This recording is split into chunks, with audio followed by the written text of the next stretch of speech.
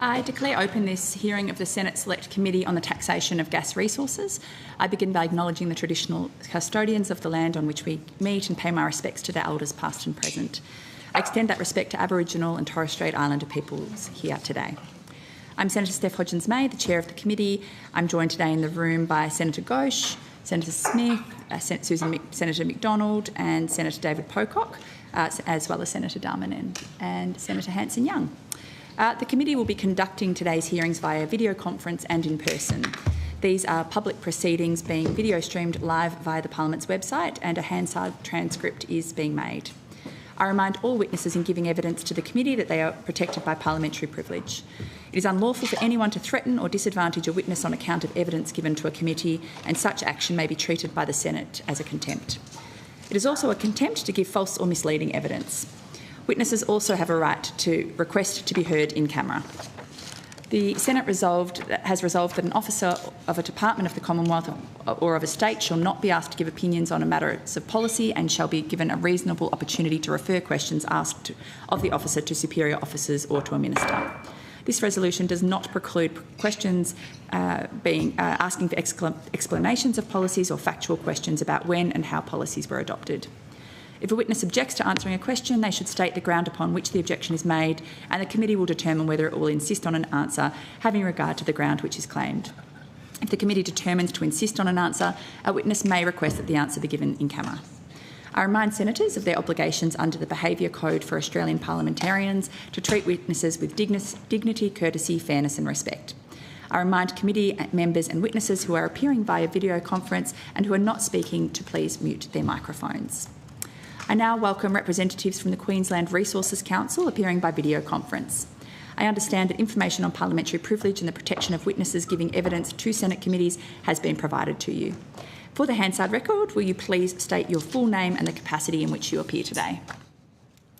Good morning, Chair and members of the committee. Thank you for the opportunity to appear today. My name is Jeanette Hewson. I'm the CEO of the Queensland Resources Council, and I'm joined today by my colleague, the Policy Director for Energy, Economics and External Affairs, Jana Dory. Thank you. I now invite you to make a short opening statement, and at the conclusion of any remarks, I'll invite members of the committee to ask questions. Thank you, Chair. Firstly, my apologies for not appearing in person in Canberra. I've had a pre-existing public speaking engagement here in Brisbane this morning. Otherwise, I would be there in person, but really appreciate the opportunity to appear online, so thank you for that. I'll start with a brief statement and then very happy to answer questions of the committee. So Queensland's gas industry is a critical contributor to Australia's economy and energy security, particularly at a time of heightened global insecurity and instability. Queensland gas is used throughout Queensland, New South Wales and Victoria for homes, industry and manufacturing.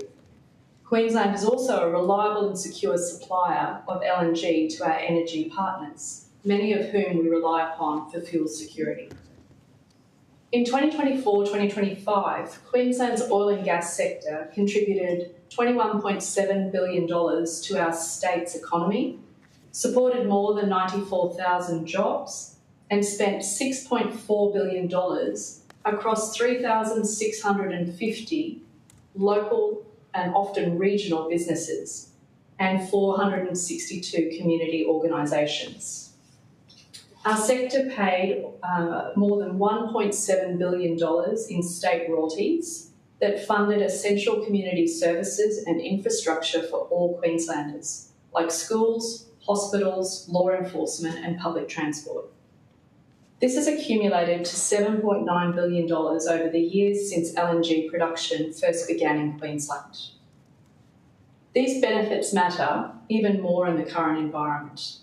Global energy markets are experiencing sustained volatility due to geopolitical conflict, disrupted supply chains, and increasing competition for energy security. Governments around the world are reassessing how exposed they are to external supply shocks, and Australia is no different. In that context, maintaining reliable domestic gas production and investment-grade policy settings for gas is fundamental to our nation's economic security and national security. We have seen this in recent weeks with the Prime Minister's personal visits to our trading partners who supply Australia with liquid fuels and who rely on our LNG exports. QRC's position is clear. We strongly oppose increases to existing taxes on the oil and gas industry or the introduction of new levies that will impact Queensland's export industry. The timing of this discussion is particularly concerning. At precisely the moment when Australia should be reinforcing supply resilience and investment certainty, proposals for new gas taxes risk undermining both. As an example, the recent discovery of significant reserves of oil in Queensland's Taroom Trough represents an important opportunity to create jobs, to support our economy, and critically, to support our national energy security. But to achieve that, we need companies to commit billions of dollars in investment to develop these projects. A 25% gas tax will threaten the investment viability of the Taroom Trough, as well as, we believe, existing assets in Queensland and the jobs and economic benefits that would come with it. This risk would also extend to existing gas projects that have built economic diversity in our state. A central issue for this committee is understanding that Australia operates under two distinct gas taxation regimes. Offshore gas is taxed under the Federal Petroleum Resource Rent Tax, a 40% tax on excess profits, payable only after a normal return is achieved. Onshore gas, which is what we have here in Queensland, and that includes the supply domestically as well as to Queensland's LNG export industry, is subject to state royalties, as onshore gas is owned by the state. Queensland's royalty regime is already a robust turnover-based system with marginal rates between 3 and 12.5% for most exported gas. It's deliberately designed to capture value for the community while sustaining long-term investment. Overlaying a federal export tax on top of that regime would effectively amount to punitive double taxation. Our sectoral work shows a 25% export tax would operate as a tax on revenue, not profits, and that would equate to around 20% of revenue, and for many marginal projects, more than 100% of profits. The consequence would be cancelled projects, declining investment, and over time, reduced supply, and very importantly, fewer jobs, including in regional Australia, and a shrinking revenue base. The key question, which we respectfully pose to the committee, is not whether a new gas tax sounds attractive in theory, but whether it would reduce investment, supply and government revenue in practice at a time when Australians can least afford further energy insecurity. Our view is that it will deter investment. Less investment could result in reduced gas supply, which creates upward pressure on pricing. It can reduce jobs and business spend, which would affect regional Australia in particular, and shrink the overall tax and royalty base. Finally, the committee should be cautious not to compound uncertainty. Australia is currently redesigning gas market architecture through the National Gas Market Review, including future export and domestic supply settings, introducing major new fiscal intervention before that framework is settled, risk sending mixed signals to investors, and delaying the very supply Australia needs to protect households, industry and our trading partners. Thank you. We welcome the committee's questions. Thank you, Ms Hewson. I will start with our Queensland Senator, Senator Susan McDonald. Thank you, Chair. And look, I've taken an interest in the gas industry in Queensland for a long time. In fact, I was reviewing some data this morning, and prior to the introduction of the LNG sector, the CSG sector in Queensland, Queensland was producing around 60 million cubic metres of gas annually, which has now moved to 5,000 or 6,000 million cubic metres daily. It's an extraordinary increase, isn't it? And given that gas is used to make polythene pipe, fertiliser, puts the bubbles in your drinks, 1,000 different uses, and has also filled up the Victorian lack of production. I'm very keen to talk to you about what gas and the LNG industry has done in Queensland. Ms Hewson, It's about 10 years ago that the first shipment of gas went out from Curtis Island. Can you talk to me about what LNG has brought to the regions of Queensland during that time? Thank you, Senator. There's a fair bit in that question, so I'll do my best to explain that. Obviously, a new LNG industry is not something that happened overnight. There was a lot of work put in, and importantly, a lot of investment and expensive capital investment with that. What the industry has done is actually diversify regional economies. So if we look at Gladstone, the data shows that for every LNG shipment that leaves the Gladstone port, that contributes around $4 million to that local economy. It's obviously a very important employer. It's obviously a very important customer to local businesses, and these are regional businesses. If we go further to where the CSG fields are, that's where we get into the Surat Basin and potentially in the future into the Taroom Trough. And these are areas where they would have been heavily dependent upon agriculture, and this provides a diversified economy for those regional communities. And that's really important in times of cycles. Obviously, there's good times for the agricultural industry and also not so good times in terms of challenges. So it's really about making sure that those regional communities are resilient. We're really proud of the fact that this industry supports over 94,000 Queenslanders, many of whom are in the regions. And that would include people who are running local coffee shops, local grocery stores, the local bakeries, as well as service stations and maintenance providers, as well as some highly specialised small and medium businesses that have developed in these regions. So when you think about the contribution of the LNG industry to Queensland, and I would say that it extends also for the benefit of Australia, it provides that domestic production supply, which everybody needs on the east coast, and Queensland does do the heavy lifting in terms of gas supply to the eastern seaboard. But it's important to think about what are the benefits to the local governments who have an increased rate base. What are the benefits to those regional businesses?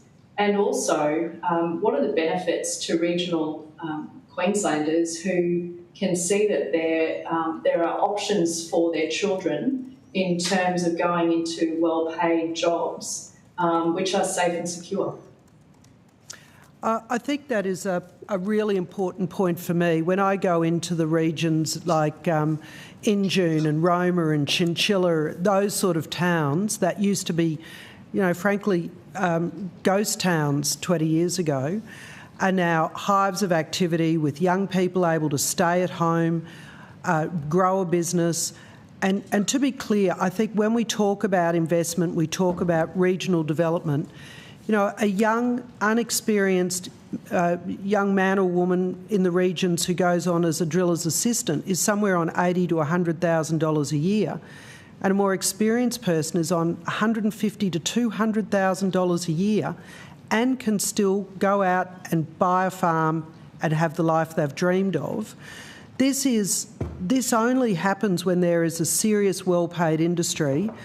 And when there is this talk about Australians getting their fair share, I'm afraid that there is no understanding of what a fair share looks like for regional people in regional places who want to run an ag business, who want to develop a sand business, who want to develop a bakery or even a nail business, fingernails, of course, in Roma. All happens because of these regional investments where there is ongoing investment that you don't see from renewable energy.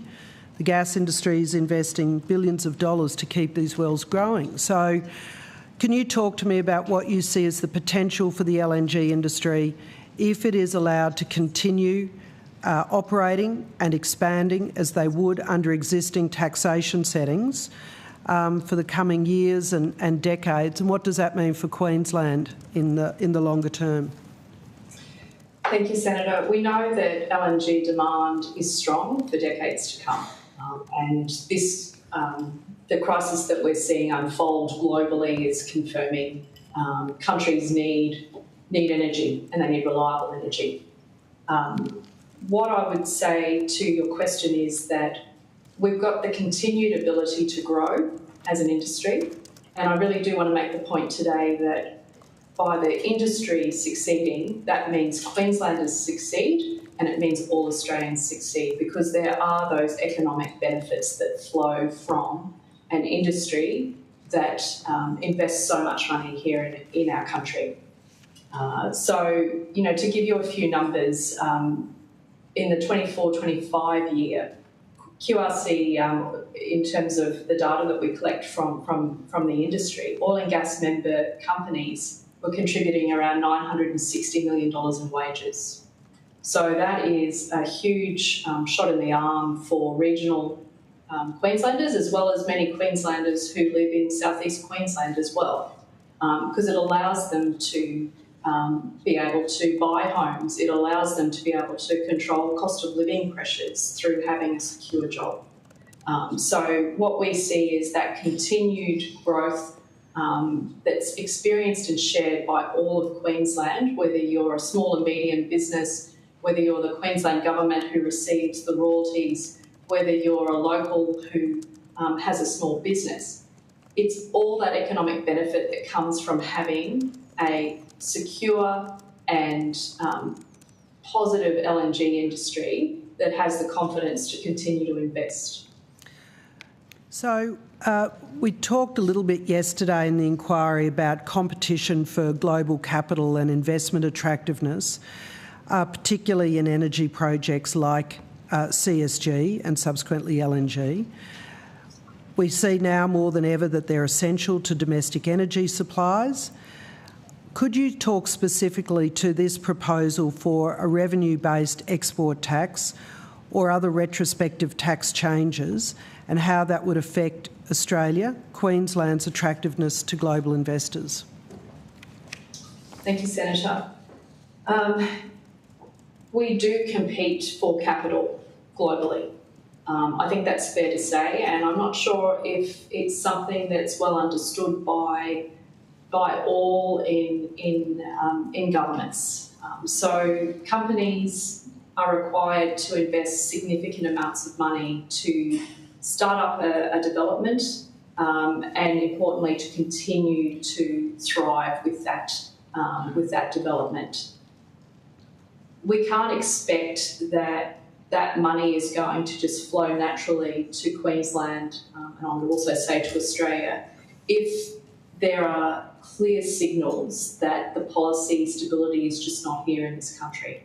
So these companies are going to put on the line tens of billions of dollars over multi-decades, and they do need that certainty that they understand where the regulatory goalposts are, and importantly, what are the taxation and royalty rules that apply. And if those are not attractive in Queensland or not attractive in Australia, they will choose to park that capital and invest it in other countries where the capital is more welcome.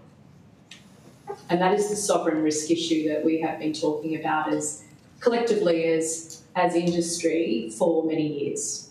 One more question, then I'll rotate the call and I'll come back to you if there's more time. Thanks, Chair. So we have had a lot of discussion yesterday about what happens in Norway, what happens in Qatar, jurisdictions which my understanding is are geologically much simpler to drill and have a significant amount of state equity invested into those projects. Could you speak to why Australia, why Queensland gas investments are different and more sensitive to tax changes than perhaps some of those other jurisdictions, that we're just not talking about an equivalency of dollar invested? Thank you, Senator. The difference, you've put it very clearly, which is those overseas countries and governments have skin in the game. They have ownership of the assets, they contribute to the capital, they also experience the risk that comes with big commodity projects. Here in Queensland, the investment is all done by the private sector. So they have to find the funds, they have to finance the funds, they have to ensure that their shareholders are receiving some return on capital, because otherwise they just won't get continued capital to invest and reinvest. And they bear 100% of the risk. So that means if the price goes down dramatically, they bear that risk. It means that if a new tax is imposed, all their sunk capital is at risk. So it is very different, and I think it's important for the committee to truly understand those differences. I wonder. Oh, thank you, I'll come back Chair. if we've got time. Thank you, Ms. Hewson. I will rotate to the Deputy Chair. Thank you. Thank you very much for being here online today. Can I just get an understanding of how the current taxation regimes apply to the Queensland gas industry? I understand that the royalty regime applies, but are Queensland gas companies paying PRRT? Are they likely to be paying PRRT in the future? Thank you, Deputy Chair. No, because we're an onshore industry. So my opening statement, I tried to bring that point out for the committee, which is the onshore resources are owned by the Queensland Government on behalf of the Queensland people. So the royalty scheme applies, not PRRT, because it's not an offshore tax regime. But obviously the industry is a significant payer of federal company tax. It pays payroll tax, it pays local government rates. It contributes significantly to all different levels of government. Do you have a view about the efficacy or appropriateness of a royalties-based tax regime as distinct from a resource rent tax regime? Deputy Chair, in Queensland we really haven't had to consider that. I probably defer to some of your other witnesses who might appear later on who deal across the nation on that. In your submission, it says that new taxes will discourage future investment in replacement and new supply. Are you able to address why you say that's the case and in a bit of detail explain how a taxation regime and changes to a taxation regime play into investment decision making of your members? Certainly. A double taxation, I'll use the Queensland industry as an example, Deputy Chair. So in a situation where a company or a developer is already paying a state royalty, already paying company taxes, already paying state payroll taxes and so on, in terms of an extra tax that comes out of the blue after they've invested considerable capital, is clearly going to affect their investment decisions. Ultimately, investment decisions have to be proven, and that means that not only is the resource there, but that the financials stack up for companies to invest their fairly limited capital. And our concern is that by putting in what appears to be a fairly punitive revenue-based tax, that's going to actually reduce investment because the financials just won't stack up. And there'll be some marginal projects, we've done some analysis, where they just wouldn't get off the ground. And that means no jobs, no local supplier opportunities, and a more limited taxation base overall. Thank you. In your submission, you note that given the current conflict in the Middle East and resulting economic stability, now is among the worst possible times for increased taxes on the industry. Worst possible. Thank you, Senator Hanson-Young. In light of that submission and the broader submission around the timeframe that these investments are made over and I guess the length of time it takes to get a project up and to see it delivering a return, can I understand why you say it's a particularly bad time and why the tax changes why really the current situation is relevant to our tax regime? So where you've already invested significant capital and you have an operating project, to have a change that comes out of the blue does seriously impact the financials of a project. And companies will then look at the future investment decisions that they need to make, whether that's in sustaining capital or opening up new gas fields. And they'll look at those and say, is this something that actually stacks up? Does this stack up for earning the right to use that capital? So the concern we have is that you impose a new tax that's going to affect existing operators, existing taxpayers who are already contributing, as I've said. But also it's going to cause people to pause on, will I start a new project? And particularly where we're looking at the Taroom Trough. Companies will look at that and go, well, what does that mean to the financials of this project? Does this mean that things will stack up? And it just creates a lot of uncertainty and risk to investors. And investors are risking their capital. In terms of the gas market review and the potential implementation of a reservation for domestic gas, or the domestic use of gas, how do you see a potential reservation interacting with proposed changes to the tax regime? Our view is that the market review that's currently underway is an important time to assess what needs to occur in that domestic reservation space. So we've provided a submission previously to government on that.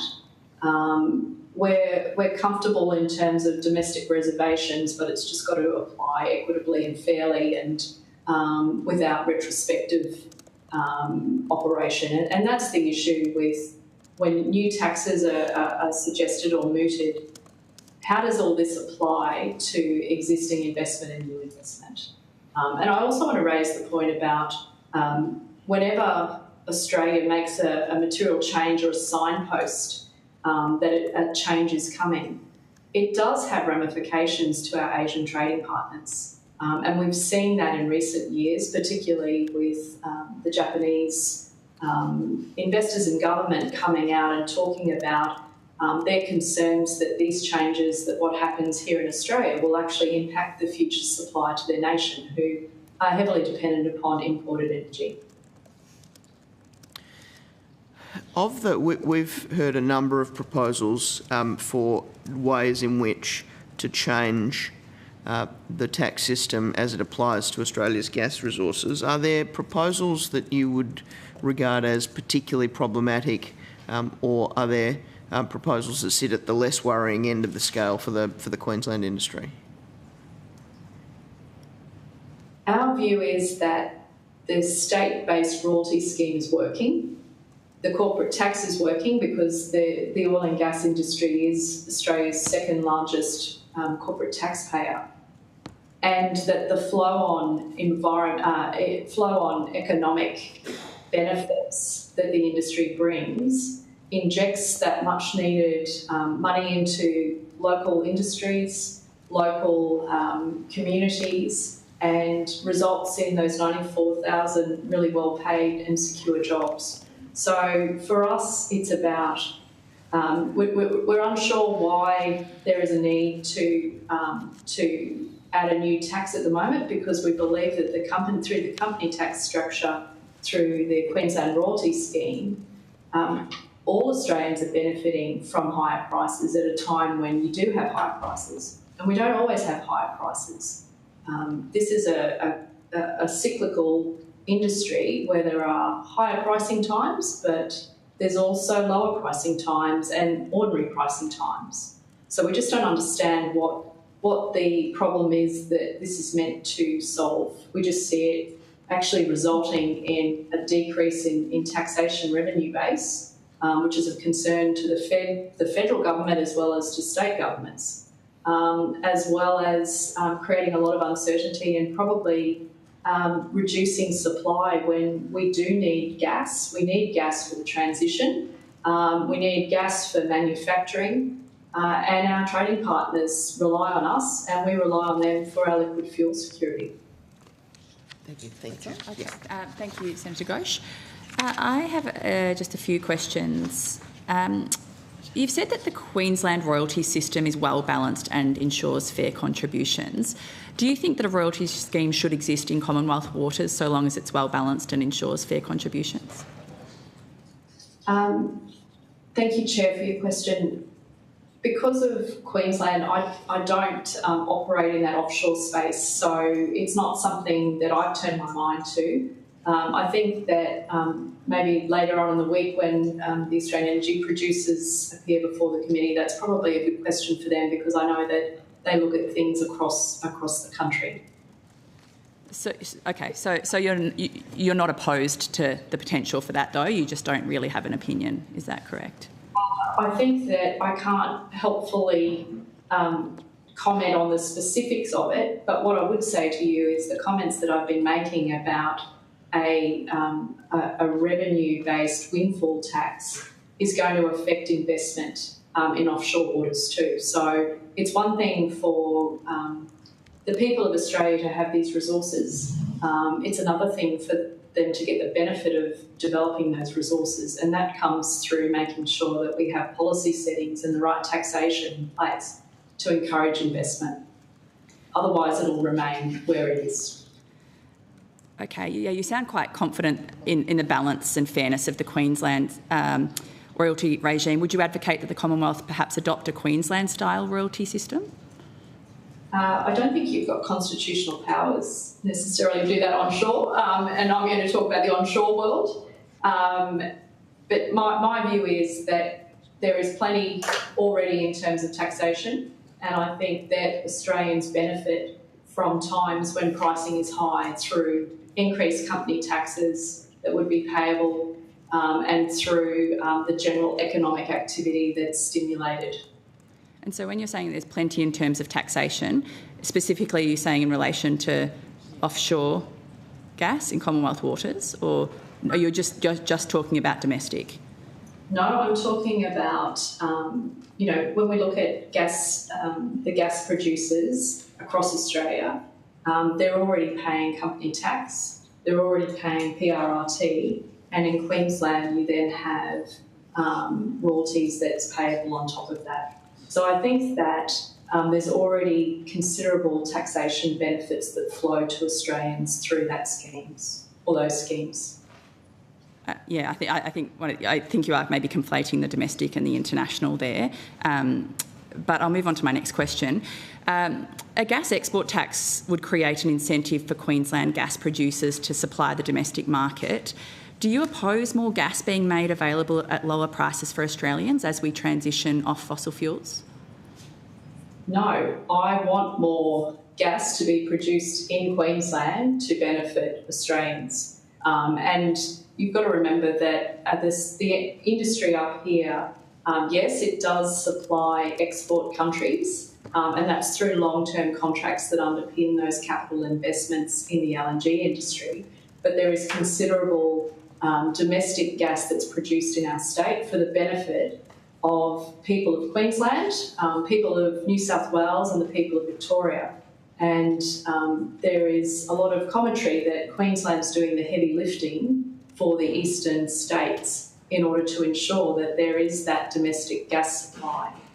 Domestic gas supply that goes into homes, that goes to our industries for energy, and importantly manufacturing requires it for feedstock. So I am very much in favour of more gas supply coming to market. Would love to see policy settings created by governments at a state and a federal level, including how the industry is regulated to make sure that we can ensure more supply. Because if we have more supply, there will be more of a tax base for the federal government, and state governments obviously will enjoy more royalties, and people will benefit from having that economic activity. So just to clarify, you do want more gas to supply the domestic market, but are against a gas export tax that would be a federal policy setting that would directly incentivise more domestic gas. Just want to be really clear on that. I don't follow the logic of why this is going to create more domestic gas necessarily. I think what we've got to do is look at the overall industry and make sure that the settings are right policy-wise, and I've referred to the National Gas Market Review that's underway, to make sure that we have that domestic supply. Queensland producers every day are providing that domestic supply to where it's needed across the eastern states. You talked about this not being a good time for increased taxes, or the worst time. I'm curious to know, when is a good time? Is it disingenuous to say that now is the worst time when historically every attempt has been met with this same level of resistance? Like, when is a good time if not now, would you say? I think you won't be surprised if I say I don't think there's ever a good time to increase taxes. Certainly not. But I'm saying it on the basis of this is all about how do we attract more investment in the oil and gas industry in Australia for the benefit of all Australians. Bringing in a new tax simply sends the wrong signals. It sends a signal that investment's not welcome. That means that the investment will go elsewhere, and we know that the demand for LNG and for gas around the world continues to be strong and will be for decades, and it is an important part of the energy transition. If Australia doesn't produce it, somewhere else will. And this is about making sure that Australians can enjoy the benefits of a successful oil and gas industry, and it will benefit all Australians. So this is the worst time, but it's always the worst time, essentially, is what I'm hearing.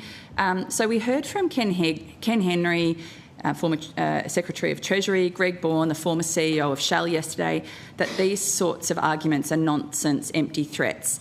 This is a hugely profitable industry. Are you really suggesting that a moderate tax would make investors run?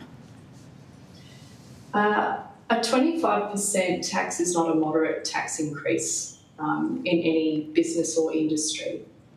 I think that if that was suggested in other industries in Australia, they would give you a similar answer that I'm giving you today about the impact it will have on investment. But you don't have a figure of what you think is reasonable. You're saying 25 is not reasonable, but you have no figure of what is reasonable. Any tax? No tax. Yeah. No, I'm not saying no tax. I would say that the current taxation settings and the royalty settings are delivering benefits for all of Australia. There are no royalties on offshore in Commonwealth waters. There simply aren't. You talked about profitability. A modelling done by Arthur D. Little, shared by Future Group yesterday, showed that a 25% export levy would lower the internal rate of return for existing LNG projects, but only down from 15 to 13.4%. That's still far higher than the 12% benchmark that the Australian energy producers says makes projects investable. What's your comment on that? I can't comment on the modelling that was done for that witness. We haven't done modelling of what this looks like in the limited time available. What we have looked at is how does this affect investment in Queensland? And the reality of business is that in order to encourage investment in an industry, the taxation settings have to be right. And it's really about making sure that you can attract investment, because unless we go down a pathway such as Norway, where the Australian government is investing in development of gas reserves and resources, I can't see how people would be attracted to bring capital to our country or spend capital in our country. So do you have your own modelling that you're relying on when you're saying that it will lower it'll make projects uninvestable? I understand if you mightn't have had time to process yesterday's, but what modelling are you relying on to say that that's not the case? What proof? We haven't done any modelling. Okay. What we've done is analysis. I'd turn to the example in the UK where a few years ago a similar windfall tax was brought in, the reporting is showing a decrease in investment. And I'd also point the committee towards what we're seeing in the coal industry in Queensland. In 2022, the world's highest coal royalties were introduced to the Queensland coal industry that apply retrospectively to investments as well as to new investments. What we've seen is that is having a structural decline impact, which I don't think is the outcome that the committee is trying to seek with the gas industry. So what we're seeing is, particularly the data is showing us that in the 2024-2025 financial year, that regional spend in the Mackay region as well as the Rockhampton regions are showing a drop of about $3 billion in economic activity. So that means that there's $3 billion less going into those regional economies because the royalties are too high. They're punishing industry. They're not encouraging future investment or continued investment. And that has the flow-on effect to those local businesses that we're talking about, and also jeopardises jobs. My understanding is the UK example you're using was already a project in terminal decline, and perhaps just to conclude, I'd point you to the Norwegian model of 78% and the same arguments that were prosecuted back then, but we have got those same investors saying that it was going to be a death march for them, now reinvesting in PEX, for example, seeking to reinvest in that country. So thank you for your time today. I will have to rotate the call and I'll go... Could I just comment on your last comment? I think we've said that, you've said something about the UK industry being in structural decline. We're not seeing any signs of that in Australia. There is a very strong existing environment for oil and gas, and also a very strong future in terms of demand. No, so I was using your example of the UK as one that has suffered, but that was a project I understand that was already in terminal decline. I'm not saying that Australia is, but I was just referencing your example. But I'll move on. Thank you for your comments. Senator Pocock. Thank you, Chair. Thank you very much for your time here this morning. You said in an answer to Senator McDonald that Queensland underpins supply to the East Coast. It's well known that Santos, through the GLNG facility, is buying up uncontracted gas from the domestic market and exporting it. This is driving up the cost of domestic gas. Is this problematic in your view? I don't think that it's as clear cut as you've made that, Senator. What we see is that more supply means that there's more gas available, and that can go to domestic markets. And we do actually have producers here in Queensland who produce for the domestic market solely. But we do have a very strong export industry, and that export industry provides those economic benefits that we've seen, and I've explained today. So our view is that more investment means more supply, and that's going to help contribute to controlled prices. And we also have a national market review that currently is looking at that domestic issue that you referred to. But given current supplies, have any of your members expressed concerns about Santos buying up uncontracted gas from the domestic market and exporting it?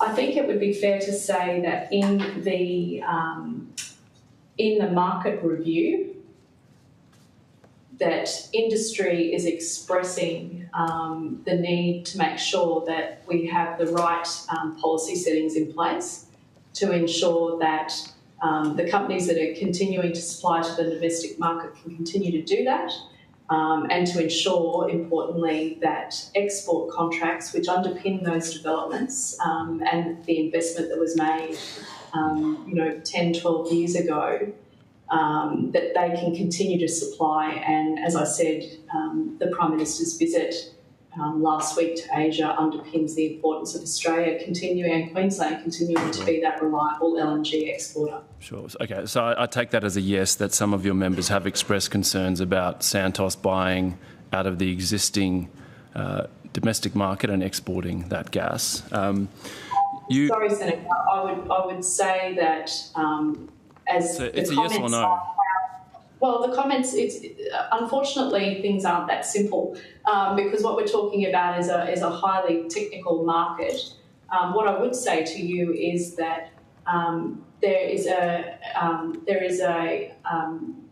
the importance to the industry of making sure that a domestic reservation scheme is well designed, well thought out, well planned to make sure that it delivers the results that Australia needs.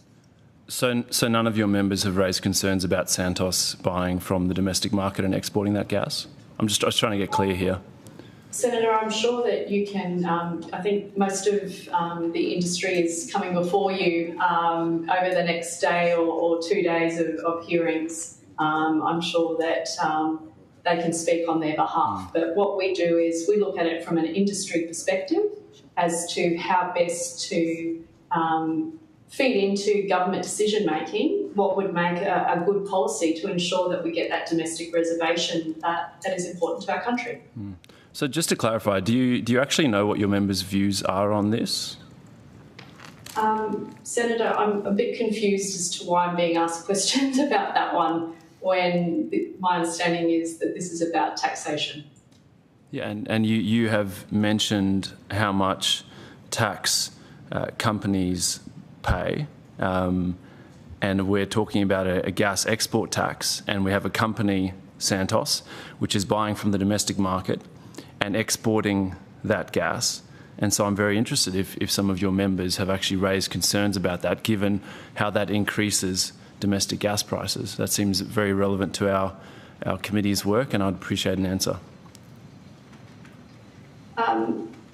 You can imagine that every company has different business models, and the LNG developments were all created with different business models. But I would recommend probably having that conversation directly with the companies. But the view is that we need to make sure that we've got more supply, because more supply means that we've got the availability here in Australia to have that domestic supply, which is so critical. And also more supply means a downward pressure on costs for consumers and for industry. Okay, and then we're going to get an answer here. I'll take that up with your members and move on. You said earlier in response to a question that companies pay a lot of corporate tax and that Australians get a return when prices go up. According to the Australian Taxation Office data, Santos has paid zero income tax in Australia for 10 consecutive years as of 2023-24, despite generating nearly $47 billion in revenue during this period. What do you say to Australian teachers and nurses who are personally paying more tax than Santos? I would say that Australians are very hardworking, and I acknowledge the efforts of the teachers and nurses that you talk about, and our industry is very proud, particularly with the royalties and taxes that we pay, that contributes to providing those services for Australians. I would say that Australia does benefit from a successful oil and gas industry here in our country. It does enjoy the benefits of company tax, payroll tax, state royalties, and, you know, it's a significant contributor. It's paid nearly $22 billion in taxes, and it's the second largest corporate taxpayer. In terms of that particular company, I can't comment on their financials, but I do know that all companies contribute significant amounts of capital to invest.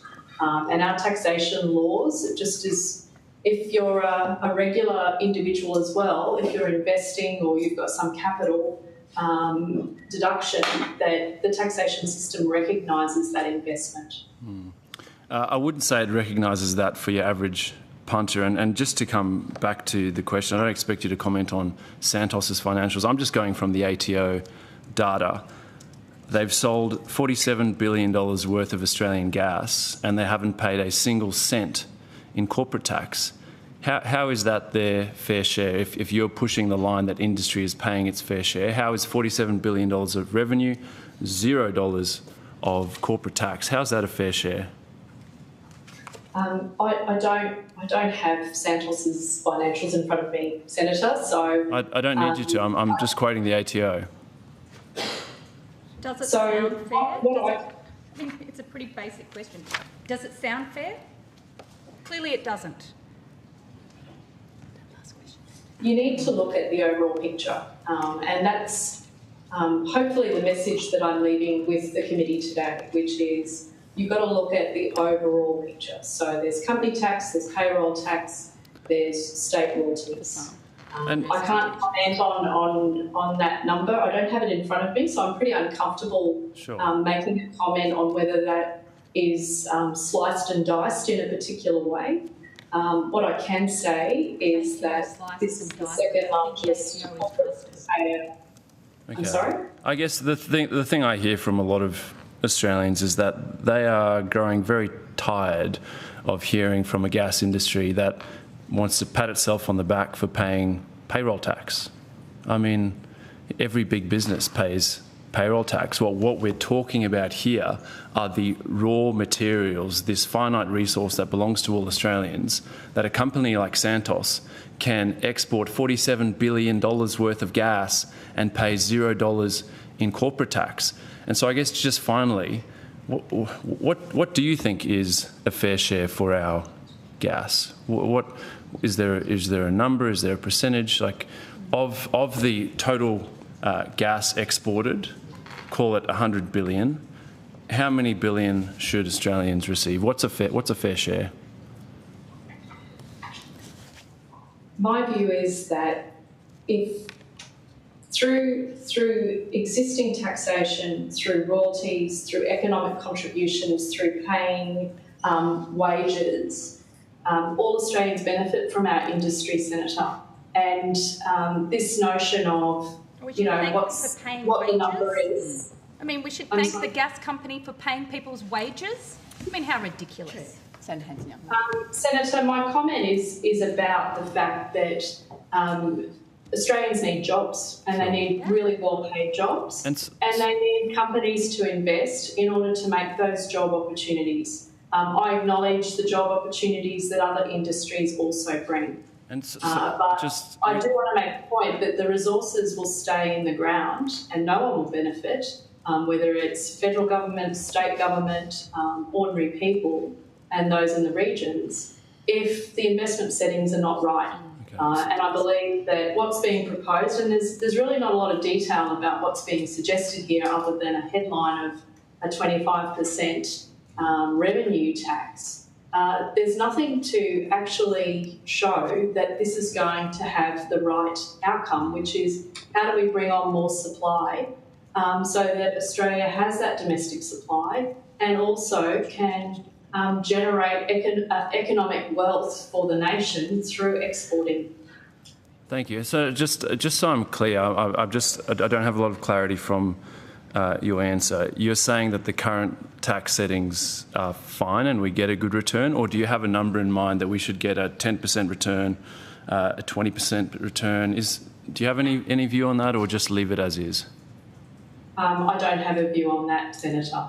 Okay. I'm really here to talk about what a potential 25% tax impact would have on investment, and why I think the economic contributions that the industry currently provides for the benefit of all Australians, and particularly in a Queensland setting, would be at risk. And I'm not sure of anywhere in the world where an increase in taxation has actually brought on increased investment and a broadening of a tax base. But if you have a suggestion, I would love to consider. I don't know any other country that gives away their gas. I think that's probably more fair. But thank you. Thank you very much. I need to rotate the call. Senator Smith, and then Senator Hanson-Young, and then we'll move on. Thank you very much, Chair, thank you very much for your evidence this morning.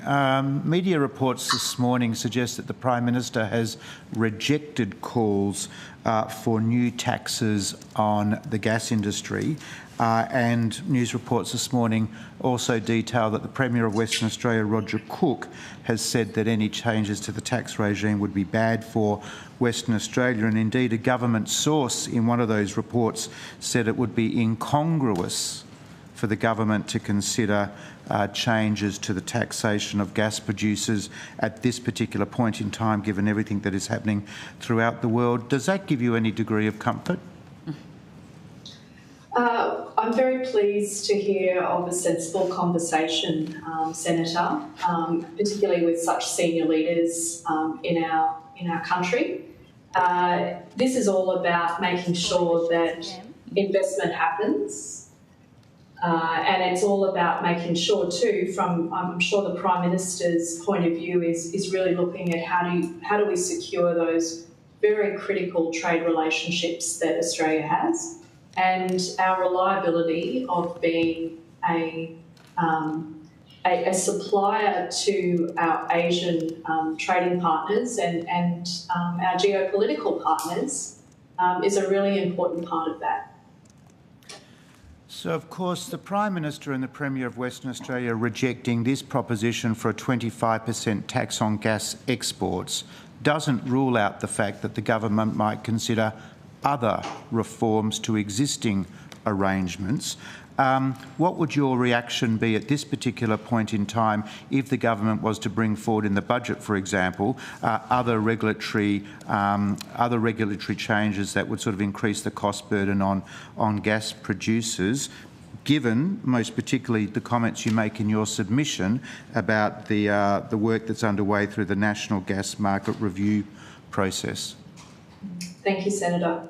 The work of the National Gas Market Review is really critical, and industry knows that's critical and is working with the government to make sure that its views are heard in the design of that. I would be very concerned, Senator, about any other changes that are imposed on the industry, because all of this is about creating investment uncertainty, which means that resources will not be developed and Australia will not receive the benefit of that, and all Australians receive a benefit from having those resources developed.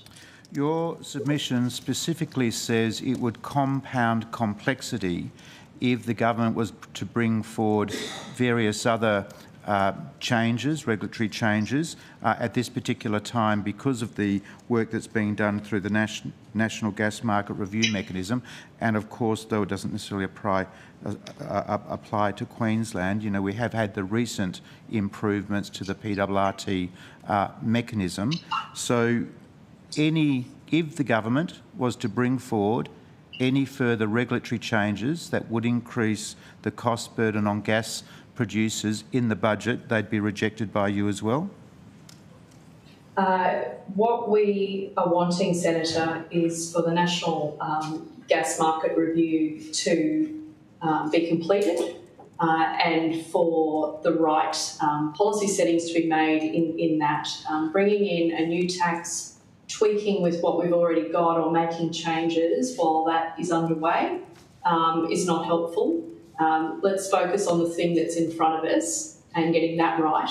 And as I hope I've explained to the committee, that businesses cannot invest billions of dollars and have the goalposts change on them at a whim. So any change is fundamental to investment decisions that companies make. Would you expect to get any information or any advice from the government in advance of budget night if it was considering tax and regulatory changes that would profoundly impact the Queensland resources industry? Absolutely. I think that consultation is so critical, and what we find with governments around the country is that often changes are made without a lot of consultation, and they have unintended consequences, and they make business more difficult, more cumbersome, more more uncertain in terms of the way forward and making those investments. So consultation is absolutely critical. We hear a lot about the marginality of projects. We hear them from representative groups like yourself. We hear them from industry proponents. Can you identify for the committee projects that have been approved, that are marginal in their application, or projects that haven't been approved because they were so marginal and the regulatory and other factors affecting the cost of doing business in Australia were so prohibitive? Thanks, Senator. I probably don't have a specific example for you, but sharing my business and industry experience with you, every resource is different.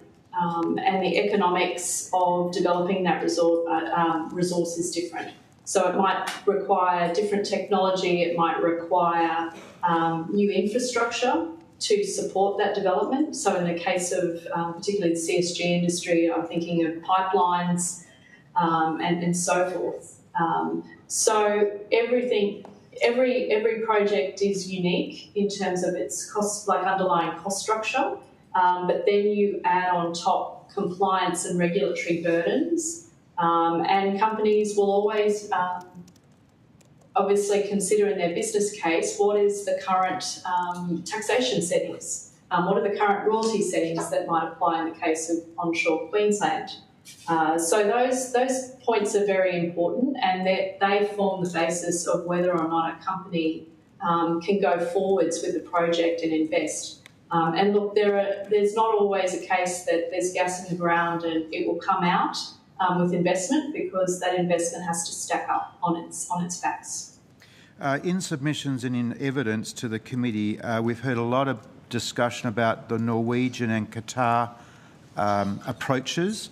If I understand a key difference in the approach that Australia takes to that taken by Norway and Qatar is the level of direct government intervention and investment that is required or in the market, i.e. in Norway and Qatar, which is a fundamentally different way in which we advance sizable projects like gas projects which have significant upfront infrastructure costs and investments.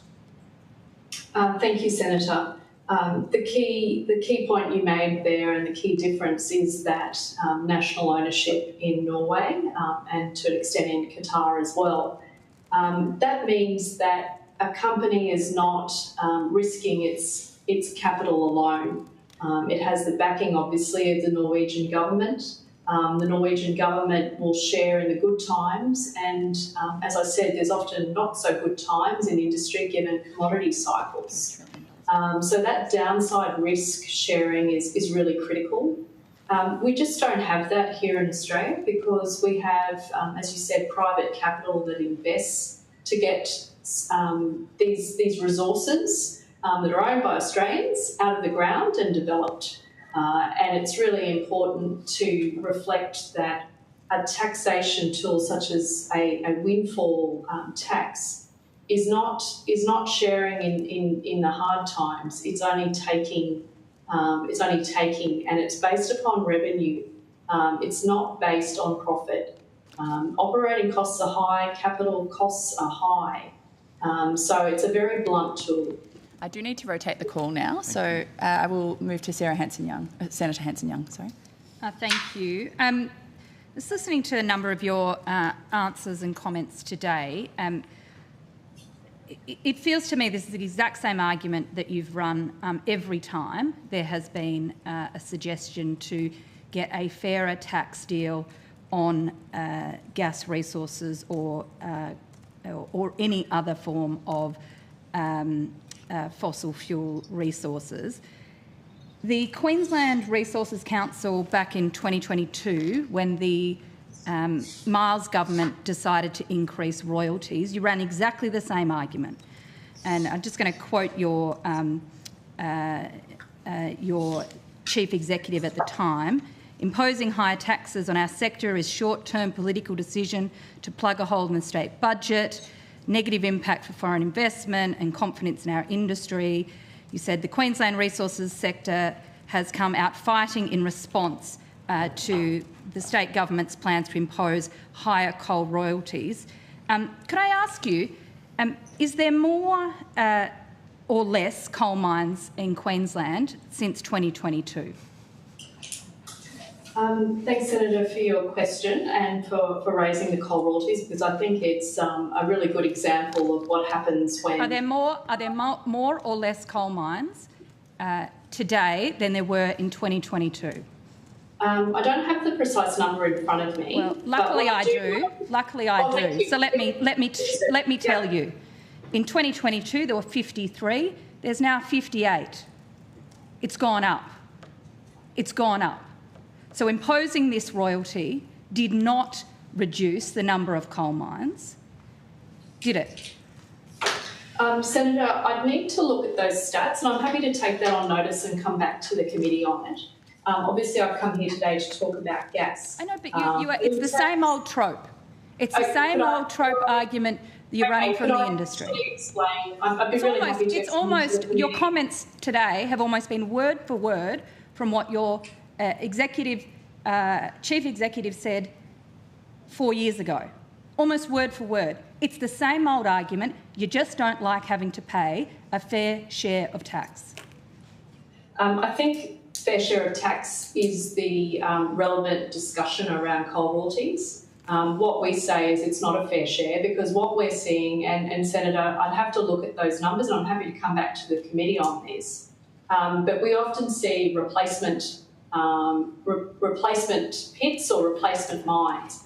What we have seen, though, is through the Queensland government statistics or data that was released for up to December of last year, we've seen 1 million tonnes come out of the Queensland coal industry in terms of production, and there's also a significant drop when you compare it to 10 years ago. We do know that there's more mines. There's not in structural decline in terms of demand, but what we are seeing is that the royalties regime has meant that the industry is now in structural decline. Well, that might have something to do. That might have something to do more about whether the world is getting off coal than the royalties scheme. In 2010, excuse me. In 2010, there were 48 coal mines in Queensland. In 2024, there were 58. It has gone up. It has not gone down. And here you come here today to argue that how dare the Australian people request a fair share for the gas that we own. By the way, Australians should own it. It's not owned. It's not a gift. It's not a present for the gas industry. They're our resources, and we should be being paid for them.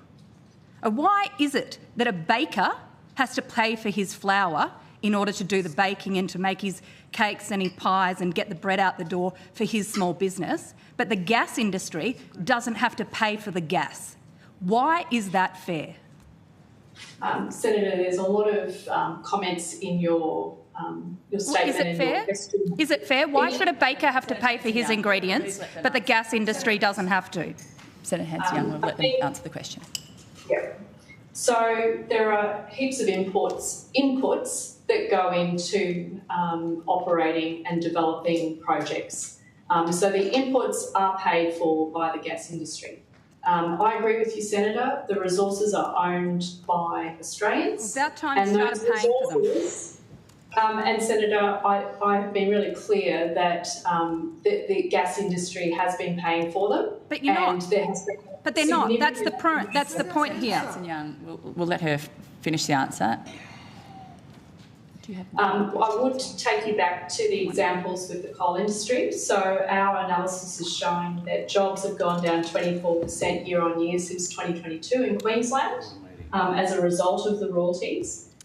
We've had 1,000 job losses in Queensland last year as a result of companies that are paying more in royalties than they're actually, and they're not actually making a profit in many cases. And we're seeing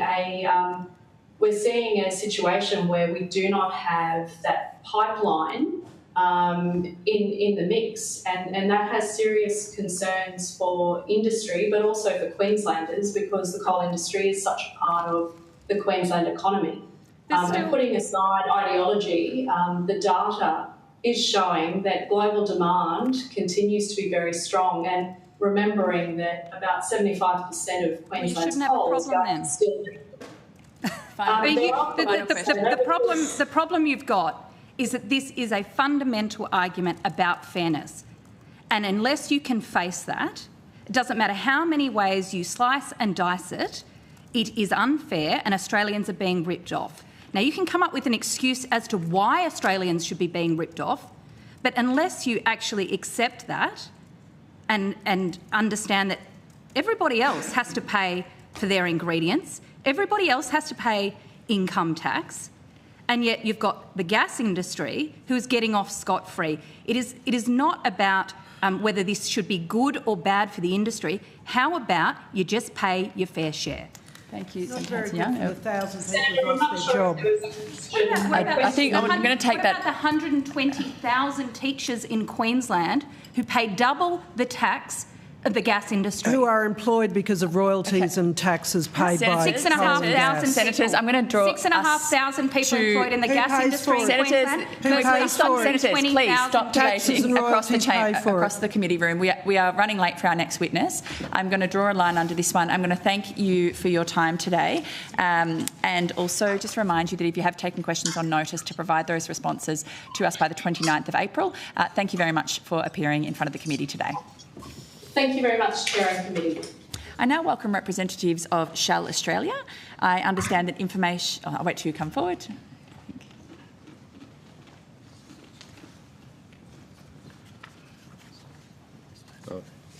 Thanks.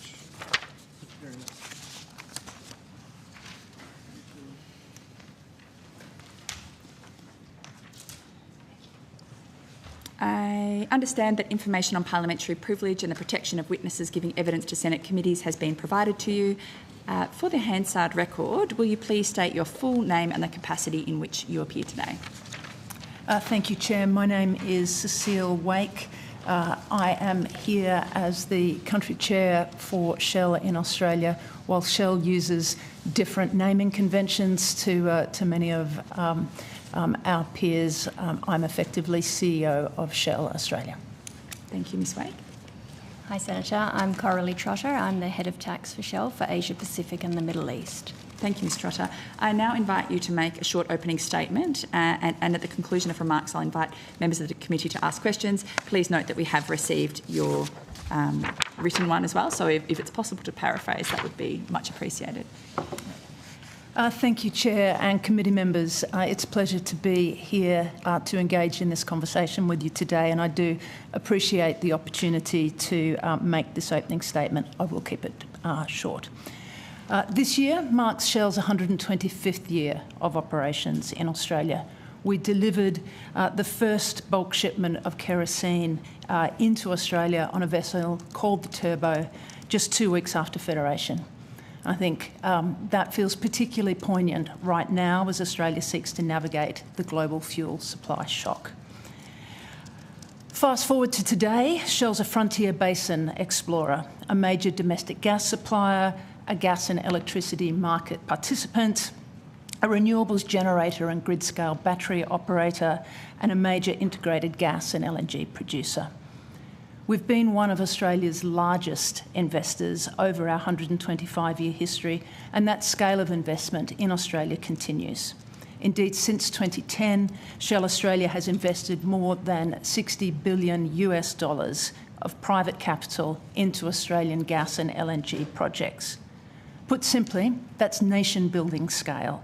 It's an investment that reflects a long-term and enduring commitment to this nation, not short-term capital.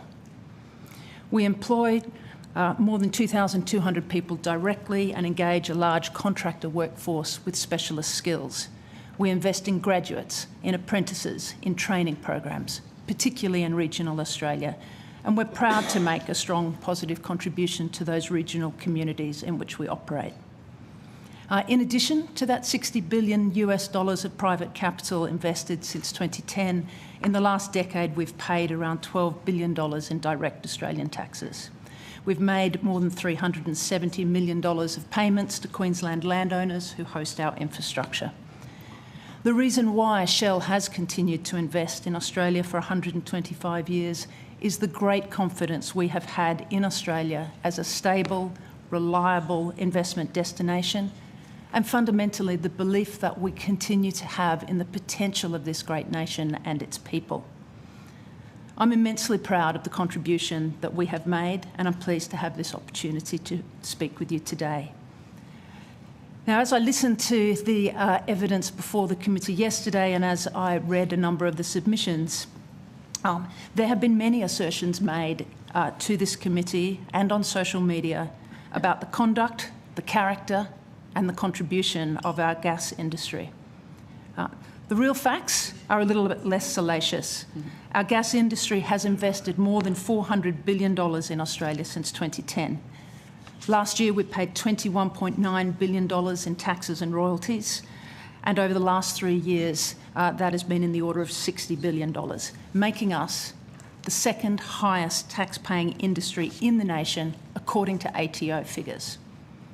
And the gas industry makes a contribution to the Australian economy beyond those taxes and royalties of up to $100 billion per annum, according to KPMG. Now, after a massive period of capital investment, most offshore gas projects now do pay PRRT, and federal Treasury estimates are that gas companies will pay $8.3 billion of PRRT payments over the next 5 years. Indeed, other companies like Qatar and Norway, and I anticipate some questions on those, have designed their fiscal settings in a fundamentally different way to Australia. They balance the very high share of economic rents that they seek to take against a significantly higher appetite for risk sharing and very material direct investment of public funds into oil and gas developments so that they can achieve tax neutrality and support investment. Australia chose a different model, one where there was no risk and no direct investment of public funds. And as we have a conversation around fairness, it's really important that we hold that fact uppermost in our minds. The domestic gas market remains well supplied, and Australian domestic gas prices have not risen in response to the conflict in the Middle East. Contrary to the evidence given yesterday to this committee, East Coast gas domestic gas prices are currently between $11 and $12 a gigajoule, which is around half the international LNG spot prices, and that's against a marginal cost of production of between $7 and $8 a gigajoule, according to the ACCC. And fundamentally, higher international oil and LNG prices will flow through to the Australian people through materially higher corporate income tax and PRRT payments. Different companies will have different positions, but for Shell, our analysis shows that a shift from $70 a barrel oil to $100 a barrel, all other things being equal, over a tax-paying year would nearly double the corporate income tax and other royalties that we pay in a year. 2 proposals for new taxes have been put before this committee: a flat 25% tax on LNG export revenues and a 100% windfall profits tax. I put it to you that both are spectacularly ill-advised, and I'm happy to expand on the reasons why during our conversation. But in short, they would make Australia less competitive for global capital, render many new developments in Australia uninvestable, reduce our energy security, weaken our relationships with key regional trade and defence partners. And they do so at a time when I think we can all agree that economic resilience and reliability are paramount. I'll pull up there now because I'm sure you'll have questions for me and for my colleague, Ms Trotter. Thank you, Ms Wake. I might kick us off. Your former executive, Idris Yalla, has dismissed claims that taxes will scare off investment or jeopardise trade with Asian partners. He said that gas companies make a lot of noise but won't actually leave the market because they're also making a lot of money. Is he wrong, or has he just let your cat out of the bag? No, I believe he's wrong, Chair, and for a number of reasons. And many people have worked for Shell over its long history, and we have alumni in many places. Each of them is of course, entitled to their personal opinion. But in relation to windfall taxes, and indeed Dr. Henry yesterday suggested that it would also have no impact on investment. I would point, on the one hand, those theoretical arguments to actually the practice of what has happened in the UK since the introduction of the Energy Profits Levy. I know that you asked the previous witness some questions around that. But the facts are that the cumulative effect of windfall taxes in the UK has been a measurable contraction in UK continental shelf investment activity.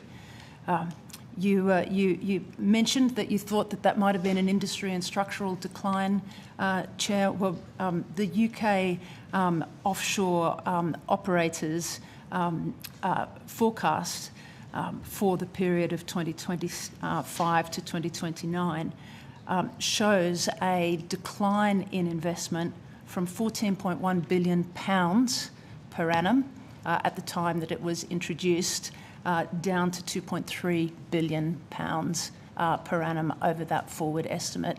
I'd put it to you that it was not in structural decline, that there was significant capital investment happening in the UK continental shelf at the time, and indeed Shell was one of the companies that was investing at scale at the time that the windfall tax was introduced. It is now materially less attractive for discretionary investment. So that's a lived world practical example of what happens when you impose windfall taxes. They compress post-tax returns, they introduce fiscal uncertainty, and when they do so in a manner that offers limited downside protection for investors, then they deter the very long cycle capital investment that sustains production over the longer term, and that in turn reduces tax revenue generated from future operational projects. So in short, you get a short-term tax revenue benefit at the expense of future investment that underpins long-term, stable tax returns and jobs and energy security, and shields the country from price volatility. On the upsetting trading partners claim, which Mr Yalla said was rubbish, do you think Australia would be portrayed as unreliable if we increase the taxes on Shell?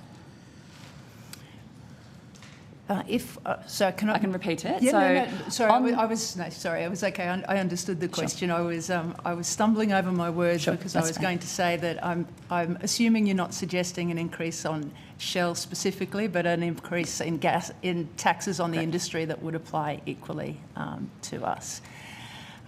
So I think what our regional trade partners want to see, and remembering that they are both the buyers of our LNG, but also investors in those projects as well, is that what they want to see is fiscal stability. They want to know that Australia remains committed to maximising the development of its oil and gas, and specifically LNG. They want to know that the investment settings are there that will be able to fulfil not only current binding LNG contracts, but that will be in a position, given the reserves that we have here in Australia, to be able to enter into longer-term arrangements. So do you think, just to take you back to the question, do you think that Australia would be portrayed as unreliable if we increased taxes on gas exporters, including Shell? Is that one of your arguments? I think we would be portrayed as a country with significantly higher sovereign risk than we had at the time that $400 billion of investment began to be put here in 2010. What we have seen since 2010, since the start of a very material, in anybody's language, phase of capital investment, has been significant regulatory and fiscal instability. whether that has been changes to PRRT, whether it has been the introduction of the ADGSM mechanisms on the East Coast, whether it has been changes in royalty regimes. We've had significant fiscal instability. The magnitude of the changes that have been proposed here are not insignificant. They would be major changes to fiscal settings after the investment's been made. And so, yes, absolutely. And you don't need to take my word. They've told us. I'm going to need to keep moving us along. But they've told us. So just want to comment that South Korea is one of Australia's biggest providers of diesel, and they have restricted exports for their own national interest. Are you saying that they are an unreliable or risky trading partner? Would that logic not follow? Is anyone saying they are? Is that not rubbish? Excuse me, I've got some ice. South Korea is a major supplier of liquid fuel to Australia. The percentage of or the volumes of liquid fuel that they provide to Australia and continue to provide to Australia are equivalent volumetrically to the volumes of LNG that we provide. I hold our regional trade partners, our customers, in high regard. And I believe that the engagements that the Prime Minister has had so you wouldn't label them. I'm just going to draw you back to the question, but we really do have a short amount of time, and so my question is, based on the fact that they have restricted their exports, wouldn't necessitate you calling them unreliable or risky, or us calling them an unreliable or risky trading partner? Do you see? So I'm not in the position of calling any trade partner names. Number one, would say that Australia could be a risky. It would risk our trade relationships and reputation.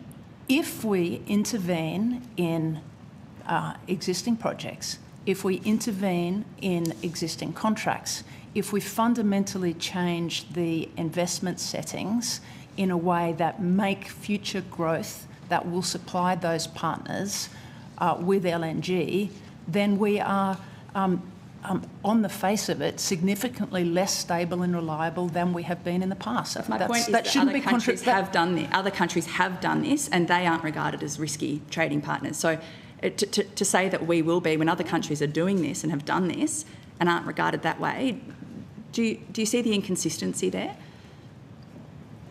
I think you are, with respect, Chair, looking to distort. I think any reasonable person stepping back would say we would be fundamentally less reliable, fundamentally less attractive as a place to put investment funds or to contract with if we have a history of repeated interventions in contracts, interventions in fiscal settings, and if they didn't believe that Australia was serious about supporting the development of our natural resources in a way that would fulfil their contracts right out through 2040, 2050 and beyond, yes, they would consider us to be less reliable, and I think any reasonable objective person would say that. I wouldn't, if I were you, I think I would err against bringing reasonable people into this debate, because the reasonable people that we are hearing from, millions of Australians, are saying that it's completely unreasonable that nurses and teachers are paying more tax than our gas exporters are paying on our gas. So, but that statement, but Chair, I'm not your PR firm, but I would.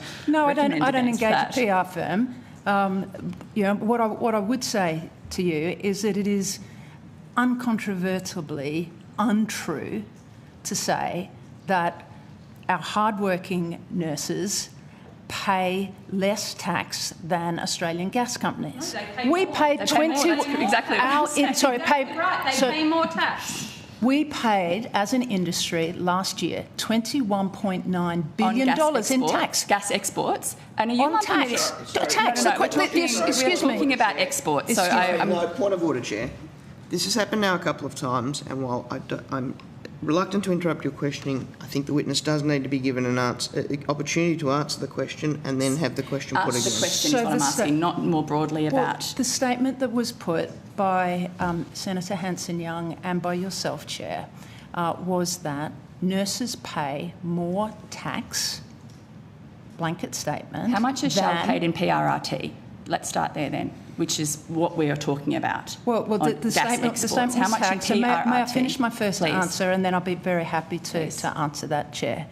The statement the contention that has been made repeatedly is that our hardworking nurses, doctors and others pay more tax, blanket statement, than the Australian gas industry. No, and that I is said on gas exports. I've always said, I've caveated it and said on gas exports. And so let's bring us to exports, because that is all that I have spoken about. The vast majority of the taxes that Australian gas companies pay are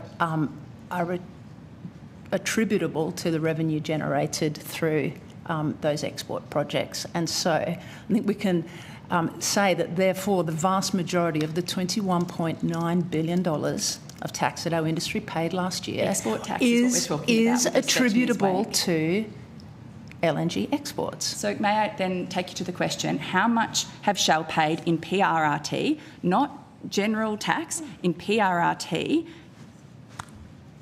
ever? Last year we paid $109 million in PRRT. And what was your profit? Offshore. 109 million, and your profit in that year was? So if I may take this, Cecile, it's important to understand the PRRT regime. So I understand the PRRT regime. I'm asking, I've got the figure 109 million, and I'm asking what were the profits in that year? The profit before tax for that year was 2.5 billion. We paid in total 2.2 billion, and PRRT was paid in respect to the Gorgon project of 109 million, and that was under the 2023 amendments that were brought in by the government at the time to bring forward community share of the resources. And then for our Prelude project, we'll be paying PRRT on that project from 2027. And in the previous decade, how much did you pay in PRRT? In PRRT for the previous decade, we were constructing projects and ramping up through startup, where the revenues were not in excess. So it was of zero? a Was it $0 in the previous decade in PRRT? Yeah, that is correct. So therefore, nurses and doctors and teachers are paying more tax in income tax than Shell paid in PRRT in a decade. So I really do think that that is an incredibly valid point for the reasonable person across Australia. I'm run out of time, so I need to rotate the call, but you... Excuse me, Chair. PRRT is a profits tax. Okay, there is, as you well understand, after you invest, in Shell's case, $60 billion US dollars, in the industry's case, $400 billion, there is going to be a period of... No? You paid zero. Yes, I don't need an explanation of the PRRT. But I'm simply pointing out the fact that you are conflating figures of tax relating to your projects within country, corporate tax, which everyone pays, every corporation pays. We're talking about export tax. And so your claim was disingenuous. So we've got tens of billions of dollars in profit and $109 million in PRRT, a decade of $0. That is appalling. It is appalling. And I don't need an explanation of the PRRT. I really need to rotate the call because I know that we're at time. And I will go to the Deputy Chair to commence his questioning. Thank you.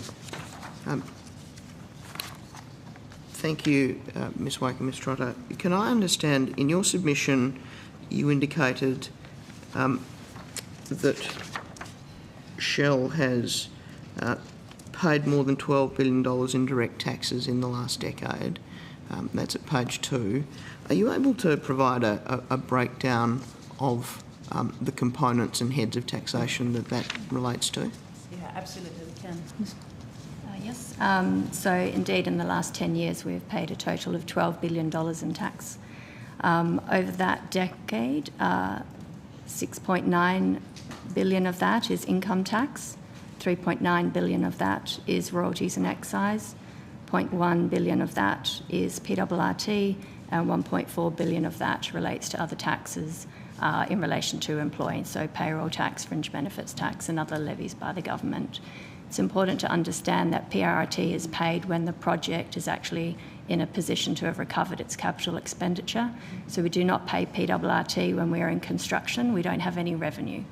And we don't pay PRRT in the first few years while we're ramping up and recovering the significant billions of capital that we have invested over a very long lead time. Chair, I might just add, you You said to me that both myself and the industry had been disingenuous in the way we'd spoken about our tax contribution. I think that goes to character. Okay, and so it's a very emotive statement. I think it is equally disingenuous to choose a point in time and a decade immediately after the investment of $400 billion and say that is representative of the tax take over the life of the projects. So I'm happy to take whatever questions you have on that, and we'll answer them factually and in good faith. That's why we've come here today. But I do think it's important that we recognise that cherry-picking individual years immediately after capital investment is disingenuous, and many people who appeared here yesterday did that. If I were a farmer investing in a new combine harvester, very expensive piece of capital equipment, if I were a bread maker, as Senator Hanson-Young referred to earlier, investing in a new factory, a new production line, and I made a significant capital investment there, I would be fully entitled to recover. Makers who made multi-billions of dollars. Yeah, I do. Sorry, well... Yeah, no, but I would be fully... But if you would let me finish, please, Senator. Respond to the Deputy Chair's questions? If we want to commence another line of questioning, we can, but my understanding was that the Deputy Chair was having his line of questioning for you now. Absolutely. And I draw you to his questions. This committee was set up to look into the taxation arrangements relating to the gas industry, and we're obviously in the middle of a global energy crisis, a supply crisis. Can I understand what your view is on how that crisis comes to bear on the topics we're addressing today, given that at the moment the issue is acute, but your investment horizons and the projects we're talking about occur over decades? Thank you, Deputy Chair. So please let me take it as a given that the situation that is in the Middle East is a humanitarian crisis, and it's one that we share in a desire to get to peace and resolution as quickly as possible. What it has done is a very, very significant global supply shock, and we've seen a corresponding increase in oil prices. Also in oil price volatility, it has to be said, but also in international LNG spot prices, given the volume of LNG from Qatar that is not able to be delivered.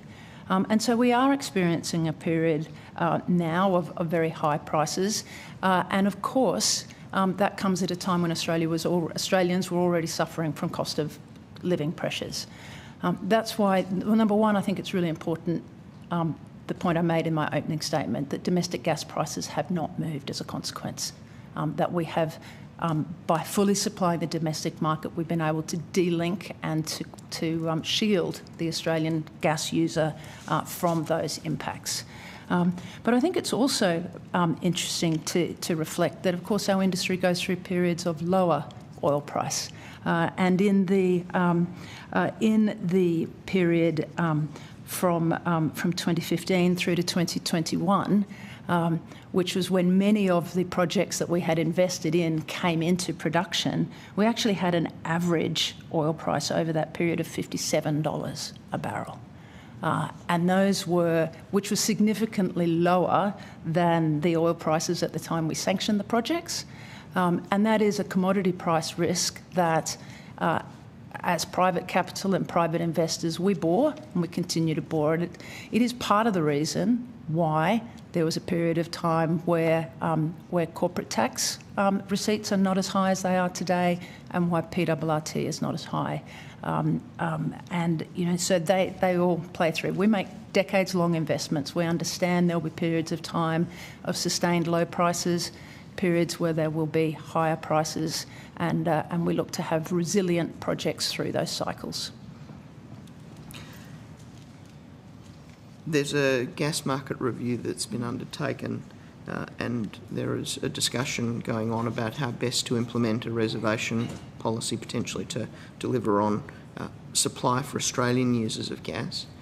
How does that play into the inquiry we're undertaking at the moment in relation to the tax regime? What's Shell's perspective on any link between those two things and how they interact? Yeah, sure. Deputy Chair, thank you. They will be linked because both go to the conditions for investment and the way that the market operates.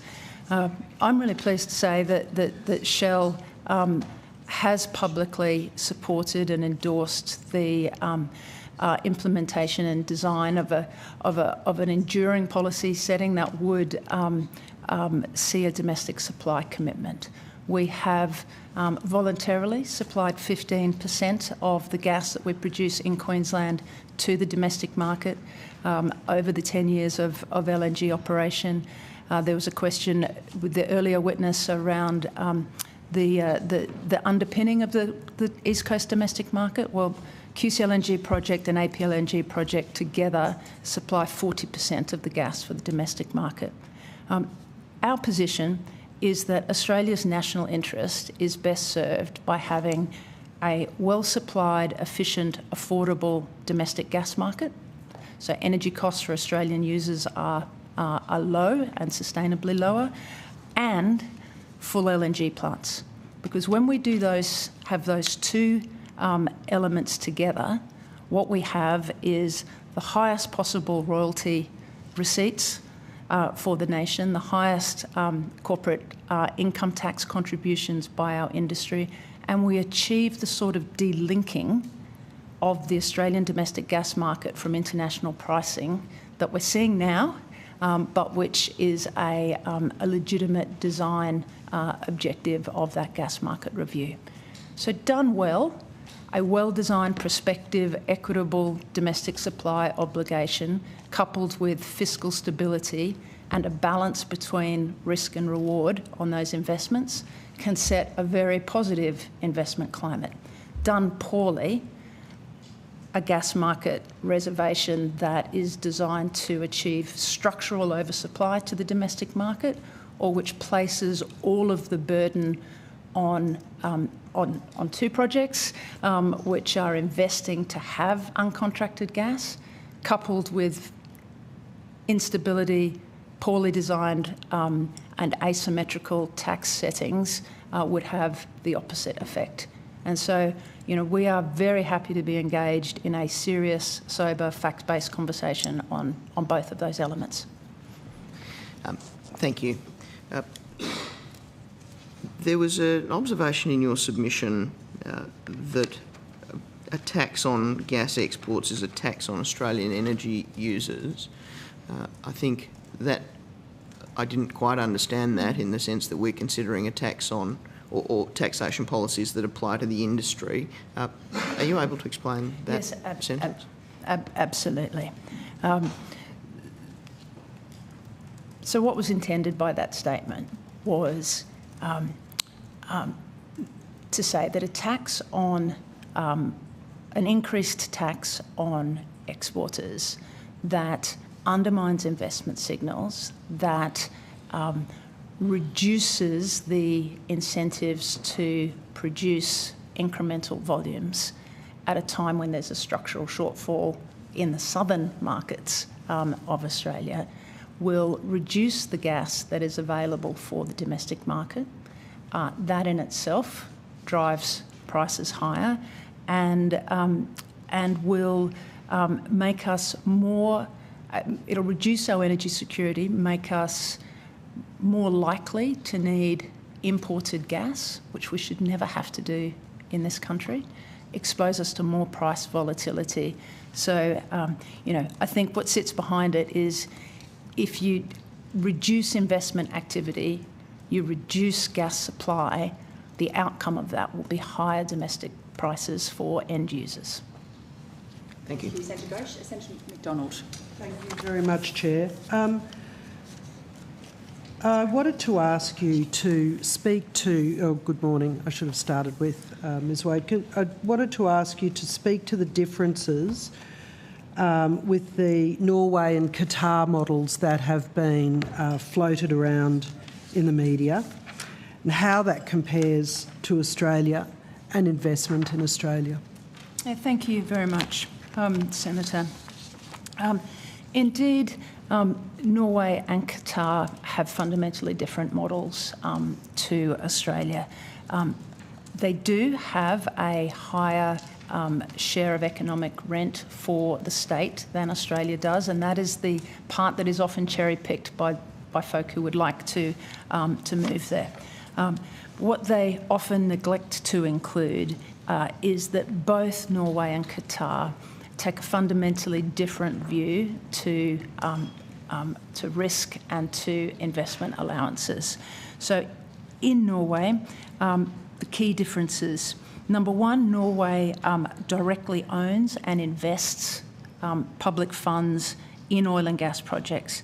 Equinor is 67% state-owned, and in addition to that investment done through Equinor, they also have a mechanism called the State Direct Financial Interest Mechanism, which ensures that there is active participation in the licensing at the front end. So they are investing alongside international participants and private capital at the same time and in the same rates. Secondly, the mechanism in Norway is a cash flow tax rather than a revenue tax has been proposed by others in this place. It allows for the immediate expensing of all capex. So if I make a capital investment in year one, I recover that immediately. I don't have to wait 8, 9, 10 years until the project is fully built and in production. I get an immediate benefit of that. Now, that operates as a deduction if I'm already making revenue from other projects that I've invested in the country. But if I haven't yet invested, and so it's my first project, Norway actually gives a nearly just over 70% cash refund out of the state's purse to the investor who has made that. And then, so what did... Sorry, just to be clear, they write a cheque? Yes. They write a cheque? Okay. Yep. Australia if you're not in a profit-making position at that point. They also allow depreciation over a 6-year period rather than a 15-year period. So all of these things combine to ensure that investors in Norway have significantly less exposure to downside risks.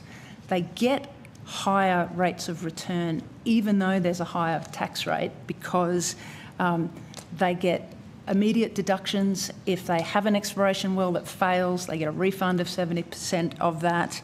They are able to depreciate it faster.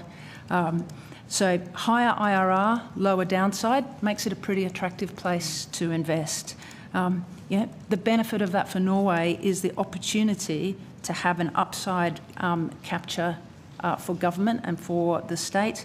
But it's also been coupled with fiscal stability. Since the 1990s, that regime has not changed. And so when you just put it together as a balanced tax-neutral package. Now, Australia also sought to design PRRT as tax-neutral, but because didn't want to make direct investments, didn't want to put public funds at risk, has a longer depreciation period. Under Australian corporate tax, you don't get to recover until you're in production. The balance is very different. And so I think it's important that when we look at these regimes, we don't cherry-pick parts of it. Qatar is slightly different again. You have effectively the rents they're taking. They're not so much tax rents as ownership benefits. So Qatar Energy will, it has varying levels of participation, but on average sort of 70-75% equity in those projects. So it is investing in real time alongside private investors. It is taking the same risks. So if we took that and look backwards at the $400 billion of capital that our industry, private capital that our industry has invested, and we said, well, gosh, what if we were Qatar and we had, let's round it to 75, that would be $300 billion of public funds that would have needed to have been invested, and would clearly then not have been applied to the other uses to which budget funds are put in our society. So, we just need to be balanced in how we look at it. They're different regimes. They each have the same purpose: incentivise investment, monetise resource, because if it's not monetised, if it stays in the ground, it delivers no value to the Australian people. And I guess the other part that I was interested to read about was that the style of projects in both of those countries is not the highly risky. I mean, when CSG was developed in Queensland, there were a lot of naysayers that said it would never work. And certainly the offshore oil and gas industry is a very expensive, risky, no certainty industry. And for those reasons, Australia has chosen not to be an equity participant in the projects, I assume, compared to Norway, which is not LNG gas, it's pipeline gas. Yeah, so I don't want to make assumptions about why Australia chose not to be a direct investor, but the thrust of your question is correct. In Qatar, the gas comes from a field called the North Field. It's renowned around the world for being the lowest cost of production anywhere in the world. So investors are happy to go there, even though they get a much lower take, because it's lower cost to produce, it's very stable, it's very reliable.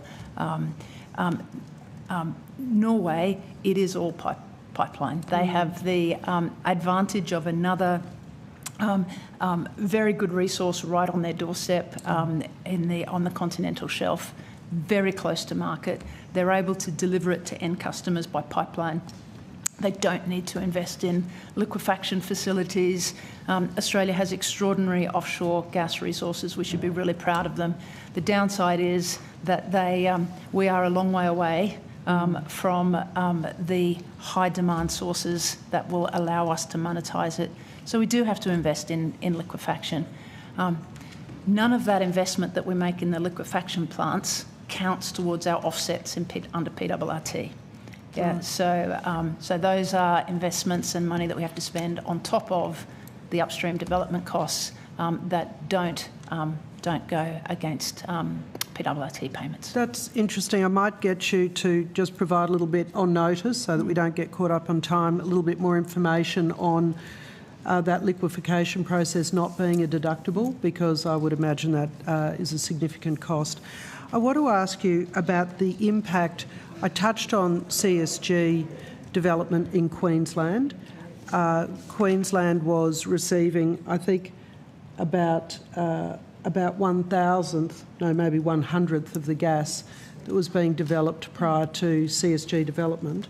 But what has that meant for the the communities and the small businesses and the landholders? What sort of contribution has Shell made towards those? Yeah, thank you. So Shell began investing in Queensland CSG after the QCLNG project took sanction at the end of 2010. Through that period, we have invested significantly in the QCLNG project, and I can come back on notice on what the capital investment for that project was if required. But what we have done is we have paid $370 million to local landholders who host our infrastructure. That is money that they can reinvest in their property. It's a drought-proof annuity. Many of those farmers have used that to invest in better quality farm equipment, silos that keep their crops dry throughout. They've used them to manage their way through the sort of succession challenges that many rural families have. We have we employ graduates, apprentices, Indigenous training programs through there. Effectively, we've transformed those regional communities. We have a national social performance investment, $6.8 million per annum in social investment, another $10 million per annum in community programs, so really taking it down to grassroots football, netball teams, and so on. Through the Woolwich Foundation, I'm so sorry, help. we are going to need to rotate the call. We're half an hour behind already. Is this something that can be answered on Absolutely. notice? Look, I'm rattling off some of those off the top of my head. I'm very happy to provide them to the committee on notice. So if you could provide those on notice. Just on a personal note, I can see that this has been a very personal presentation for you. There's been a lot of criticism made about the head of Shell not coming. I've tried to contact journalists to say, could they at least, check their data, given it was published on the committee's website.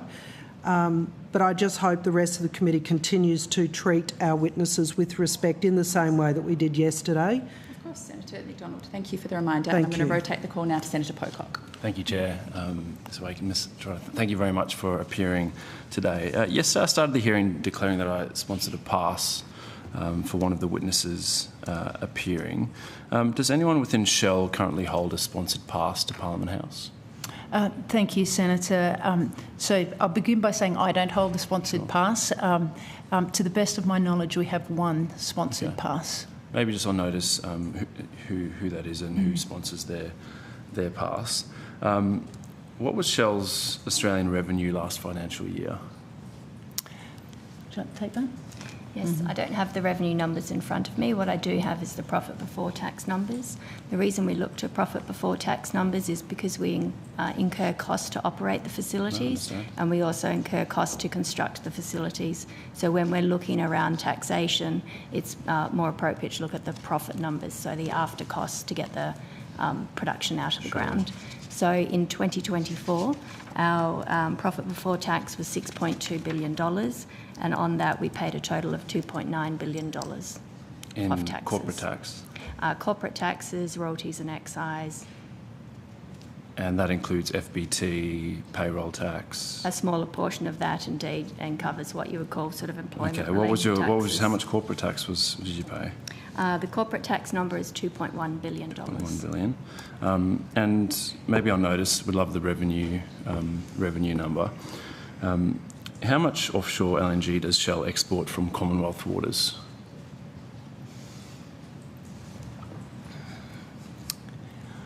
Putting my eyes up to try to calculate. Senator, may I take that on notice, because I want to make sure that I'm really accurate on it. What I can say is that that Shell invests in 4 LNG projects in Australia. Obviously, the QCLNG one is an onshore project in Queensland, so we'll exclude that. The North West Shelf, where we have a 1/6 interest. We have a 25% interest in the Gorgon project, which is offshore Commonwealth waters, and we have a majority stake in Prelude, which is offshore Commonwealth waters. So you don't know how much is exported from Gorgon and Prelude? So, Senator, what I want to make sure is that I give you a really accurate number. The liquefaction production number from Gorgon and Prelude obviously varies from year to year, and what I don't want to do is give you an estimate here that is then inaccurate, but I'm very happy to provide it to you on notice. Do you know what it was last year?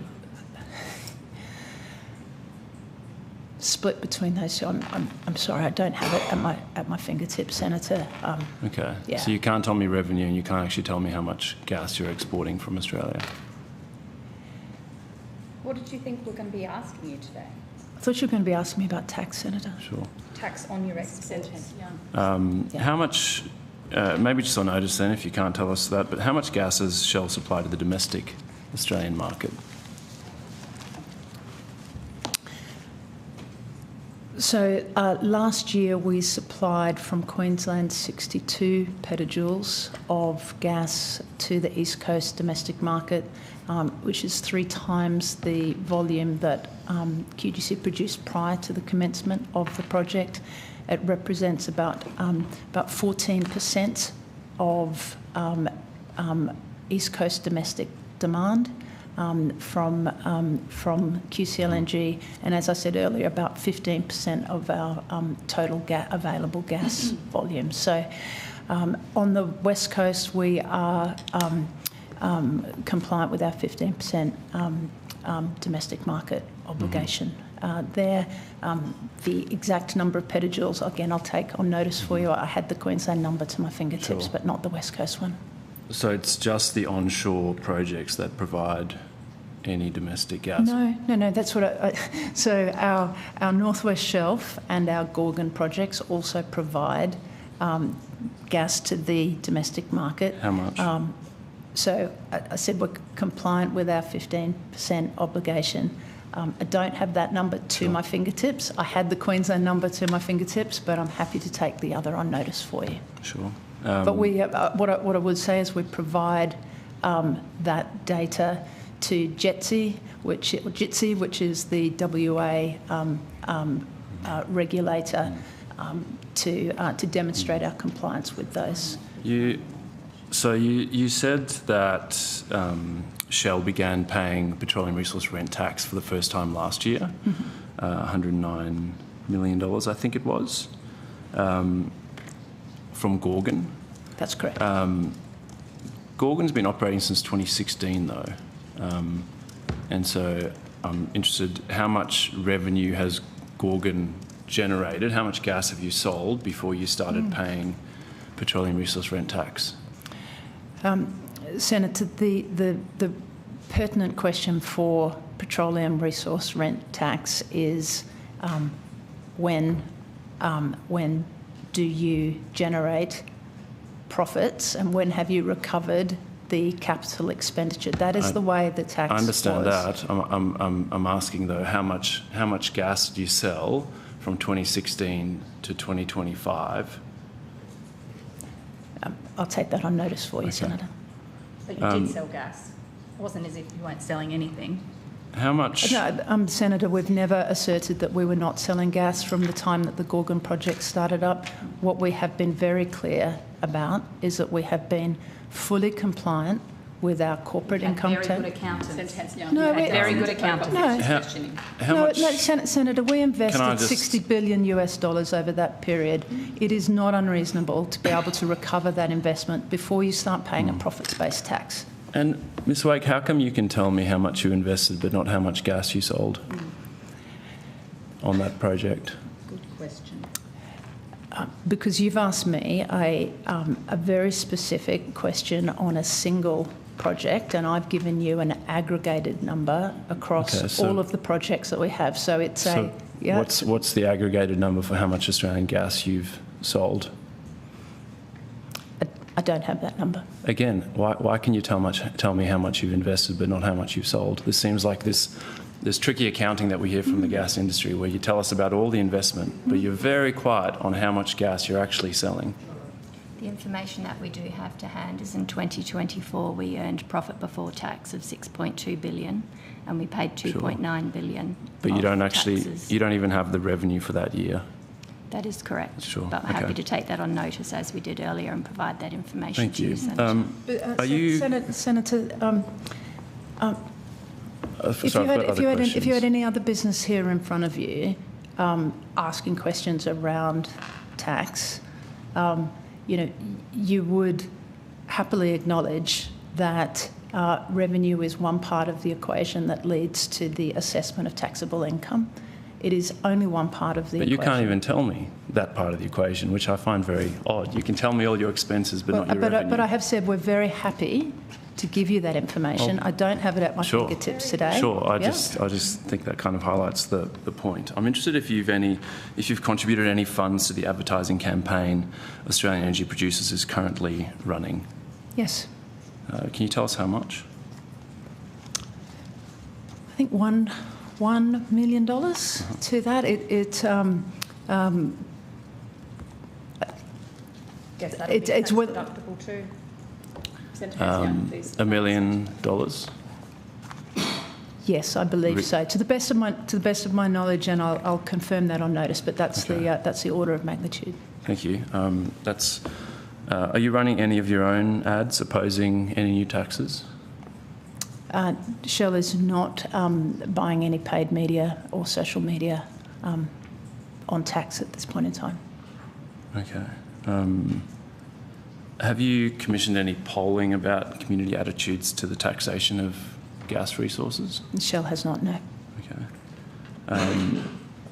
Have you donated... AEP has regularly conducts polling, and I'm sure that no doubt. Samantha McCulloch will be able to share the breadth of that polling. And are you made aware how much AEP is spending on the current campaign? Broadly speaking, and of course it varies from month to month as you come through there.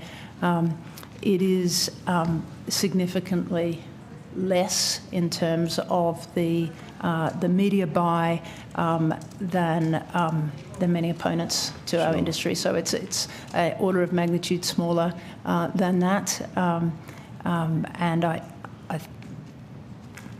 think, yeah. Anyway, I'll come to you with the exact numbers, or the CEO of AEP. Do you know how much it was last month? No. You don't. Do you know how much it roughly is in total? Given you've contributed $1 million, you must have some sort of visibility over what I know the total funds available. Yeah, the total funds available is a different question. What I know is that a number of the larger producers, like Shell, have contributed a similar amount. Members who are smaller have contributed smaller amounts, and many members have not been asked to contribute at this point. What we're trying to do through that is to counterbalance the very selective and misleading representations of other social commentators, and who, so it's a modest and proportionate amount to spend to put some salient facts in front of the Australian public. It is. It's balanced, it's fact-based. Every single ad that we run gets run through ad standards to check for accuracy and completeness. That is not a standard that many others, including the Australia Institute, including Punter Politics, are held to in relation to what they post on social media. So, I'm comfortable that it is an appropriate and commensurate figure that is simply putting facts in front of the Australian people, and they can draw their own conclusions from that. I think Punters Politics would be pretty stoked to have $1 million for an ad campaign. Roughly how many members do you think have contributed $1 million? Do you know the total pool of how much money AEP have available for a campaign, given everyone's contribution? You must be aware of that. I think there's about 6 or 7 who's contributed. At least in that order. Cool. And then just finally, you mentioned, and I understand that your company and your industry is under the spotlight at the moment. But I had a question about just following on something you said about questions about tax take or payments going to character. I think you said that to Senator McDonald. And I was interested if you could reflect on what it says about a company's character when they argue that a windfall profit tax, a tax on profits that you weren't expecting, that are generated because of something totally out of your control, would stop you investing in Australia. What does that say about a company that would make that threat? I would call it an observation rather than a threat, number one. And by implication, your question, myself having made that observation, by implication your question goes to my character as well, and so I'll seek to answer it evenly despite that. I think that it is a sign of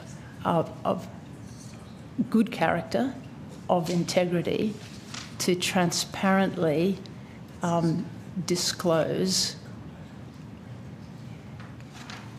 the potential unintended consequences of a windfall tax, viewed through the prism of what has actually happened in practice in other jurisdictions where those taxes have been applied, to transparently and honestly share that perspective and that insight with people who are going to be weighing it up. I think that is a sign of good character, high character.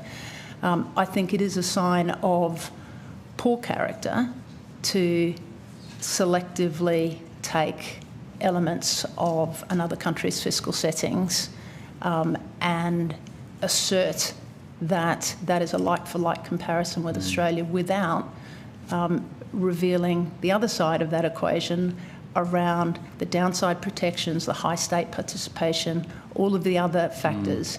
And so I think actually, character and integrity are important to me, as I know they are to you. And so I'm very comfortable that that being transparent about those impacts, allowing yourselves and the other Member of Parliament to make genuinely informed decisions from a broader range of perspectives than you might otherwise have, that's a sign of a healthy democracy and it's a sign of good character. Thank you. Ms Wake, and thank you, Senator Pocock. Senator Hanson-Young. What is the expectation of Shell's profits since the Iran war has broken out?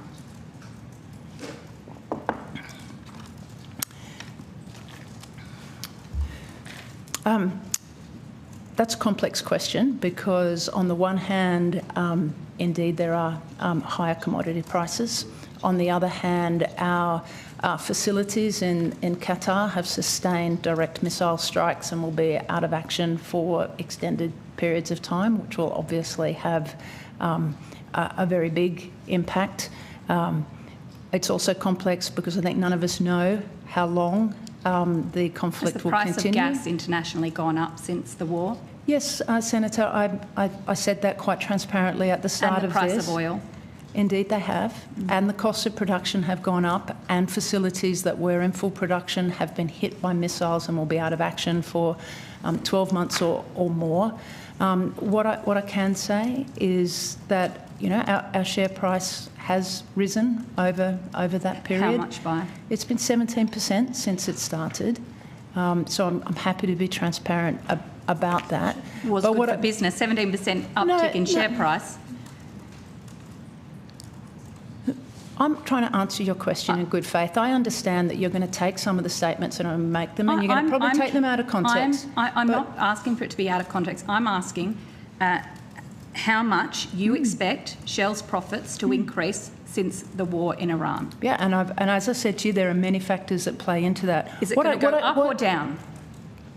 I don't think any of us know. Oh, it's going to go up. Let's be honest. So if this conflict extends into a global recession, there is no way that any company's profits are going to be going up, Senator.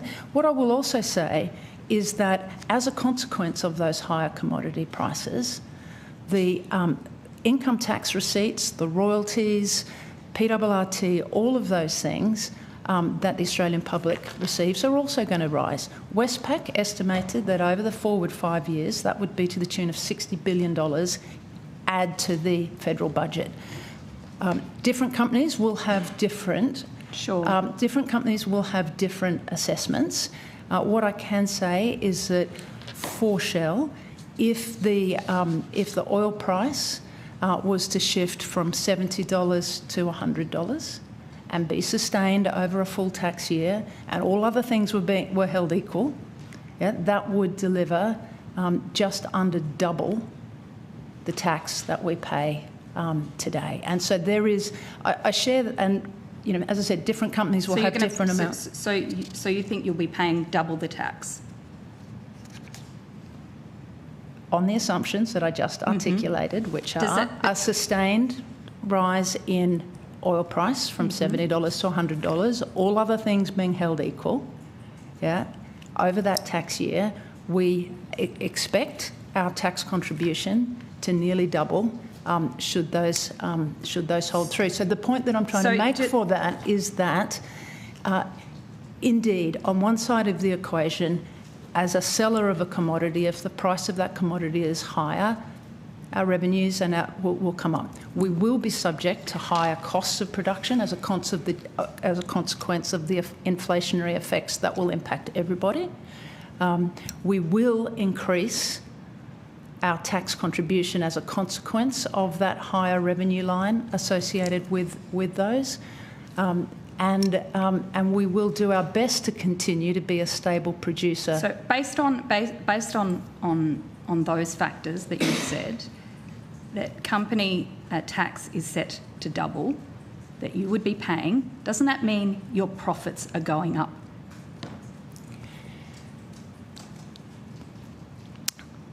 It means that our taxable assessable You're income making more will money, rise. so you pay more tax. As a farmer who sells a loaf, as a baker who sells a loaf of bread for a higher price does, and it will face. And I also said, Senator, that all other things being held equal. I know the chair wants to wind me up. I've just got one final question. Please, Senator, may I finish answering the question? I'm sorry. I'll be super brief. If it's just repeating the same things you've said, where I've got another question.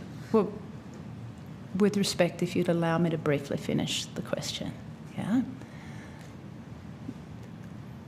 I would encourage you not to cherry pick one part of my answer and to ignore the fact that I caveated my answer by saying all other things being held equal. So that ignores inflationary effects. It ignores a number of other foreign exchange movements and so on.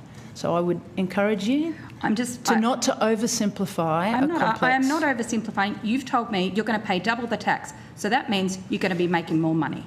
I'd like to ask you said that you couldn't tell us how much gas you export. You didn't bring those figures to the hearing today, that you were expected to be answering questions about the tax on the exports. So I'd like to know how much you think a 25% tax on your exports would be. I would point to the analysis by Wood Mackenzie that shows that a 25% tax on LNG revenues will lower the... It's not my question. I'm sorry. My question was really clear. You said you came with the figures in front of you based on questions about tax. I'm asking you about that exact figure. How much is 25% on your export profits? The tax proposed is not 25% on export profits. No, it's 25% on your exports. On export revenues. 25% on your export revenues, how much would that be? I'm trying to answer your question, Senator, if you would afford me the same Very respect that I'm directly, affording you. You already heard me say to Senator Pocock that I didn't have the revenue figure at hand. So it stands to reason that I'm not then able to tell you what 25% of that revenue figure is at hand. So I don't know why you asked a question that you knew. Because I asked you a question earlier and you said you came here to talk about tax. So I'm asking you, you obviously don't have the answer or don't want to give the answer. That is fine, but you've sat here for an hour telling us how terrible a 25% tax would be for Shell, and yet you won't tell us what that would mean.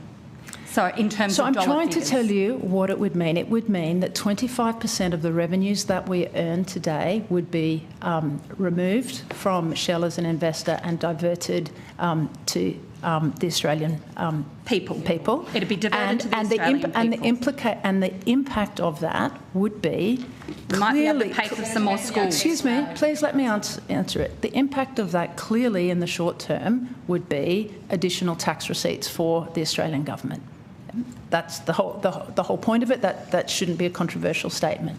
The consequence of that short-term increase in revenue is a structural, much longer period reduction in tax receipts because, and this is why the investment impact is relevant, Senator, because if you take that additional 25% on revenue away, the Woodmac report demonstrates a 7.5% on average reduction in investment returns would render growth projects uneconomic, uninvestable. When that happens, revenues fall, tax receipts fall, jobs get lost, contracts get broken. I understand the argument, but you won't give us the figures, so it's all it's all bluff and bluster. Could I please? I've got final question. I categorically reject that there is any bluff or bluster. You can reject it. It'll be up to the public to tell. Young, please ask your final question. My final question is, does Shell agree or disagree with the ATO when they have described the gas industry as systematic non-payers of tax? Senator, I am delighted that you have asked me that question. Do you agree or disagree? I fundamentally disagree with it. Did you make a complaint to the ATO and ask them to correct it? Well, actually, the ATO. So, will you? So, can I actually give you the answer to this? Because number one, the ATO never once used the phrase "the gas industry is systematic or systemic underpayers of tax." That statement, which has been used and repeated and fed into social media algorithms by the Australian Institute, is a fundamental reframing of what was a technical finding by the ATO at a single point in time, 2019. So it was said? No, not in the words that have been used there. I will read you the words, and this is from the... so at the time, the Deputy ATO Tax Commissioner was an individual by the name of Ms Saint. I'm happy to take this on notice. No, Chair. I'm sure you are, because it runs contrary to please the... very briefly read the statement. I asked my question was whether you've made a complaint to the tax office. Your question was whether I agreed with it. Yes, and you said I said you didn't. No, and I tell you why, because the ATO didn't say it. Chair, I'm asking the question. You've told me we've got limited time. I've asked a question. Has Shell complained to the ATO? I'm asking whether you're... I haven't had... Ms. Rake, you're saying no, you haven't complained. So no, because the ATO didn't say it. Okay. What they said in 2019 was that there are a small number of systemic non-payers. They do cover all sectors of the economy and industry sectors. One of the sectors that we do expect to see transitioning from this loss phase is the oil and gas sector. Many of the oil and gas companies have generated losses through the construction phase of their large offshore projects. As they start to come online, these taxpayers will transition to utilising losses and becoming tax payable, which is exactly what happened. And then in November of last year, this is on the ATO website, when giving the latest estimate of trends for PRRT, made the comment that for 2022-23, which was the reporting period at the time, we estimate a gap of 2.7%. And this is what they said on record, most PRRT, I'm sure you want to take it on notice, most PRRT taxpayers willingly participate in the PRRT system. They register, lodge, report and pay on time. Complex tax law drives a small tax gap. Thank you, Ms. Wake. I believe I've given you ample time to read out those statements. And we've got the ATO today, so we'll ask them. Yes, and look, I really need to move us along. I'm going to... Senator Smith tells me has a brief question or questions, so I'll move to Senator Smith. Ms Wake, if there's anything that you would like to add to the response that you've given to Senator Hanson-Young and the Chair in regards to how mischievously that 2019 Australian Taxation Office statement has been used, you are free to add that to the record now if you desire. Thank you very much, Senator. I think what I would fundamentally say is a very technical finding was made by the ATO in 2019, using the sort of technical language and sober language that you would expect the ATO to use. Please let her finish the question. Yeah, that was then, it was part of their regular tax transparency report. They observed there that there were a number of Australian companies that were not at that point in time paying tax. Yeah, they described that in the context of the oil and gas companies as being because they were transitioning from a loss phase. They acknowledged that the oil and gas companies had generated losses through that construction phase. They made no judgment of impropriety. What then happened was, the AFR, in writing quite a balanced article, a sub-editor has obviously got a little bit enthusiastic and has attributed the comments to the gas sector. The Australia Institute has then grabbed that, distorted it, reframed what was a technical finding into a political and advocacy statement. They've repeated that in multiple fact sheets. Can we please, Senator Hanson-Young, please allow Ms Wake to finish her response. They have added and reframed that in a manner that was a suggestion of impropriety rather than a technical statement finding by the AEO, and they have almost every reference to that quote goes back to a citation in an Australia Institute fact sheet. Okay. Now, yesterday when giving evidence, the Australia Institute further embellished what they said the ATO said, to say that we had scrambled to find every deduction that we had. Not only did the ATO never say the words oil and gas companies are systemic underpayers, they made absolutely zero comment about any of the things that he mentioned yesterday. And so I come here, I've tried to answer in good faith, transparently. There was significant embellishment yesterday. There has been since 2019 of that statement, and it now finds its way into the public discourse, whether that is in a dissenting opinion from the Callaghan Review, or whether it's in statements made as recently as this week to the Australian public through traditional media. So it was a statement that was never made.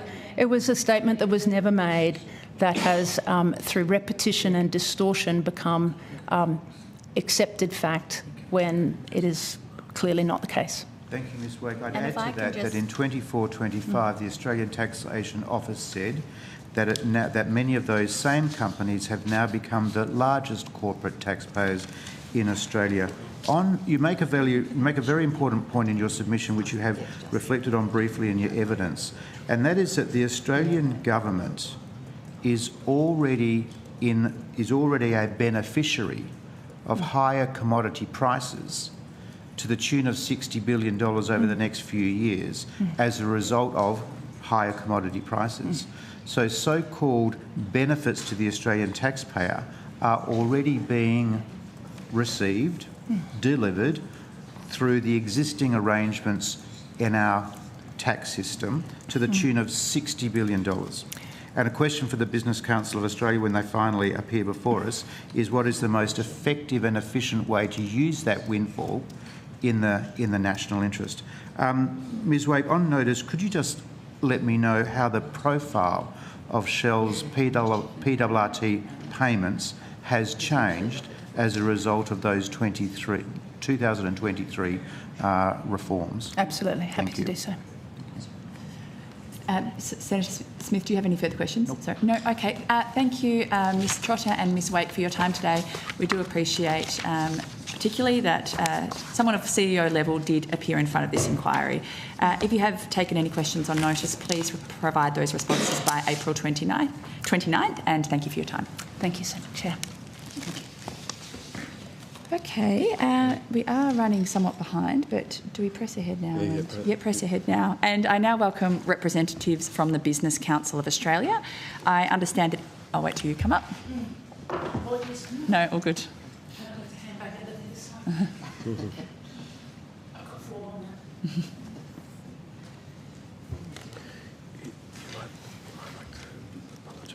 Yeah. Thank you very much for your patience today, and apologies we are running behind, and apologies in advance if there are any hungry senators who are particularly pointed. Look, I understand that information on parliamentary privilege and the protection of witnesses giving evidence to Senate committees has been provided to you. For the Hansard record, will you please state your full names and the capacities in which you appear today? Thank you, Senator. Brian Black, Chief Executive, Business Council of Australia. Stephen Wright, Director of Energy and Climate at the Business Council. I now invite you to make, if possible, a very short opening statement, and at the conclusion of any remarks, I'll invite members of the committee to ask questions. Thank you, Senator, and I will, and I was doing my best to cut it down while the previous witness was giving evidence. Chair and Committee, thank you for the opportunity to appear. We always take these opportunities very seriously, and it is a deep honour. The Business Council's position is clear. An additional tax on Australia's gas production would be counterproductive for our economy, our community and our region. On gas supply, we agree that Australian industry and households must have access to affordable gas through the energy transition. That's a legitimate objective and a response already exists. The Gas Market Review has identified the right framework, securing domestic supply through new investment and better regulation. The BCA supports that, including a well-designed domestic gas reservation scheme, because the window is narrow and forecast shortfalls are drawing closer on both coasts. What we don't support is a new tax that undermines the very investment needed to deliver that supply. You cannot solve a supply problem by making supply less attractive to develop. Australia already ranks 38th out of 42 economies on business taxation in our own Global Investment Competitiveness Index. We are a high tax jurisdiction competing for globally mobile capital. As the head of the IEA put it last month, energy investors are like butterflies. If they are scared, they fly away. A new tax would not solve the supply problem. It would make it worse. On energy security, AEMO has been unambiguous. Gas-backed renewable energy is the lowest cost path through the transition. Under every scenario it models, new supply investment is essential. Production from southern state fields is forecast to fall nearly 50% in 5 years. Structural shortfalls are projected on both coasts, which are equivalent to the gas used by around 500,000 Australian homes. Investment decisions for the 2030s need to be made now. As to what the sector contributes, Australians are already receiving a fair return. The gas sector contributed $21.9 billion in taxes and royalties in 2024-25, with effective tax rates of 53 to 58% for offshore projects. The system already captures additional value when prices are high. As to regional partnerships, the LNG supply chains connecting Australia to Japan, South Korea, Singapore and Taiwan represent over $400 billion in investment built on decades of trust. Those partners are already considering alternatives. Abrupt regulatory changes send exactly the wrong signal at precisely the wrong time. In conclusion, AEMO, the Future Gas Strategy and the Gas Market Review all agree Australia needs new gas investment. The question is whether our policy settings make that investment possible or whether a new tax drives capital elsewhere, leaving Australians with less gas, higher energy prices and a slower path to net zero. The BCA supports Australians getting a fair return. To do that, we need stable settings that attract the investment our energy system, our climate ambitions and our regional partnerships all depend on. Thank you so much for that indulgence. Thank you for shortening your statement, and I'll kick us off. Mr Black, can you name any business that gets its inputs provided to them completely for free? Well, I don't think there's anybody who would sensibly suggest that the gas sector is taking inputs for free. It is paying a significant amount of tax, as I've just said in my statement, $21.9 billion. On gas exports, though? One of the things that I think needs to be noted is that you can't just separate one part of the taxation system from the other. If you were to do that, it would be akin to saying, for instance, that if you're assessing how much tax a home builder pays, you're just going to look at the stamp duty that they pay in Queensland. Mr Black, with respect, they pay no royalties, so they do get it for free. They do pay royalties, and in addition to that, we do note that the PRRT is intended to apply with respect to offshore gas. So the PRRT applies to offshore gas. Then you've got Commonwealth tax revenues through the company tax system. Then with some projects, you've of course got state revenues. You've got payroll tax, and collectively that means that there is a very significant amount of tax that's paid. $21.9 billion. No, I'm sorry, I'm talking about offshore gas. Can I please keep you to offshore gas as I did to the previous witness? Are you telling me there are royalties paid on that? That is the intention of the PRRT. It applies with respect to Commonwealth waters. But my point is very clear, and that is that you cannot simply assess one component of our tax system.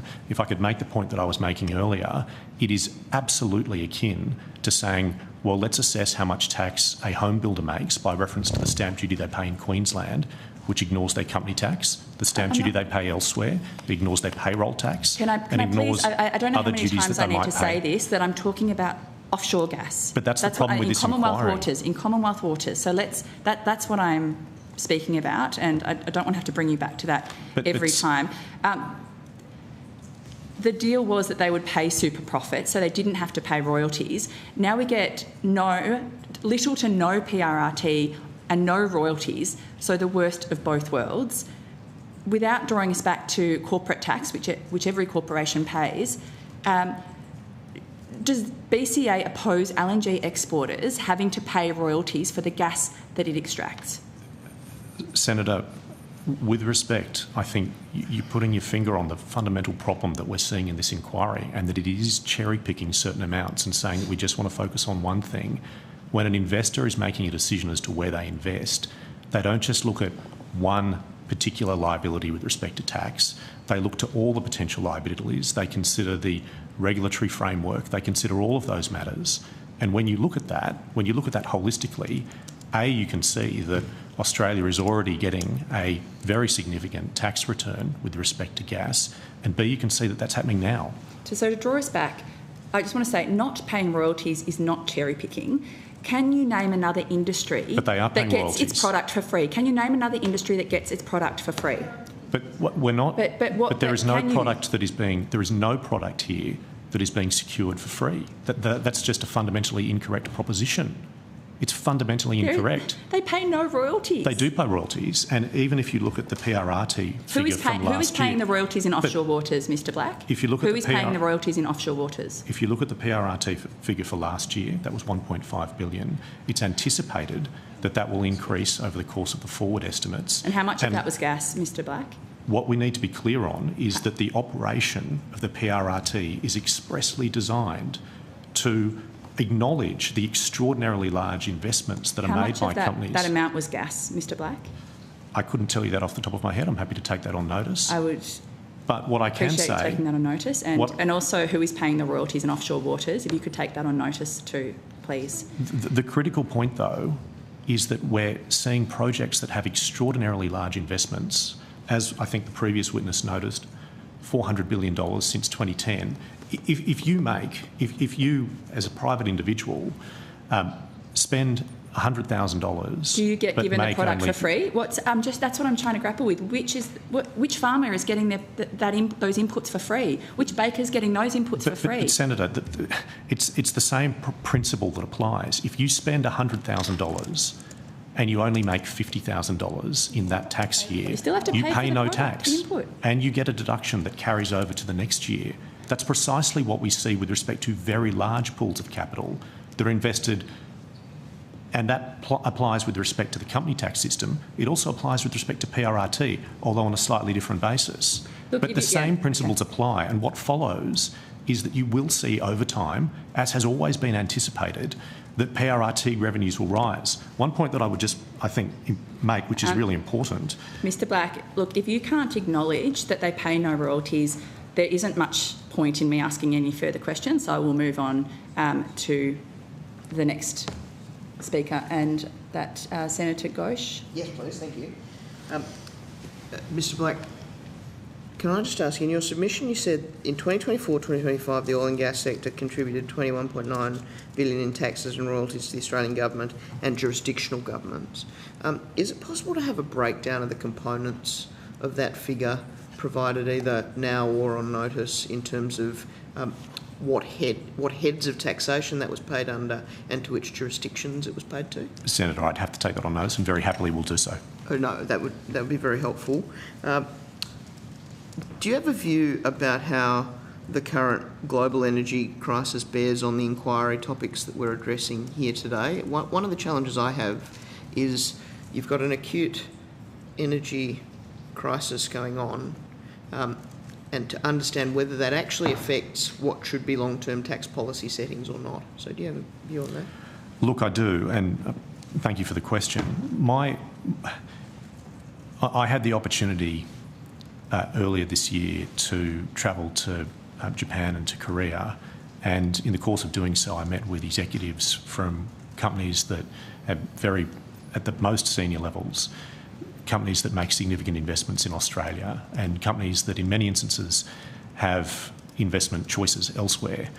And the feedback that I had was that there were concerns with respect to some aspects of Australia's regulatory settings that made, in their view, Australia a less competitive place in which to do business than some other jurisdictions.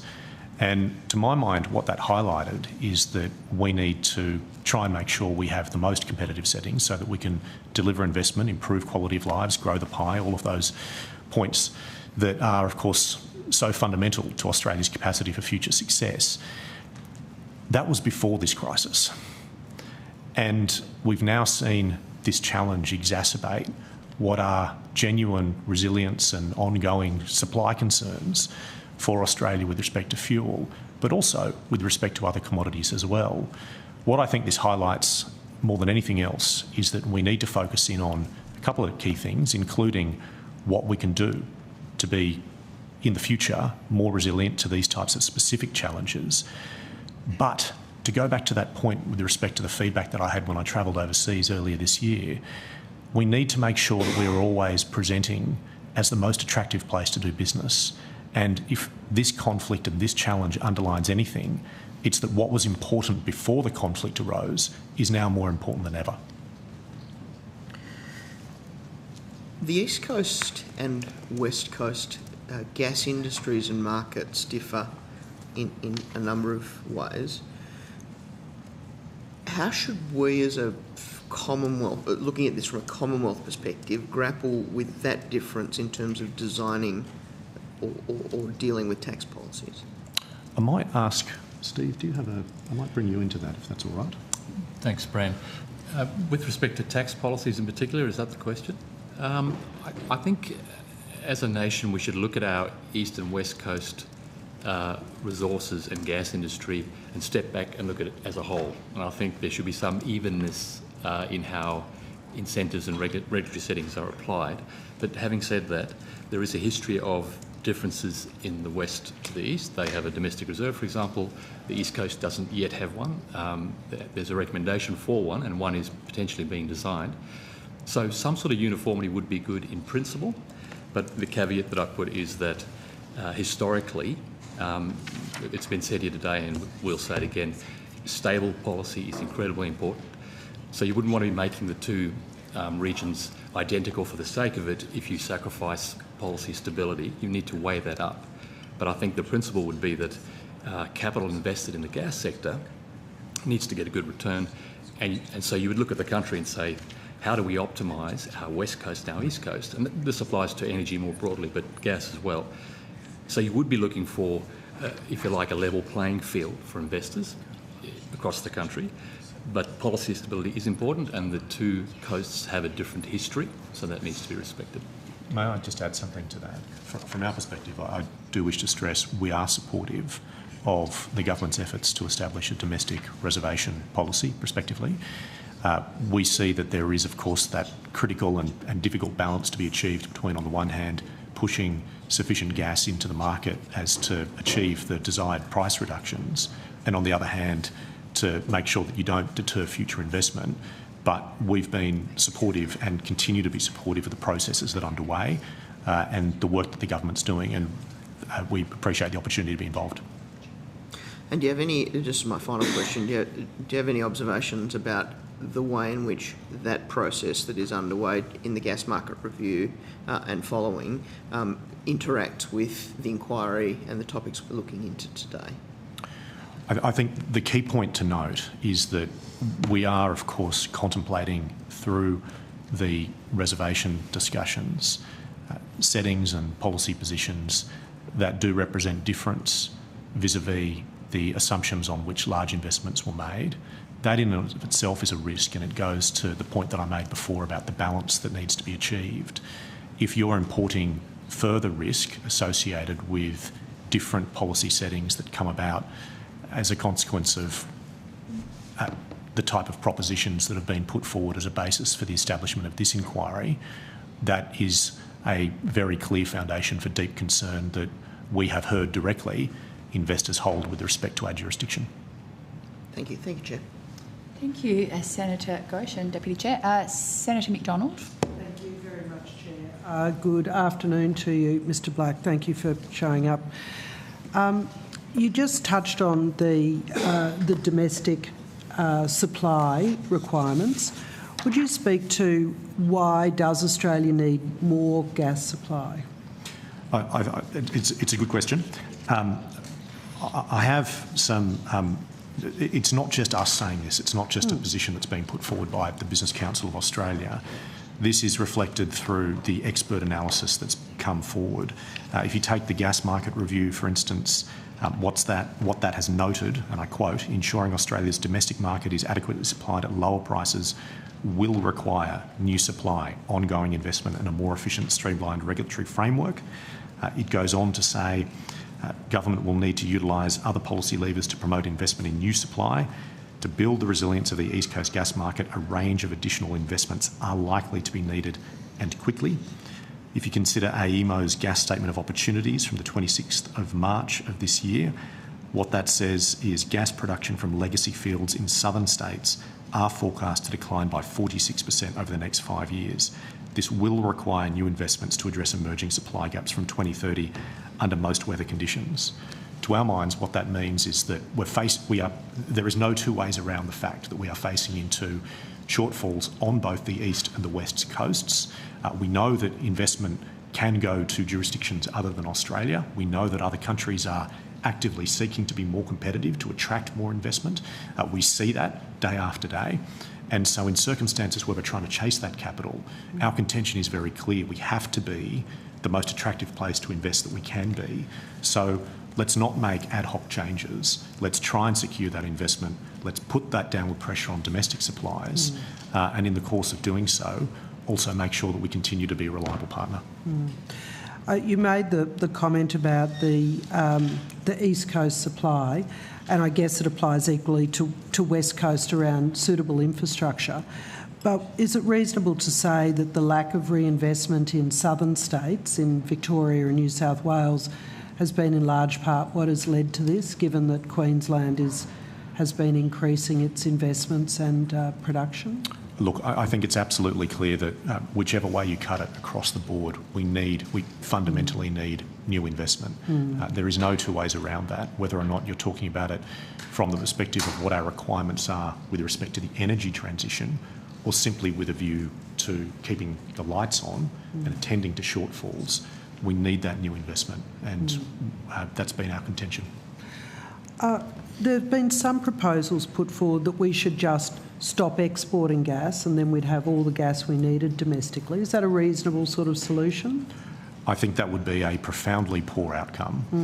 What we would see in that specific situation, and I would describe that as an extreme scenario, if we were to take that view, that would present as the most significant sovereign risk that I could imagine. We would lose future investment, not just with respect to gas, but in so many other areas. Companies offshore would assume that if you invested in Australia, you couldn't trust our settings, and therefore you couldn't make accurate assessments before you made investments as to what the consequences of those investments would be down the track. As I say, that would be a devastating proposition to see play out in practice.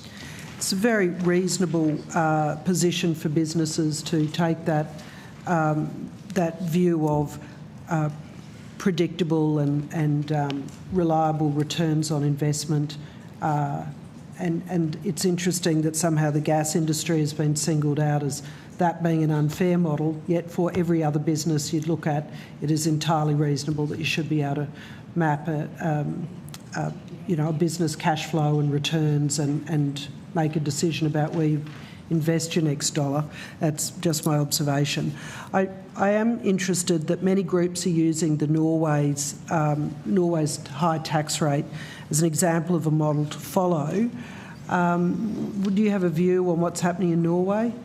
I do, and I'm conscious that before me, Ms Wake also provided a position in that regard.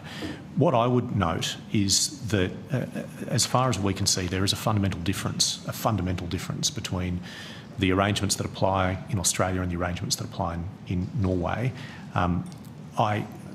What we see is that from a Norwegian standpoint, for a start, they have a much lower base company tax rate, which makes them more appealing to get things moving. So that's 22% versus the OECD average of between 23 and 24%, and versus our company tax rate of 30%. And then in addition to that, as was noted by Ms Wake, they provide immediate expensing with respect to investments and very large investments that are made in circumstances where losses are incurred by companies that are just getting started. They'll pay up to almost 70% of the value of that investment in the event that a loss is made. And then in addition to that, you've got in Norway a country that is actively seeking the opportunity to develop new capacity. They see that as being good for the country, so they have a regulatory system which is specifically geared up to try and fast-track these types of approvals so that they can get more projects, so that they can ultimately derive more revenue and, I guess, to use that nomenclature that I used previously, make the pie larger. You started speaking about the gas market review. What's the BCA's position on the gas market review? The position there is that we do support the work that's underway with respect to a prospective gas reservation for Australia. I mentioned before that it is complex, and I'd reiterate and stress that point. It's a difficult position to come to, and where you ultimately finalise your settings has to be dependent upon a deep and close consultation with industry and affected stakeholders. We see that consultation underway at the moment, and so we've been pleased with that approach. But it is a very difficult and complex process. And I might just throw to Steve, if I can, there. Do you have any further comments on that? You might. Only just to echo what Brand said, that the review itself, the central recommendation in there about the domestic reserve and the phasing out of other regulatory settings that are not helping, the BCA supports that. We're now at the pointy end of the policy development process, and the BCA, as Brand says, it's the details and the design of the central recommendations that matter, and so it's very important that we calibrate that domestic reserve in a way that achieves its objectives. But we are supportive of the policy. So an important part of that, I assume, would be bringing projects on more quickly, particularly those ones that propose to be only domestic focused, whether they be Victorian projects, which by their nature are domestic only, or those Queensland tenure-based reservations that are domestic only. So I assume that would be a part of those unhelpful regulations that you refer to as bringing projects on more quickly, domestic projects. That's right. Very much so. Take the call. Any other questions you can pop in on notice, given that we're very rapidly approaching 1 o'clock? Well, look, perhaps if I could just finish with what impact would tax changes have on Australia's relationship with key trading partners? Well, it could be very concerning. I mean, without knowing, of course, what the specific changes would be, if you assume that the changes that have been proposed in the public conversation with respect to this committee being established are a basis for analysis, which is what we've done, we see that this would make us highly uncompetitive. It would make our taxing arrangements at the least competitive amongst our competitor jurisdictions. That would make us less likely to receive the investment that we need to attend to our own supply, and then, of course, to also make sure that we're able to benefit with more opportunity and therefore more growth, higher productivity, and ultimately higher living standards for Australians. I could only say that the circumstances of that we would see if we were to have these settings apply would be devastating. Thank you, Mr Black and Senator McDonald. I'll pass to Senator Pocock. Thank you very much, Chair. Thank you for your time this afternoon now.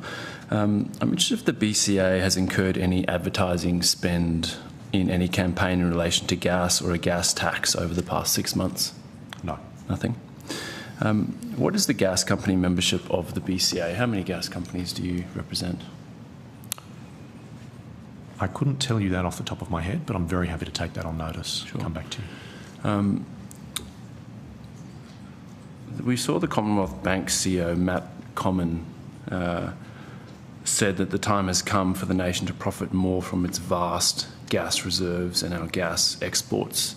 Is he wrong? Well, within our membership, we obviously see members speak their minds, and we think that that's a good thing. We take a view, ultimately, as the BCA, with respect to any policy proposition that is the subject of public debate, and that's what we've done in this instance. I would leave my answer there. Sure. I'm interested to dig into that a little bit because on the one hand, we have someone like the CEO of Commonwealth Bank, Matt Comyn, saying that. We have the vast majority of Australians saying that. We have the big manufacturers in Australia who use gas saying that they need Australian gas to be cheaper. And we have a proposal for a 25% gas export tax, which would actually ensure that Australian gas is cheaper, that we solve this supply crisis we keep hearing about, despite us having such a huge volume of gas that we export. And yet the BCA is opposed to that. It's sure not in the interests of gas companies, but it seems to be in the interest of every other business that you represent. Cheaper electricity prices, cheaper gas prices, no supply crisis, and a fairer return for us. And as Matt Comyn said, potentially money to actually put into diversifying our economy and supporting businesses. Senator, I think it comes down to how you strike the right balance. So I appreciate on the one hand that everybody wants to see lower prices, and that's certainly what we're pushing for as well. That's why we support, as I've mentioned, the idea of a prospective gas reservation. But on the other hand, you've got to think through what are the long-term consequences of the policy choices that we make. And what we see and what we've heard directly from our own engagement is that if we undermine the assumptions that have led to very significant capital investments being made, we won't get further capital investments of that nature, or we'll compromise our capacity to deliver those similar types of capital investments. And in turn, what that means, as I mentioned, we'll have less supply and we'll have less scope for growth. So I entirely accept the proposition that we have to do what we can to try and put downward pressure on prices, but we have to balance that with the need to ensure that we can continue to deliver long-term supply, long-term economic opportunity for the country. And that's really where the BCA comes from. Our policy perspectives are always about what do we think is genuinely the long-term interests of Australia. So I take it that your members are not united in their opposition to a gas export tax? That, I think, doesn't reflect the way in which we operate as the BCA. So my role as the Chief Executive of the BCA is to engage with my members, and I do on all policies that we put forward. But at the end of the day, it's the role of the BCA to make a call for itself as to what it considers to be in the long-term interests of the country. And that's precisely what we've done here and with all of the policy submissions we put forward. In your submission, you've relied on modelling by Wood Mackenzie. Do you agree that the Wood Mackenzie modelling shows that a 25% gas export tax would actually collect less revenue than the petroleum resource rent tax?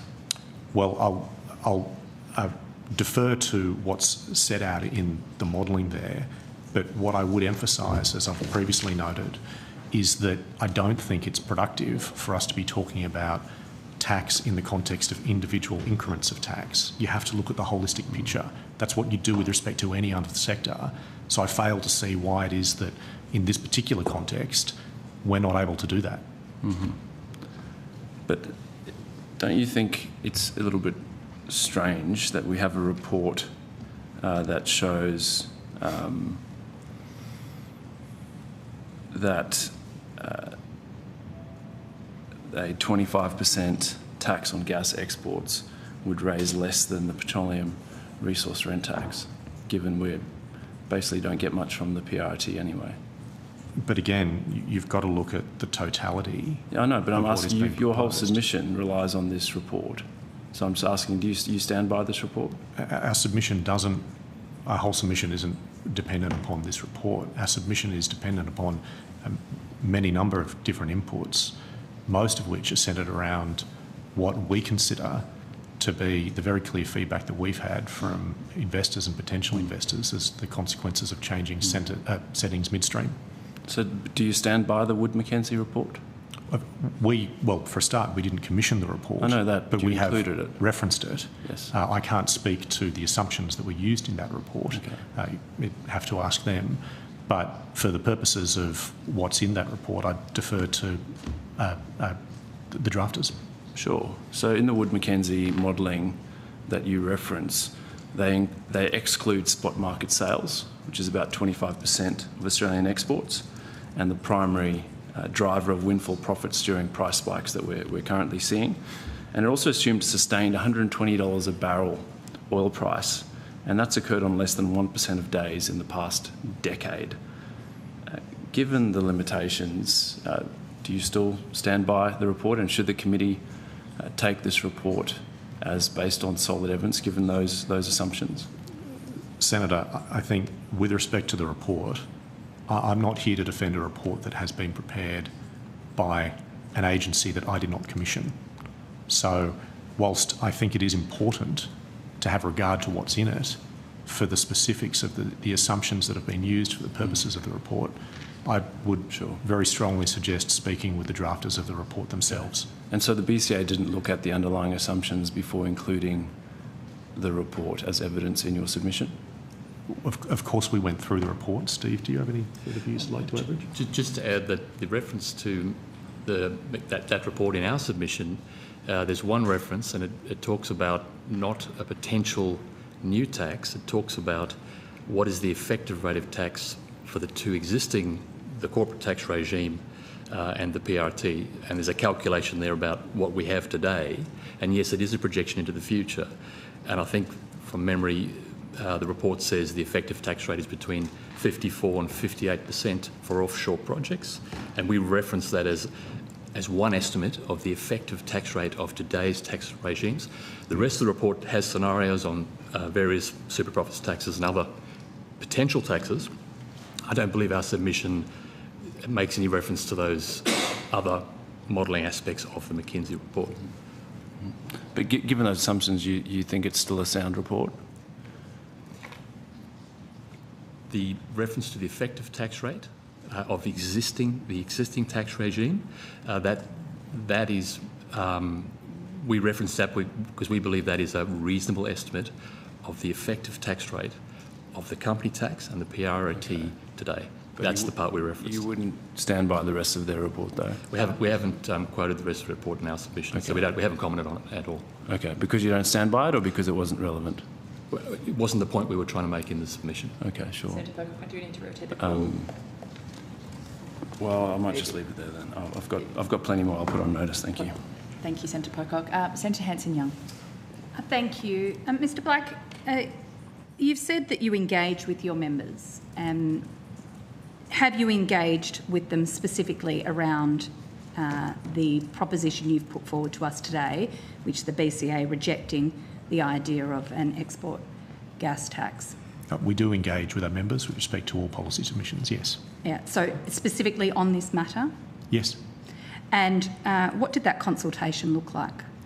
I don't propose to go into details in terms of how we engage specifically with our members. Well, I'm sorry, you're at a Senate inquiry. I've asked you a question.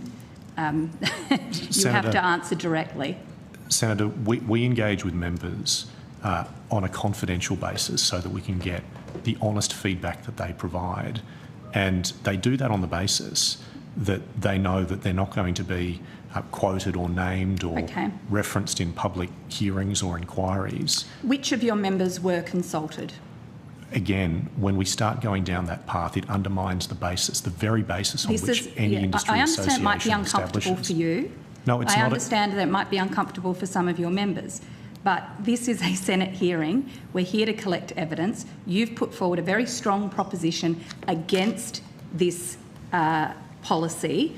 I'm wanting to know which members of the BCA you consulted. Senator, I don't think that is a fair question to put because it ignores how we work You are and how we're required to intended. answer the question. Senator, you can take it on notice, but you still have to answer the question, Mr Black. I'm happy to take it on notice. There is no public interest immunity here. There is very Embarrassment is not a stance for public interest immunity. This is nothing about embarrassment. This is about making sure that we can continue to deliver the right type of policy outcomes. You have, Mr. Black, I will encourage you to take that on notice, please. Certainly. To answer the question. Thank you. Thank you. But to be clear, I will be expecting an answer.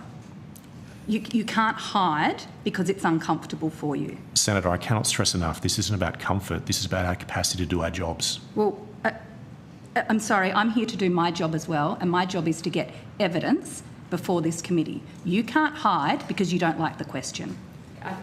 Thank you. Mr. Black has agreed to take the question on notice, and I will ask Senator Hanson-Young to move on to the next question. Could I ask, is the current head of the CBA a current member of the board of yes, the BCA? He is. Has this topic been discussed at the board level? Senator, I'm going to provide the same answer that I gave before. Again, if I start talking about BCA internal processes, then that undermines the confidence within which I have those conversations. You're a business association. You don't, you're not ASIO, you're not the AFP, and you're not federal cabinet. I'm asking you, has this been discussed at the board level? Senator, I respectfully provide the same answer. With respect, you are under the orders of the Senate to answer questions. Can I just explain why this is a challenge? We go through these processes with our members with a view to getting them to give us very honest... If that was the case, Mr Black, if we had every witness come here and say, we are only going to answer questions based on our own rules, our own processes, we wouldn't get very far. Mr. Senator, Black, are you undertaking to respond to that question on notice? I'm very happy to. I'm very happy to. Do you intend to respond? Well, I have to respond to a question on notice. I'd like to ask you about some of your other members. How many members of the BCA are universities? I believe it is 5, but I'm happy to take that on notice to be completely clear for you. Has there been any discussion with your university members about their need for more public funding? I would have to take that question on notice as well. I can't speak for everybody within my organisation. Is university funding a topic that has ever been discussed by the BCA? Yes. Has the... And I should stress, it's been discussed in the context of both research but also with respect to students as well. Could I ask, how many of your members are solely foreign owned? I couldn't tell you that off the top of my head. Is there a number of them? Yes, there are, but I couldn't tell you the exact number. Could you take that on notice, yes, please? Yes, certainly. When you're consulting your members about something like the issue before us today, a 25% tax on gas exports and what the benefits may or may not be to Australia, how much say does the foreign-owned companies have in that discussion?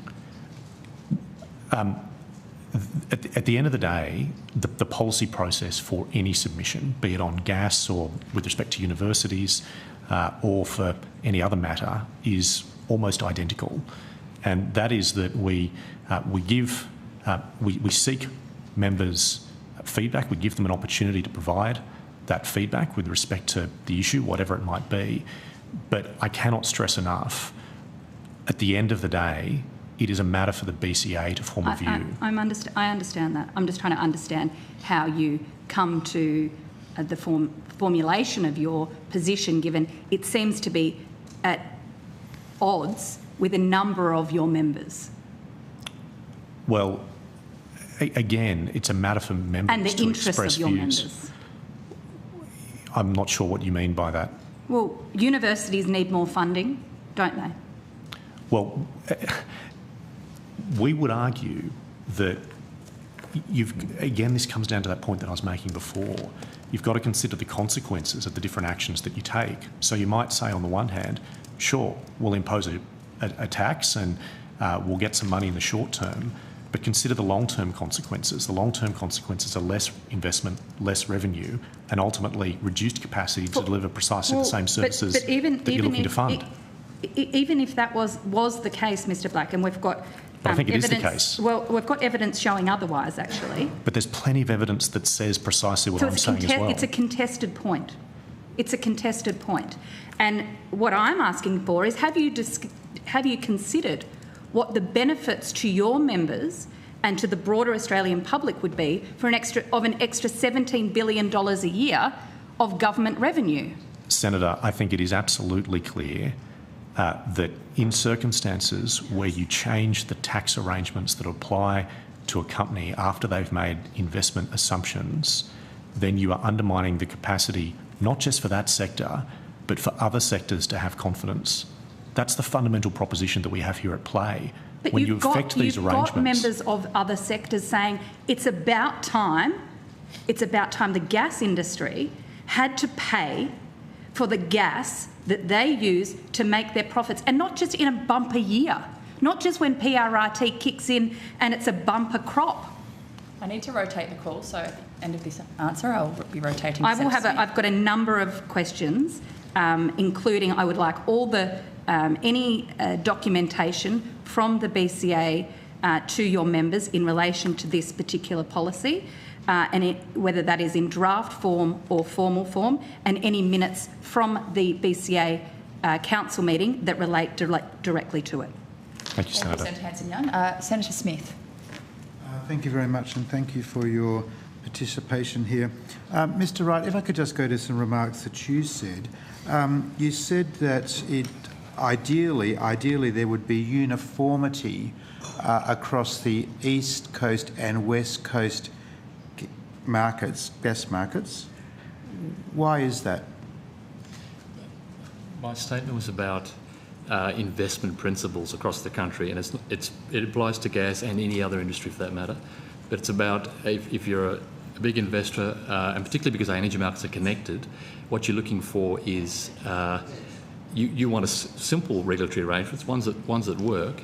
And if there are differences that don't make sense, then why would you have them? It's not in the interests of the investment community or the outcomes you're looking for. So it's in the interest of efficiency to have regulation that works for the country.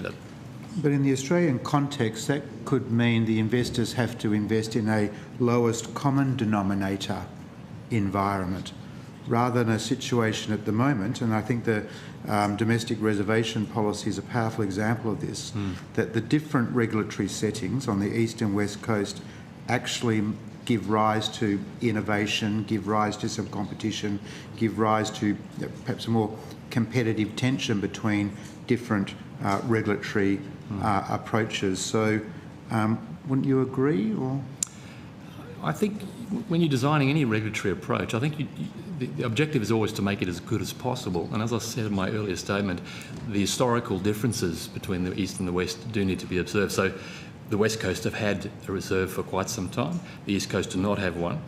So when we're designing the East Coast one, we're starting from scratch, and we will learn from the experience of the West Coast. But if we were designing the East and West Coast, and of course we're not, from scratch, we might have ended up with neither. We could have ended up with something very, very different and inefficient. I agree. Uniform, but inefficient. I agree. But uniform and ineffective. We should strive to make them both as effective as possible. But they were designed at different times. We don't have one, and the other one's been around for quite a few years. And the new one may benefit from the existence for some period now of the original one. So we get some sort of transfer of knowledge, some innovation. The gas market review, when looking at, should we have a domestic reserve on the East Coast and how should it be designed, would have drawn on obviously the experiences in the West, and so that we are designing the East Coast on the shoulders, if you like, of the lessons learned. That doesn't mean they'll be the same from day one. It doesn't mean they'll be the same ever. No. But we should strive to make them both as efficient as possible. We might just be seeing things from a Perth versus Melbourne perspective. There might be some other factors. Perth and Brisbane versus Melbourne. No, that was a serious question, but more substantively. So Westpac, which is a member of the Business Council of Australia, has issued its report, which identifies an extra $6 $60 billion, an extra $60 billion over the next 5 years are available to the federal government as revenue as a result of higher commodity prices. What is the right way, what is the responsible way for that revenue windfall to be used by the government, given it's here, not speculative?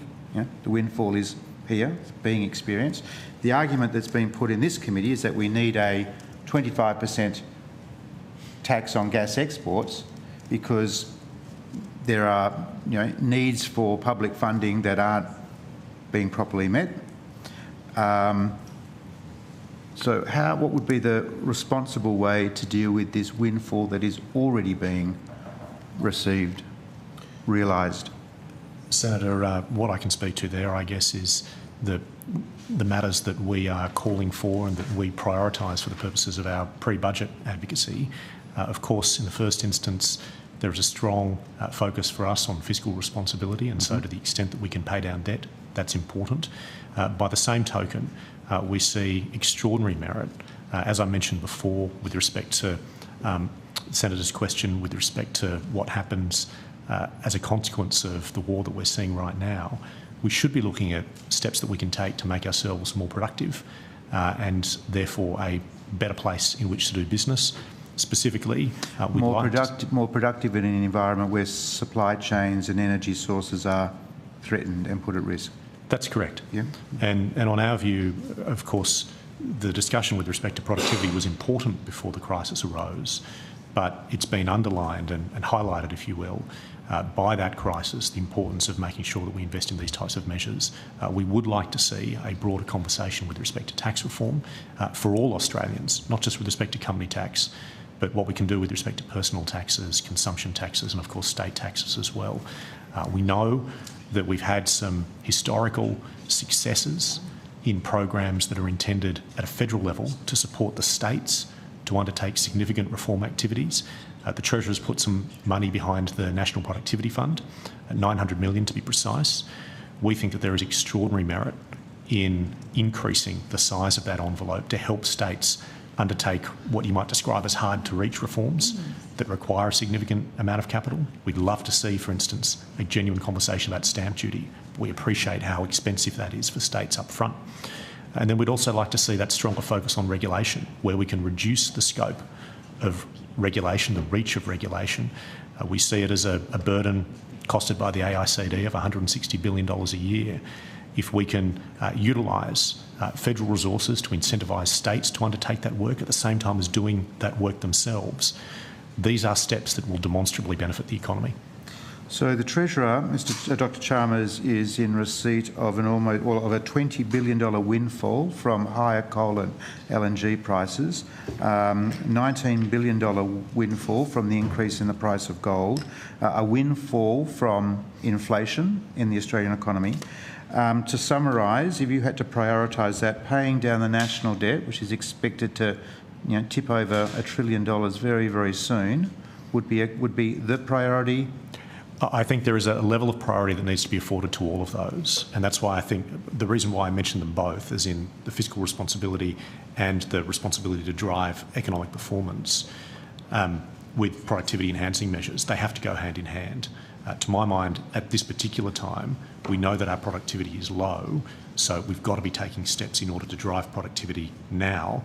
At the same time, we also see that we've got fiscal challenges, we've got 10 years worth of deficits that are projected, and we're going through a difficult time internationally, and that highlights the importance of having the strongest possible fiscal settings. So again, I stress it's a balance from our perspective. The need for, just one last question, if I may, Chair. The need for a windfall in the form of a 25% tax on gas exports has again been justified on the basis that there are cost of living pressures in the Australian economy. What are the causes of those cost of living and inflationary pressures in the economy from the BCA's perspective? Fundamentally, we see the lack of productivity, sustained lack of productivity. The last decade has yielded productivity growth of between 0.3 and 0.4%. That's partly true, but of course other economists would point to excessive government spending as a key driver of inflation in the economy. Does the BCA support that view? We would say there is no question that if we can take steps in the upcoming budget and beyond to try and reduce our spending, then we will take pressure off inflation, and that will in turn take pressure off the scope for the Reserve Bank to increase interest rates. But more broadly, we see that there is an overarching and extraordinary need for Australia to invest in productivity enhancement, because that's ultimately, as has been shown through independent modelling over many decades now, that's the best way of ensuring real wages growth so that Australians feel like they get ahead. I do need to wrap this up now. Yeah, that's right. Senator Smith, can I encourage you to put anything else on notice? Thank you for your time today. Sorry, I have one question. Oh, sorry, I didn't see that. Sorry, Senator Darling. Just one very quick question. Mr Black, in your answer to one of the questions to Senator Ghosh, referring to your trip, I think it was to Japan and South Korea earlier in the year, and your discussions with investors around increasing risks, I just wondered if you could talk a bit more about that, particularly given that Australia, as a long-term stable country, in terms of our broad democratic and political system, what are the inputs into investor concern around risk, given our long-term history in being predictable and reliable? Just so that we can really understand what it is they're thinking about. No, thank you, Senator. It's a very good question. And I should say that whenever I'm undertaking these types of trips, I always get feedback that Australia has a strong rule of law and a stable democratic system, as this process shows, and secure property rights, strong financial institutions, abundant renewable and natural resources, and so many things, therefore, that set us up in good stead. Of course, our skilled workforce and really the capacity for that workforce to be re-skilled reasonably quickly as well. These are all things that are positive for Australia. What we found in our visits overseas, and what is reflected also in the work that we've done on Australia's investment competitiveness through our Global Investment Competitiveness Index, is that we do stand up very strongly on those areas, like rule of law, like our trade settings and openness, and indeed on our energy settings as well. But where we really fall down is with respect to regulation and taxation settings. And what we hear when we're overseas is that there are other jurisdictions that are doing a better job with respect to those settings particularly, and that makes those jurisdictions at least competitive, and in some cases more competitive than Australia. What is challenging for us as a country is that we are seeing that those jurisdictions, and I'm specifically talking about here the United States and Canada, they are very actively seeking capital that might otherwise come to Australia. They're going out of their way to have competitive tax rates, to have efficient regulatory systems, and to have balanced workplace environments that mean investors are more inclined to place their capital in those jurisdictions. What does a balanced workplace environment mean? I beg your pardon? What does a balanced workplace environment mean? It means that you're striking the right balance between employer interests and employee interests. What we see in our feedback from members, and indeed the perspective that we've been putting forward, is that our system right now is out of balance, and the feedback that we have is that there are some systems that are better balanced. Again, that is reflected in the investment index that we've compiled. But the upshot of all of that is that when you consider it holistically, which is what companies do, we hear when we travel overseas that they are looking at other options as being at least as favourable, and in some instances more favourable than investing in Australia. So we can't stress enough, it is not the time for us to be making decisions that undermine those confidences. Thank you, Mr Black. Nothing further, Senator Darling? No, thank you. Thank you for your time today. For those questions you've taken on notice, please have those back to the committee by the 29th of April, and we appreciate you being here today. Thank you. Committee will now suspend and recommence at 1:55 if committee members are okay with that, 30 minutes. And we will have to make up some time this afternoon, so these are hard 5 p.m. finish. Great. Thank you. Thank you.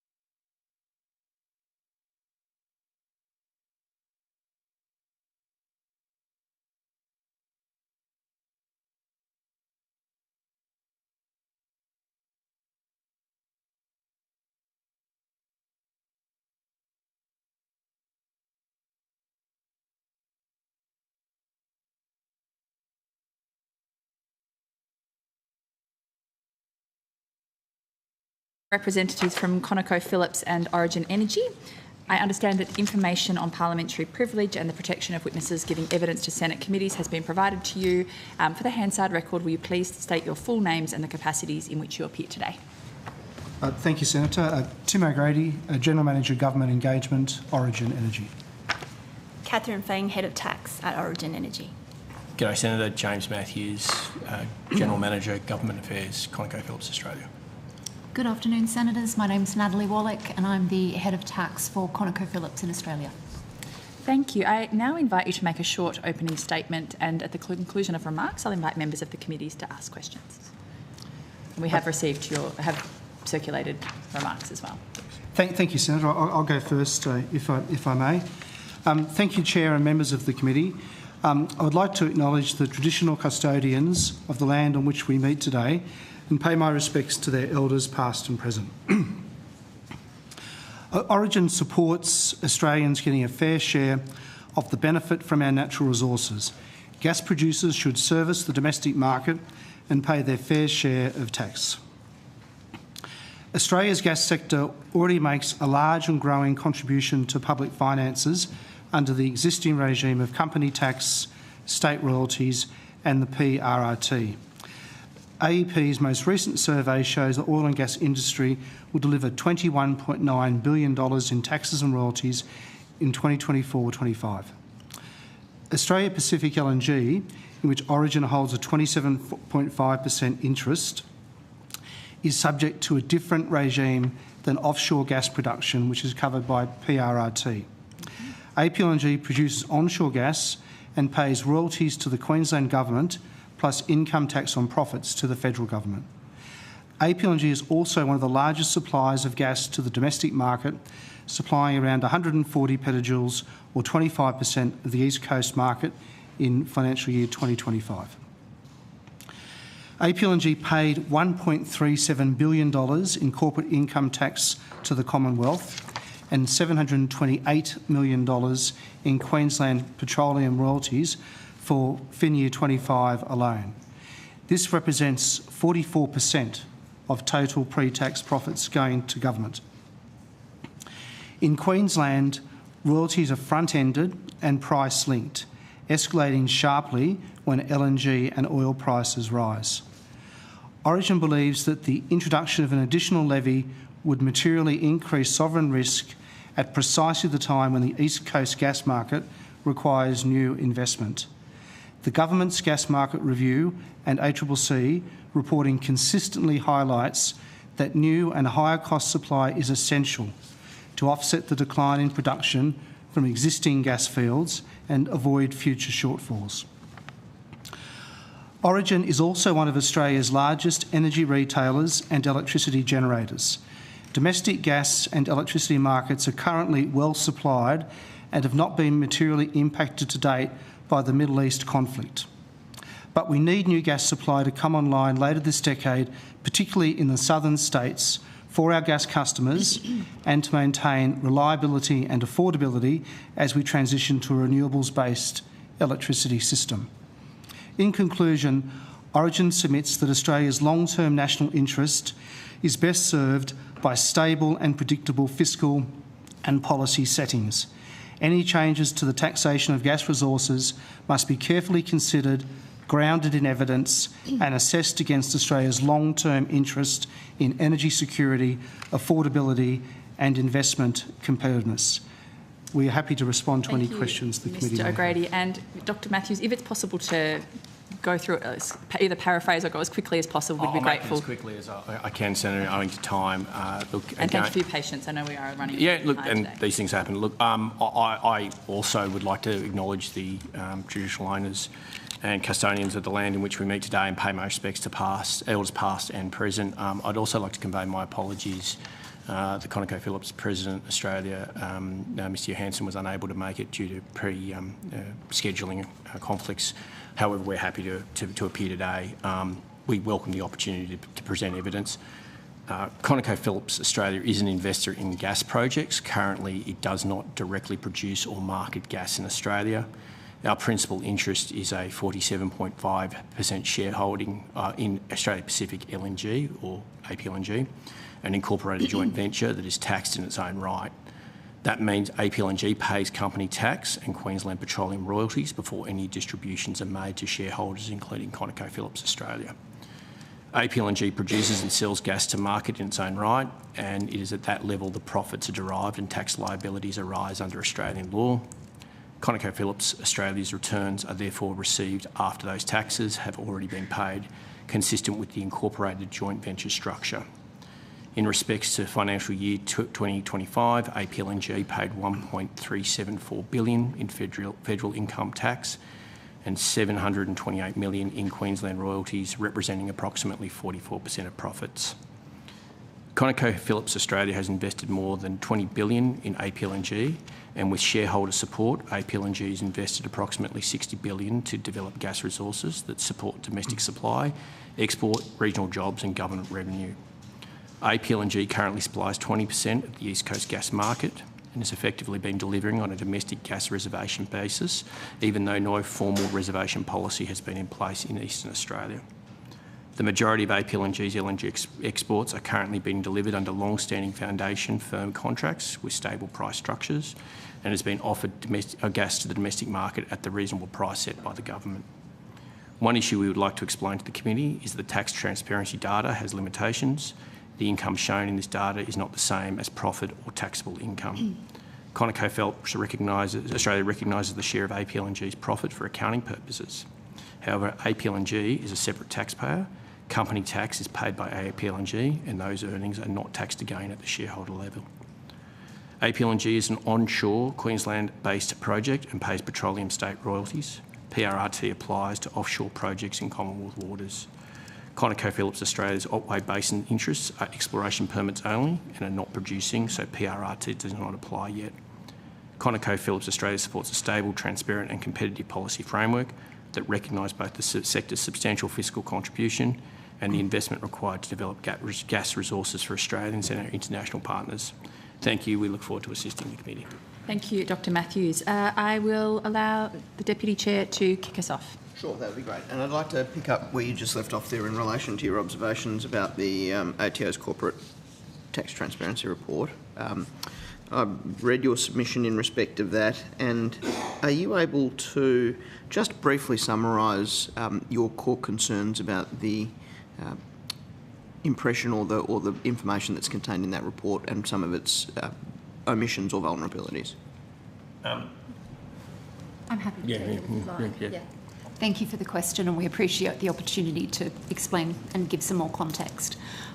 So I guess, as my colleagues have pointed out, the incorporated joint venture structure of our relationship means that there's certain information that is not necessarily disclosed in the report, and it can lead to misinterpretation when taken as a standalone document. It's important to be clear about what it does and doesn't show. What it does show is where tax is paid legally, but it doesn't show where that tax is borne economically in an incorporated joint venture structure. So it shows taxes paid by APLNG at the company level because of its incorporated joint venture nature. That means it's a separate taxpayer in its own right. But it doesn't show that tax is paid at the project level before distributions are paid to shareholders, such as, including ConocoPhillips Australia, who receives after-tax returns. So under our Australian tax system, company tax is paid once at the company level before profits are distributed to shareholders, and the system doesn't permit double taxation of those profits, those same profits, again at the shareholder level. Are you able to offer any guidance, and this goes to both Conoco and to Origin, about how this committee can obtain a detailed, accurate and comprehensive understanding of tax paid on offshore gas, on onshore gas, by companies across Australia? Thank you, Senator. For APLNG, I think the tax paid is quite transparent. As I said in my opening remarks, in total, APLNG last financial year paid $2.1 billion or an effective tax rate of 44%. So the Queensland state royalties are levied every year from first gas production, and then company tax kicks in when the companies start to make a profit, which APLNG, after going through the first 10 years of operation where it was recovering the high capital costs, is now in the position of being a profit-making entity and is paying company tax and royalties at an effective tax rate of 44%.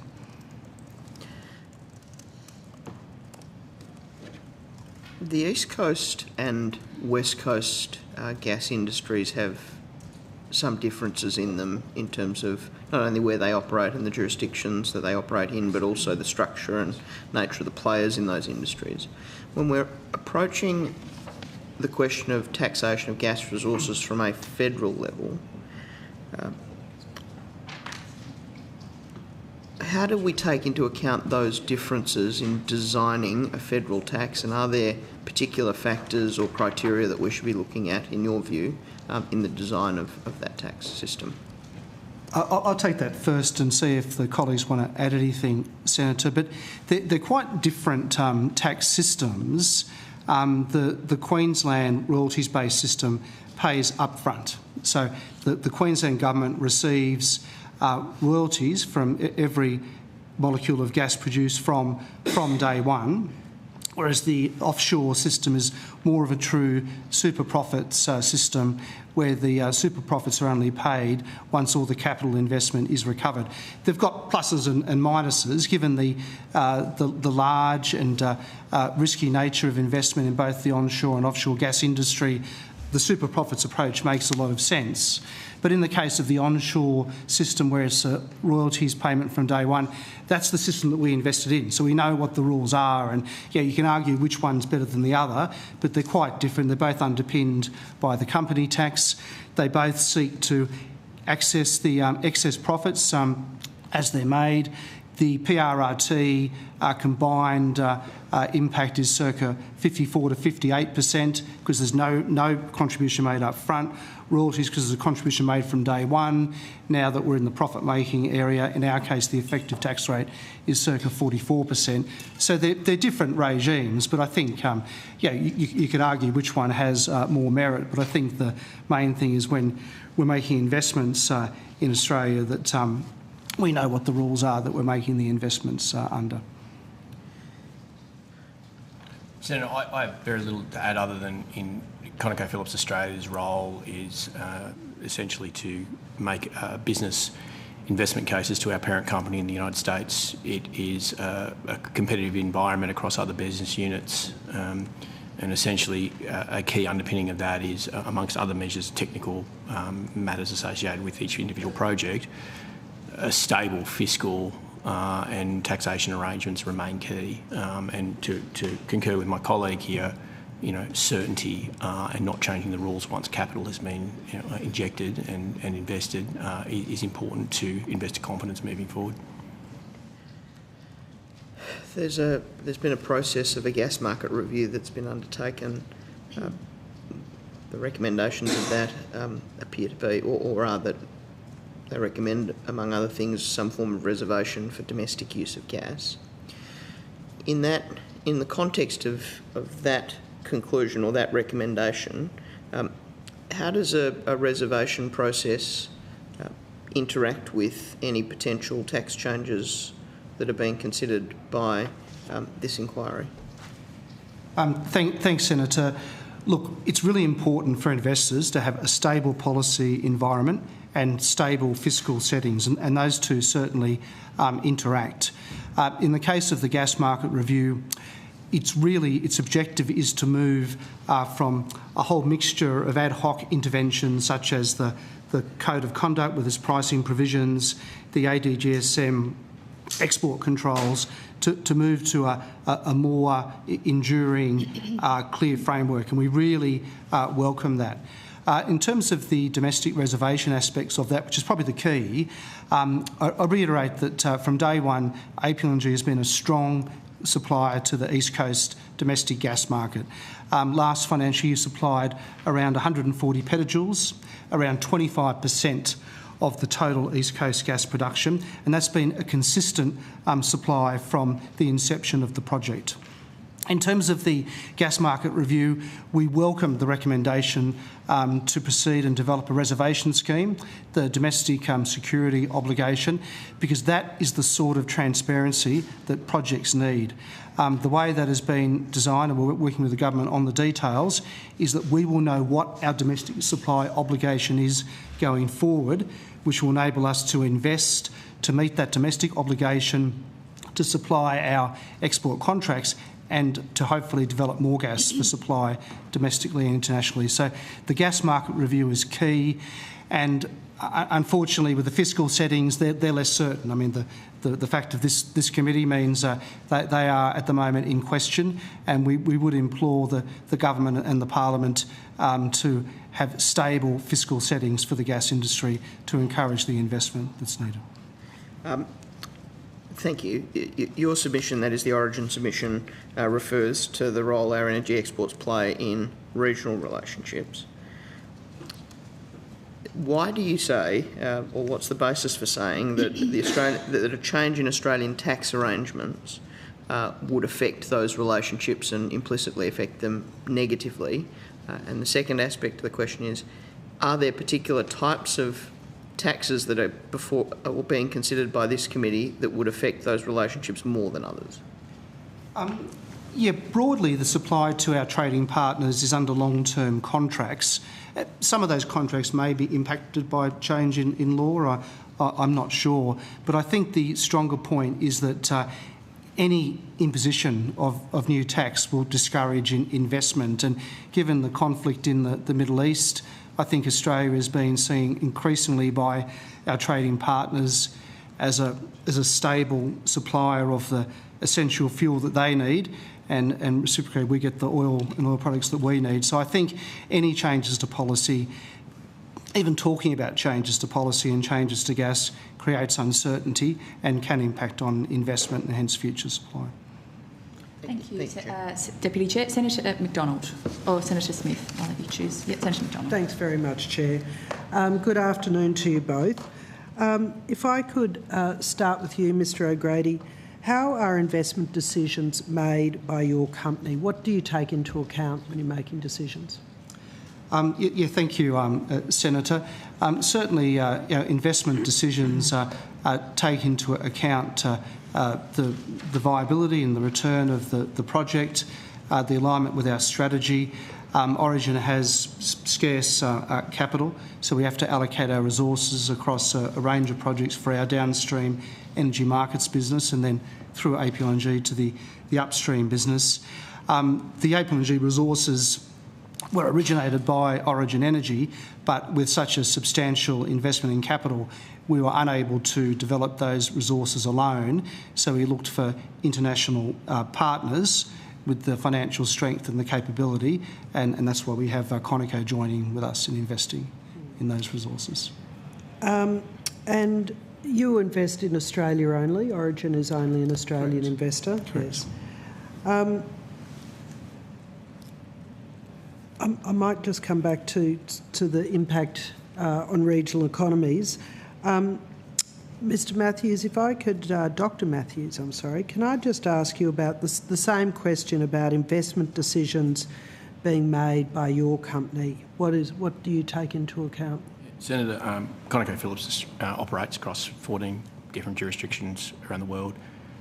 We make our best investment case for Australia, and those investments are allocated according to, again, a number of technical issues and also basically where the each commerciality of each project stacks up against each other.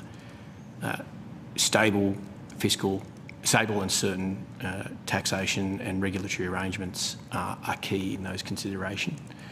It stands to reason that as we stack this up, the projects around the world, those projects that offer a greater rate of return, like any other business, are the more competitive ones. And certainly our view is there's a lot to like about Australia and close to Asian markets and key trading partners, and these are advantages, and a stable environment is something that, should the Parliament decide to review taxation, then it should at least consider, within respect, the competitiveness of how it stacks up against other jurisdictions. There's been a number of changes to the domestic gas market in the last few years. I understand that one of Conoco's responses to that has been to invest in the Otway Basin, and I see you've described it as still being an exploration lease. What's your intentions in that area? So, Senator, I'm pleased to say we recently conducted a successful drilling campaign, and we're assessing the technical and measurements at the moment. And the key point to that is reflective of the industry is that we've invested over $100 million into a project where we've got no guarantee of a return yet. It reflects the capital-intensive nature, upfront capital-intensive nature of our sector. And the investments and the significant upfront risks associated with doing that. As for the purpose of this committee, we don't yet pay PRRT on this, primarily because it's not at a production point at this stage. We haven't made the decision to progress with that, but we're reviewing it right now. Does Conoco provide its own drilling and expertise? Yes, Senator. Right. So do you partner with Australian businesses in the Otway? We have a joint venture arrangement in that project, but we, dare I say, across the whole, if you say economic ecosystem, we part with many Australian businesses. How many wells have you drilled in the Otway? 2 to date. Do you know what's the average cost of each of those wells? I can't provide the well specifically, but we've invested over $100 million. With your joint venture partner, a local Australian business, their investment has been taken at much personal risk. How's that relationship going? Senator, it's probably best that I defer you to the JV partner in that respect. JV partners made some public commentary around that. They're entitled to make that opinion. Very keen to see Australian businesses do very well out of gas investment in Australia. Given the Otway wells are domestic use only, it would be something that I think you would be well served to ensure that that partnership is successful. No further questions. Thank you. Thank you, Senator McDonald. I will go next, and just to note the disappointment that CEOs were unwilling to attend today's very important hearing, probably the most issue of most high public interest happening over the past week or weeks in the country, and it's hard to imagine a commitment that would surpass that. But thank you for attending in place of your CEOs. This inquiry, perhaps to origin to Dr Matthews and Ms Wallach, this inquiry has heard from many of the gas industry representatives that tax changes will make Australian projects uncompetitive. We've heard from Dr Ken Henry and former gas executives that this is simply nonsense. Dr Matthews, I think you said earlier that even talking about tax changes creates uncertainty and scares investors. Are you really suggesting that the public should just accept the current situation, shut up about tax reforms, and in order to get a fair share for Australians? Senator, I'd have to go and check the record. I don't believe I did say that. What I did suggest is that we consider investment across a global portfolio. What taxation arrangements take forward is ultimately a matter for Parliament, and we can assess that for projects going forward. I can't rule in or rule out what project investments we will go ahead with, other than to say that we would have to stack up each investment case according to the taxation arrangements that are ultimately decided by the Parliament. Could I also add, though, that in considering those changes, if the Parliament was to review that, we would ask of 2 things. One, that it be prospective, because we have put significant upfront capital under taxation arrangements, and the second thing that we'd ask is consider it to be that it is existing in a competitive environment where companies like mine are competing against other business units where that capital can be directed. Thank you, Dr Matthews. And my apologies, it was Mr O'Grady who actually said that comment, that even talking about tax changes creates uncertainty and scares investors. So I'll put it to you, are you suggesting that the public should accept the current situation, sit down and shut up? Oh, no, not at all, Senator. I'm just saying that if there are any changes, then they shouldn't be rushed in. They should be carefully considered in the light of what they mean for investment and security of supply, and done in consultation with the industry. That there's a lot of competition for investment in Australia. Origin has needed international investors to develop our resources. With our existing domestic supply, offshore Victoria in quite rapid decline, we need new investment, and we need new investment urgently. And key to realising that necessary investment is having a stable tax regime. Santos's GLNG project famously overpromised in its export contracts, so they had to come to Origin to strike a supply agreement in 2012 for fracked gas in Queensland. Has that contract expired, or is it still going? Yes, and that contract has expired, and Origin no longer supplies gas directly to Santos. And are you intending to renew that? No. No, the gas from that contract has gone into our domestic portfolio, and we use it to supply our domestic customers and gas-fired power generation. And so the gas at these fields hasn't been exhausted. No. There is a new intended destination for it, and that's correct. Domestic. Yep. To either, if a gas export tax was implemented by this Parliament, would you be able to pass through these costs to your customers, or would you have to renegotiate the contracts? In general, we would have to absorb those costs, and our customers, both domestic customers and international customers, purchase the gas under long-term arrangements. And do your existing contracts enable renegotiation when a country's tax or royalty regime changes? I'm not across all of the contracts. That sort of change of law, change of tax clause is contained in some contracts in general. My understanding is that it's not in our long-term international and domestic gas supply contracts. Did you or other senior executives receive any bonuses during... I'll go back one. How long into your income generated has covered the cost of capital on your APLNG project in Queensland? Commenced late 2015, I believe. Sorry, Senator, could you please just reframe that question? How long until your income generated has covered the costs of capital on your APLNG project? Okay, well, all right, thank you, Senator. The upfront investment to First Gas for the APLNG project in central and southern Queensland is about 35 billion Australian dollars, and First Gas was in 2016, and it was only, I understand, last couple of financial years that all of the tax losses have been recovered and we're in a tax-paying situation. Is that correct, Catherine? Yeah, that's correct. I can probably add to that. So financial year 2024 was the first year that I started paying federal income tax.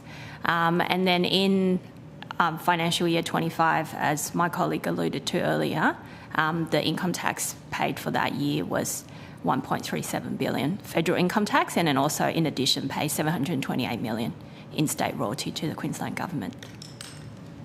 Thank you, Ms Feng. From 2000, this is to Conoco. From 2006 until 2020, you operated the Darwin LNG plant, knowing that there was a methane leak and failing to report or repair it. Greenpeace estimates the climate and health costs of that leak at $2.1 billion.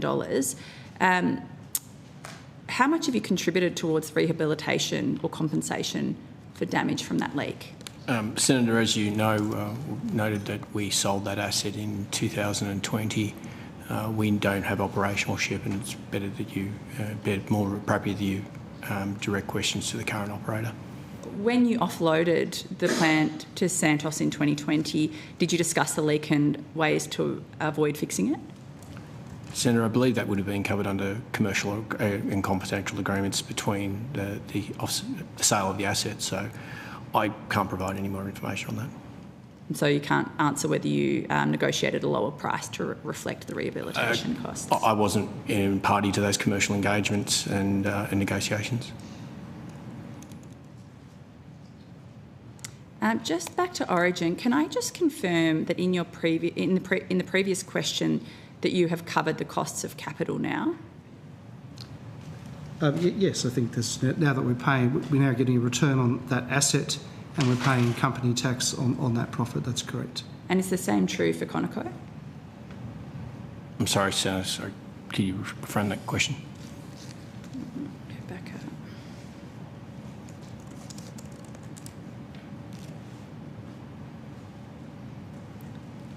Sorry.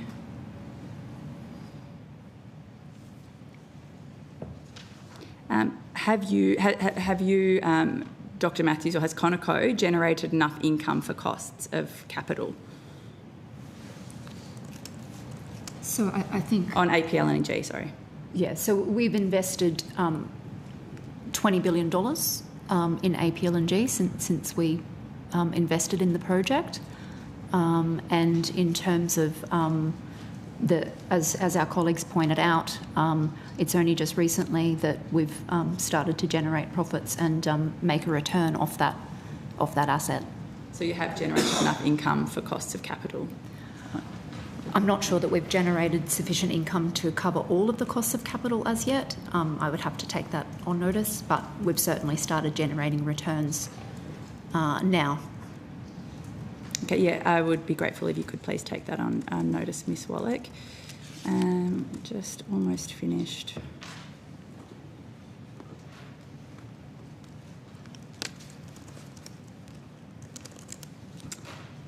No, look, I'll pass the call on. I'll move to Senator Pocock. Thank you, Chair. Thank you very much for your time this afternoon. Earlier, Ms Wake, the Shell Country Chair, confirmed that Shell, and she said 6 or 7 other companies, have funded the gas industry lobby group to conduct an advertising campaign. And I was just interested if either of you have contributed to that campaign. Senator, I'm not across the details of the cost of that campaign or how AEP raised it. It's just that maybe is a question that is better put to AEP. Senator, we're also members of AEP. Yep. We contribute through membership subs. Sure. And so neither of you are aware if you've contributed potentially $1 million to an advertising campaign? I'm not aware of the details, Senator. I don't believe that we have, but I'm not across all of the details of our fees that we pay to AEP and what they're used for. I assume $1 million would be in addition to fees. So I'll take it that Origin haven't, or you're unaware, but maybe if you can take it on notice. I'd be happy to take that question sure. on notice. Conoco Phillips. Yeah, I will too soon. So, Dr. Matthews, you're unaware if you've contributed to the advertising campaign? We paid membership subs, and I will provide the information on notice if that's okay. Okay. So, if on notice, how much you have contributed to that? Anybody else? Yeah, Ms. Fang, are you aware? Ms. Wallish, maybe you're more across the details than the two gentlemen here. No, I'm not personally aware of those details. I'm not either, sorry, Senator. Not? Okay, no one knows. You didn't see the evidence earlier? In and out, Senator. Sorry? In bits and pieces. Okay. You've got people watching from your offices? Are either of your companies running advertising against new taxes? No, Origin's not running any advertising against new taxes. No, Matthews? No.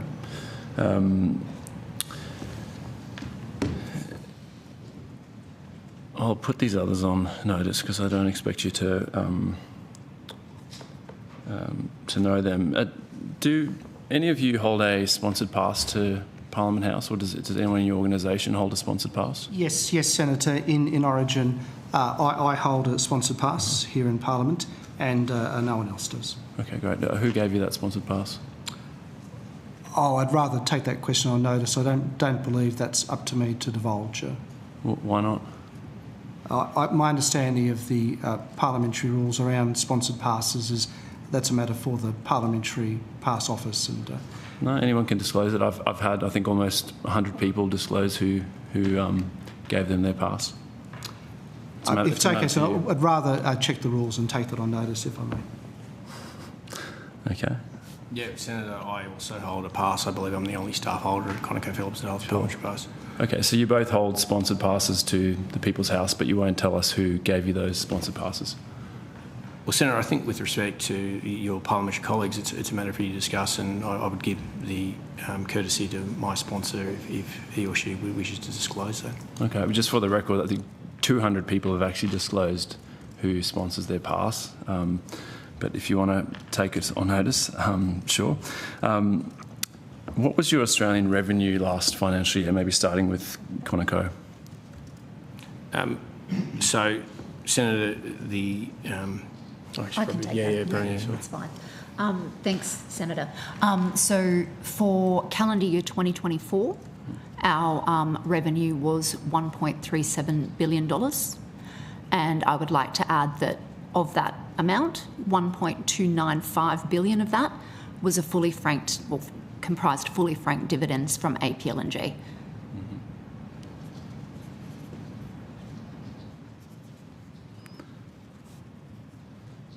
For Origin?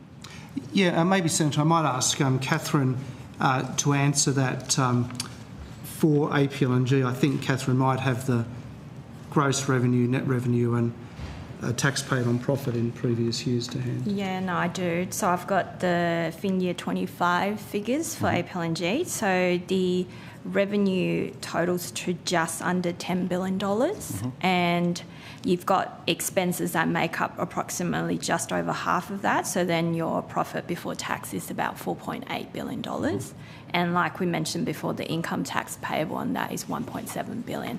So that's $1.37 billion, sorry. And so that's 30% of the profit before tax on the corporate income tax. And what volumes of LNG did each of you export last year? Yes, certainly, Senator. I'm happy to answer that for the project as a whole. So APLNG produced around 680 petajoules last financial year. And to put that in context, the total East Coast gas consumption is around 500 petajoules. So the APLNG project alone is larger than the entire East Coast domestic consumption. And then of that gas, of the 680 petajoules, about 500 petajoules is under long-term export contracts, and about 100 petajoules is under long-term domestic supply contracts. Then the residual 80 petajoules is uncontracted gas, and that varies from year to year, but that's generally sold about 50-50. So about half of that was sold as LNG spot cargoes overseas, about 40 petajoules, and about half was sold under shorter term and spot sales to the domestic market. So the total sales to the domestic market comes back to that 140 petajoules out of 500, so about 25%. Thank you. And do you know how much of that domestic spot market was sold to Santos and then exported? The domestic sales, I said spot.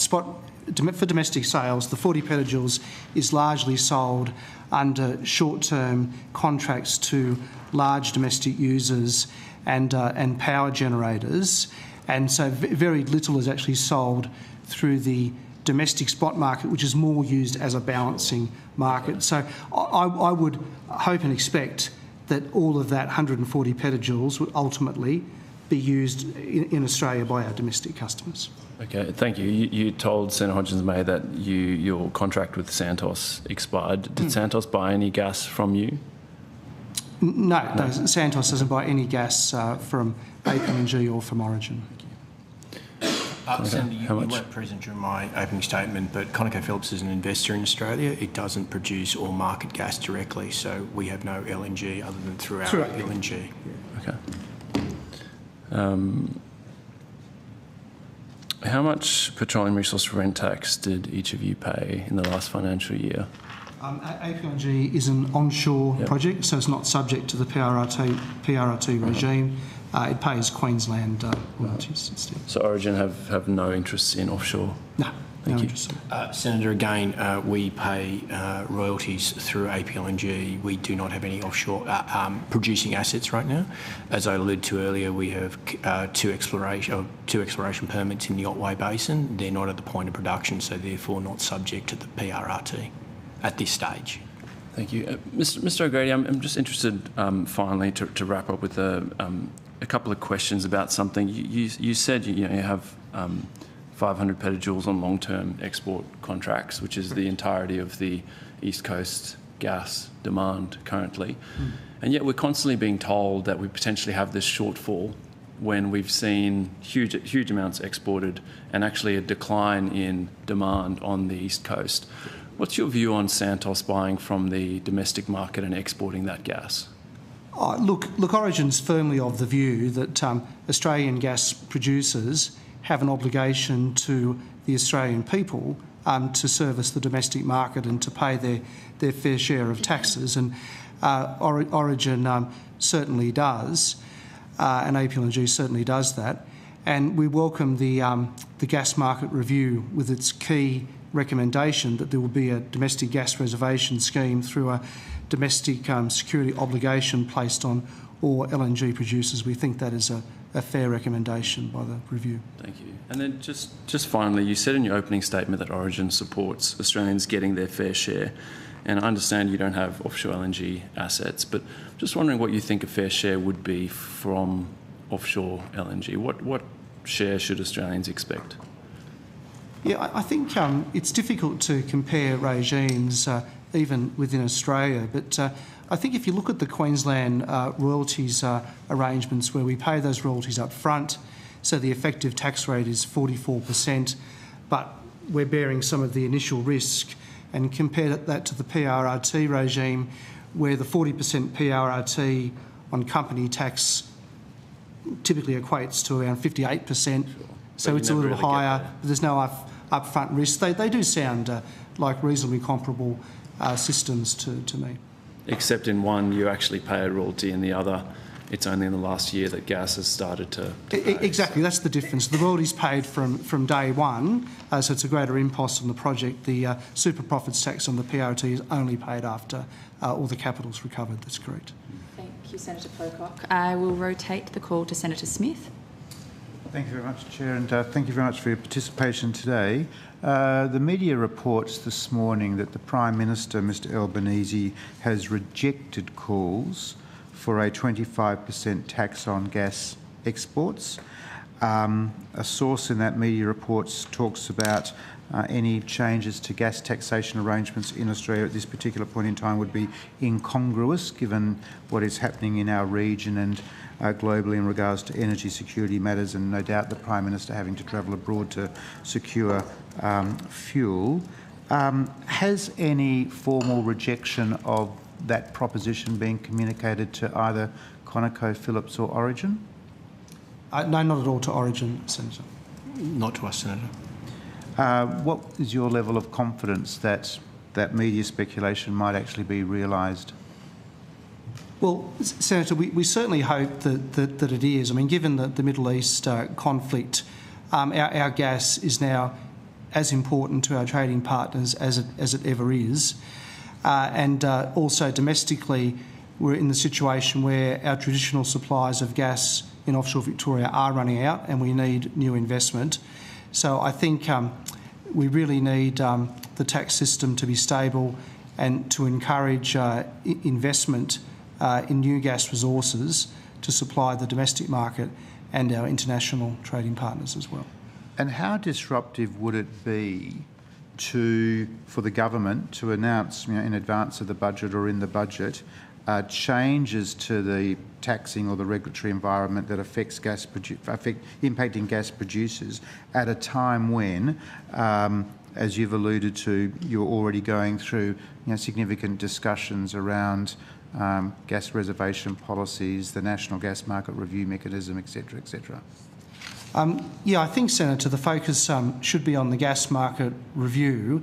The gas market review is a comprehensive review of all the policy settings in the gas market, and one of the main objectives of that review is to give investors such as ourselves confidence to keep on investing in gas. And that review has been carefully conducted in a consultative manner, and the recommendations have gone to government, have been accepted. Now the details being worked through with industry to implement in the second half of next year, and that's the kind of consultative, thoughtful process that I think we should apply to reviews of the policy and fiscal settings, because they do have a big impact on investment in new resources.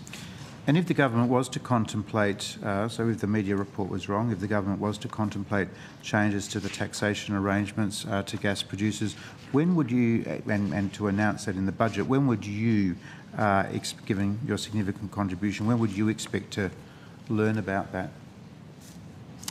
I think business doesn't like surprises and doesn't like changes that are applied without consultation or retrospectively. So we'd be very concerned about changes that were announced without proper consultation. We'd be very concerned about changes that might apply to a project such as ours, where we've invested $60 billion over the last 10 years. So we just would encourage the government to be very cautious about rushing through such significant changes, if they are indeed being contemplated. Thank you very much. Thank you, Senator Smith. Senator Hanson-Young. Thank you. Could I just ask, firstly, both to Conoco and to Origin, since 2022, have the profits your companies have had delivered to you from the gas industry, have they gone up?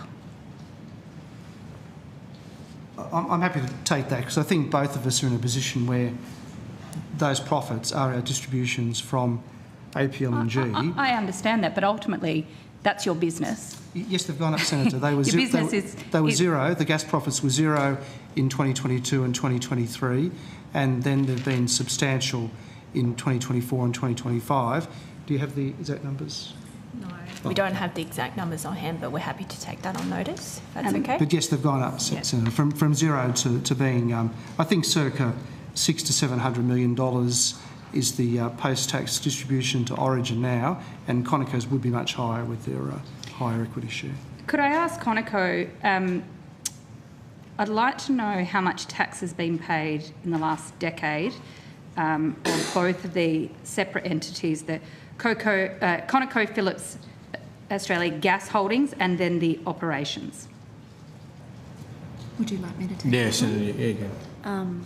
So, in respect to ConocoPhillips Gas Holdings, we divested that company back in 2020. The primary assets that we held at that entity level were our interests in Bayu Undan and DLNG, but we've obviously since disposed of those assets. In terms of DLNG was paying tax, so ConocoPhillips, DLNG was an incorporated joint venture as well, so ConocoPhillips paid tax through that investment. And then Bayu Undan, as you know, its tax arrangements are governed by the treaty between the Australian government and the government of Timor-Leste. Since then, we've divested of those assets since 2020, and as we've noted, our current portfolio consists of our investment in APLNG, and we pay taxes through that investment. Okay, but what I asked for was how much tax has been paid over the last decade into those particular entities.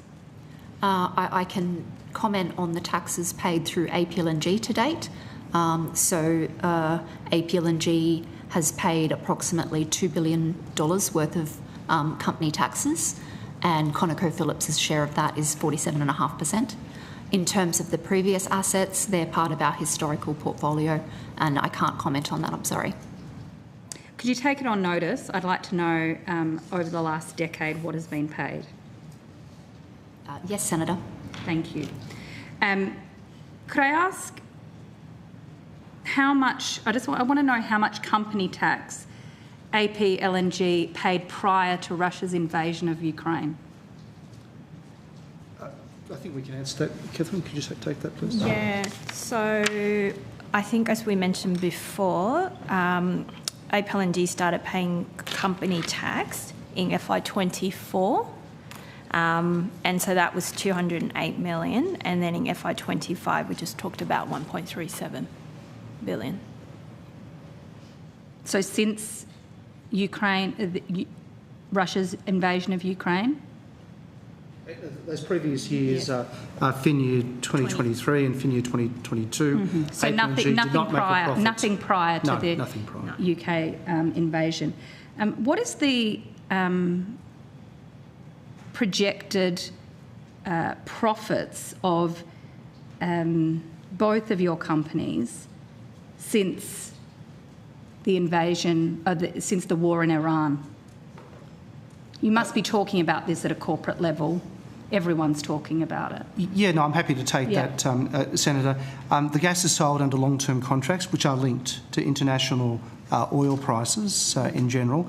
So as international oil prices go up, there will be an increase over time in the price that's received for the gas that's sold overseas. That oil price is lagged in and averaged in, so it doesn't impact straight away. If it was having a material impact on our current year's profit, Origins, we would declare that to the market. And because it's only starting in March, I don't think it will have a material impact on this year. Then it's a case of how high and for how long those oil prices persist. And if it is a scenario where they persist for a long period of time, then yes, it will flow through to additional profits for us next financial year. But I don't believe we have a handle on that at the moment. Shell told us earlier that it's going to double their profits. Their profits are going to double. So you're saying Shell is a special case and you're not? Oh, look, all companies are different. I think it would depend on where oil prices were at and for how long. Certainly you could create a scenario where oil prices were very high for a long period of time, and it would be conceivable that profits could increase by those sort of levels. I don't think people really are forecasting, Senator, oil prices at that level, and certainly we hope that the conflict is resolved and that the oil flows and prices do not stay high. But in the event of elongated increased oil prices, it will flow through to increased earnings. And what about in relation to ConocoPhillips? Senator, I'm not in a position to provide forecasting assumptions. That's filed under the SEC law in the United States. Sorry, could you speak up? Sorry, that would be filed under US SEC filings. That's because you're a US-owned company? We are a US-owned company, so it would be filed there, and I'm not in a position to provide any forecasting. I certainly haven't seen any across my desk. But you wouldn't be surprised at the suggestion that profits are going to skyrocket as a result of what's going on. You're in the business. Senator, it could be conceivable. I just don't have forecasts to present to you. How much... Last question. How many people does ConocoPhillips Australia employ in Australia? Senator, last estimates, please allow me to double check. We've just gone through a process of consolidation. Last check, I think we're about 300. But again, that reiterates that we are an investor in oil and gas projects in Australia. I've got some other questions I'll put on notice. Thanks. That's Young. Okay, there are no other questions. I'd like to thank you for your time and remind you to provide any responses to questions on notice by April 29th. Thank you. I now welcome representatives from Tax Justice Network Australia and the Centre for International Corporate Tax Accountability and Research, appearing in person and by video conference.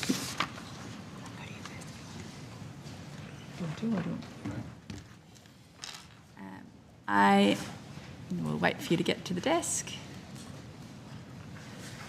I understand that information on parliamentary privilege and the protection of witnesses giving evidence to Senate committees has been provided to you. For the Hansard record, will you please state your full names and the capacities in which you appear today? Dr. Mark Zerntak, spokesperson, Tax Justice Network Australia. Thank you. Jason Ward, Principal Analyst of SICTAR, the Centre for International Corporate Corporate Tax Accountability and Research. You might have run out of your time for an opening statement now with that title. I do invite you both to make a very short opening statement. If possible, we are behind time today. But Jason will be the person making an opening statement. Over to you, Mr. Ward. Thank you very much. The Tax Justice Network Australia advocated intensely more than 10 years ago around the lack of tax and royalty payments in Australia's then emerging offshore gas industry. While there has been some significant progress in corporate tax payments, there's also major unfinished business. Back then, we called out Chevron and Exxon for the lack of any corporate tax payments, and now, after public scrutiny, legal and regulatory changes, these global oil giants are among Australia's top corporate income tax payers.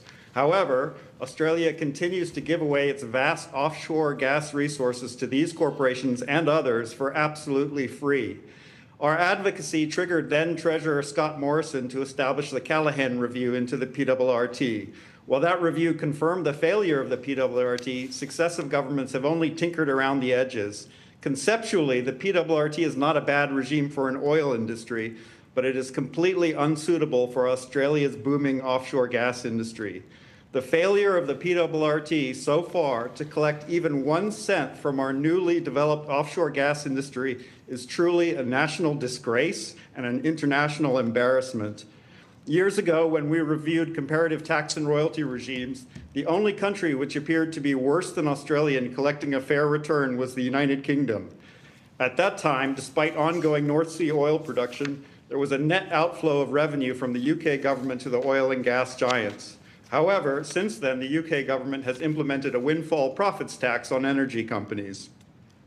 While I noted that some of the oil and gas corporations have begun to pay corporate income tax in Australia, others have, to date, paid none or very little. SICTAR has done research, not published, on the 6 largest oil and gas industry corporations that paid zero corporate income tax in the 2022-23 financial year. The biggest example is the Ichthys project, operated by INPEX. By revenue, it is the 32nd largest corporation in Australia. Despite starting production in 2018, the project has not paid 1 cent in corporate income tax in Australia, while generating revenues of over $43 billion based on ATO corporate tax data. It is worth noting that INPEX is 22% owned by the Japanese government, and that the Ichthys project supplies more than 10% of Japan's LNG imports, Japan being the world's largest importer of LNG. While the Ichthys project, like others, has the right to recoup its investments, our analysis found that the project was structured in such a way that much of the revenue generated from Australian resources appears to be shifted offshore through complex related party transactions.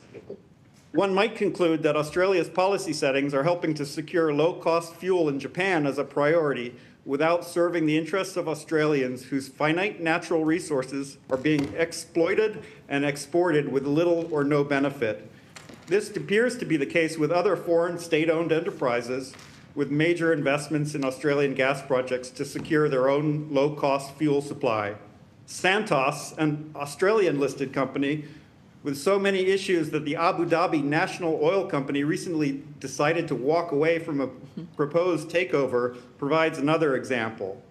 According to the ATO data, Santos Limited earned more than $8 billion in revenue in 2023-24, making it the 48th largest corporation, but paid zero corporate income tax in Australia.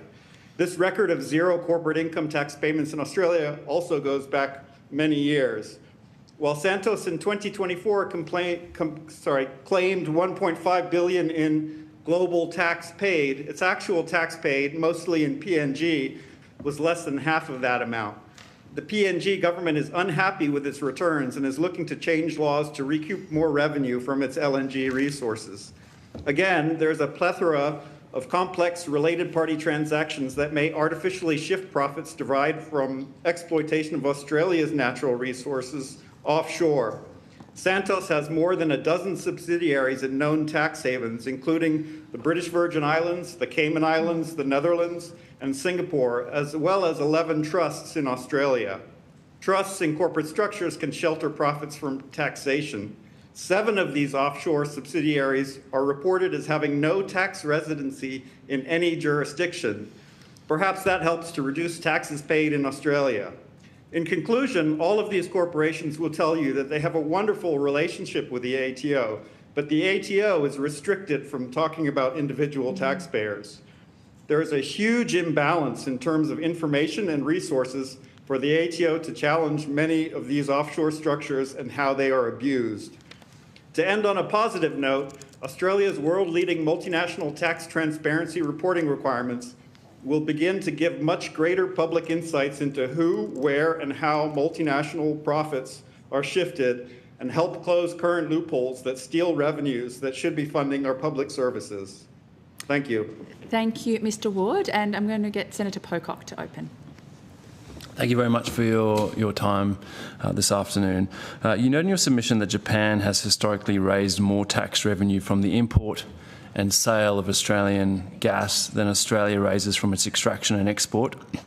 You touched on this in your opening statement just then. Can you elaborate on that comparison for the committee and explain what it tells us about the adequacy of our gas settings as the second biggest exporter of gas in the world?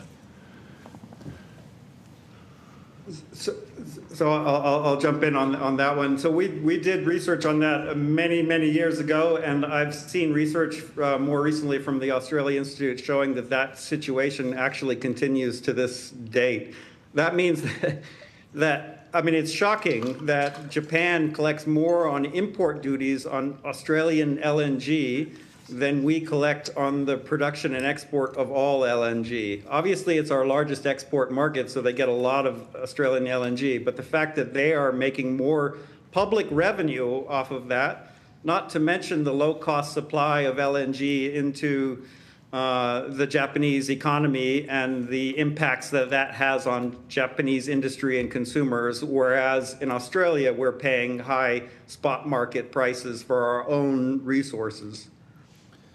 And several industry submissions to this inquiry cite the oil and gas sector's claims of paying $21.9 billion in taxes and royalties and payroll tax and everything else that they lump in. And we've heard today that they've got at least $7 million, probably closer to 10 at least. We'll try and find out to run a campaign against the tax.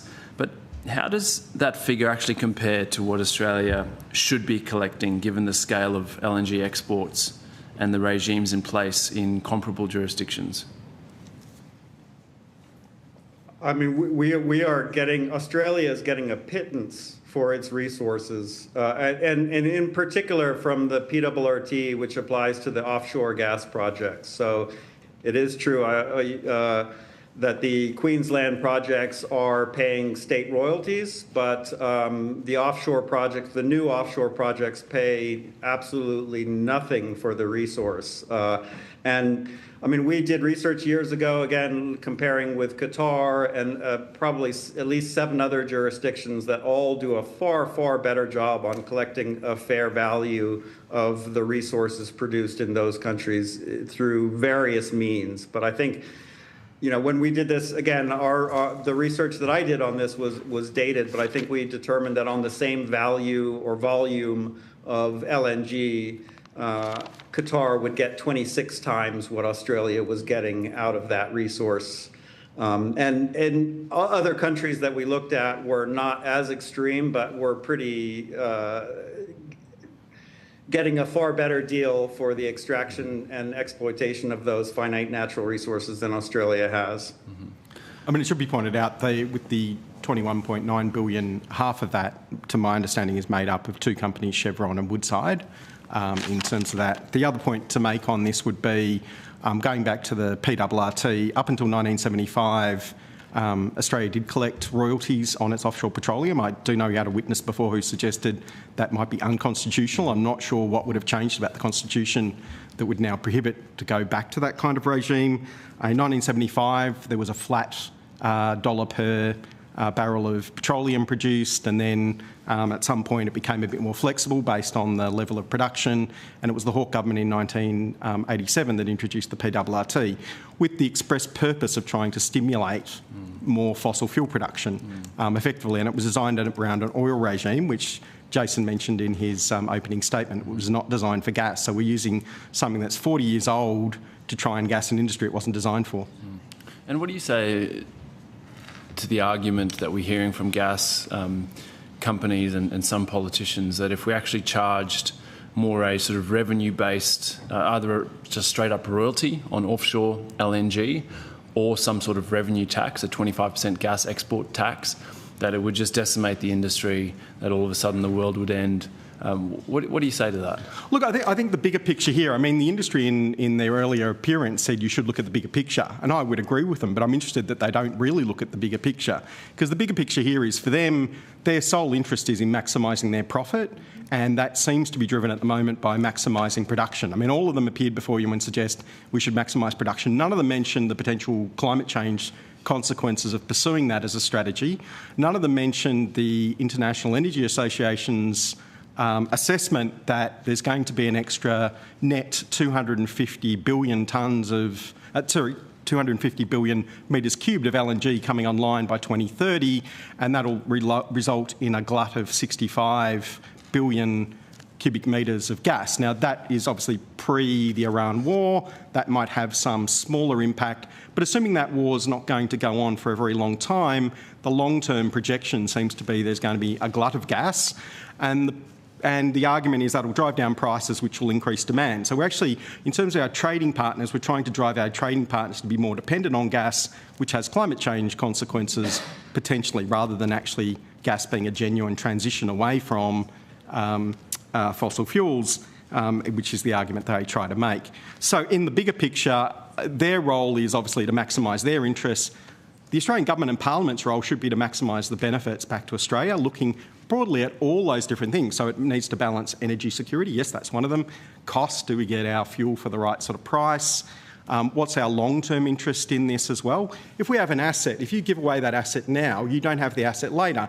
I mean, who of us, when we have an asset, sort of go, well, wait, we'll pick a point in the market where the price is really low and we'll sell our asset to get the least return. The Parliament and the government should be managing our assets for the maximum benefit for Australia. And if others are dumping gas into the market at a low price, then it might make more sense to buy more gas and have less domestic production. It is tricky, though, to manage because, obviously, the gas deposits aren't something you can just say, well, tomorrow I'm going to sell it or not. They do need to be developed, so it does require long-term planning. And also within that planning, the climate change considerations should also be part of those overall considerations. So, yes, you need to look holistically, but there's a whole bunch of factors here that make this question quite complex, and, you know, there are different benefits and consequences for decisions the Parliament and the government make.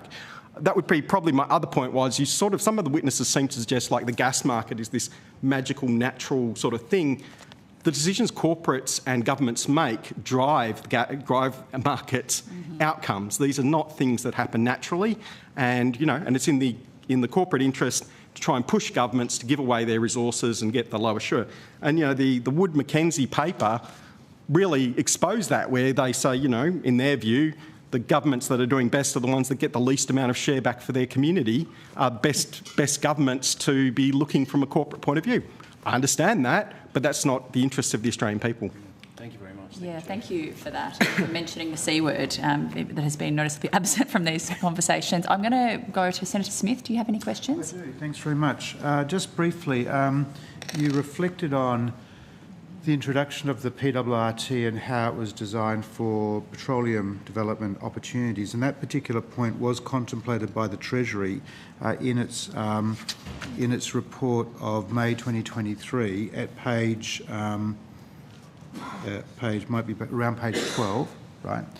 And then as part of that discussion, they contemplated, you know, reforms or enhancements to the PRRT to better capture what was being experienced in Australia in terms of LNG projects. So you said that the PRT, what I inferred from your reflection was that we've got a PRT system implemented for petroleum, now operating in gas, and therefore it doesn't fit. But in actual fact, there's a middle part to that, designed for petroleum, now operating in gas, but there has been an evolution of its design. Do you still, given that evolution and the improvements that were secured in 2023, and I remember us being across the table a number of years ago in Western Australia in regards to that particular debate, do you not think that the evolution of the PRRT to its current state and perhaps future evolution of the PRRT is not still the best way to capture some of these windfall gains? Jason, do you want to go first on this one, or? Yeah, I'll jump into that one. So there's still remaining a very, very fundamental flaw in how the PRRT is applied to gas, and that's the gas transfer pricing mechanism, which was a major discussion point in the Callaghan review and in the Treasury review that you referred to. And we still have a situation where the companies who have integrated projects and one arm is selling to another can decide the price of the gas resources that we as Australians own. These are our Commonwealth resources, and they get to choose a method which allows them to value the price of the raw gas as close to zero as they can possibly argue to get to. And so there is a recommendation that's already in the law to eliminate two of those options and to use what the OECD considers to be the world-class best standard, which is the net-back only approach. And if we were to make that change, and I'm using government estimates here, it would increase revenues from PRRT by some $90 billion over the lifetime of the existing projects that were studied back then. And I think that equates to about $3.3 billion per year. So we have a major problem in that the industry has something like, I haven't looked recently, but the last time I looked, like $300 billion in PRRT credits that are sheltering them from actually paying any of that in the first place. But if the value of the gas can be determined as zero, 40% of zero is not much. I can only keep up at the pace that I can keep up. I'm not the subject matter expert. So just to make sure that I understand this, we've had people appearing before the committee in the public arena arguing for a 25% export, a tax on gas exports.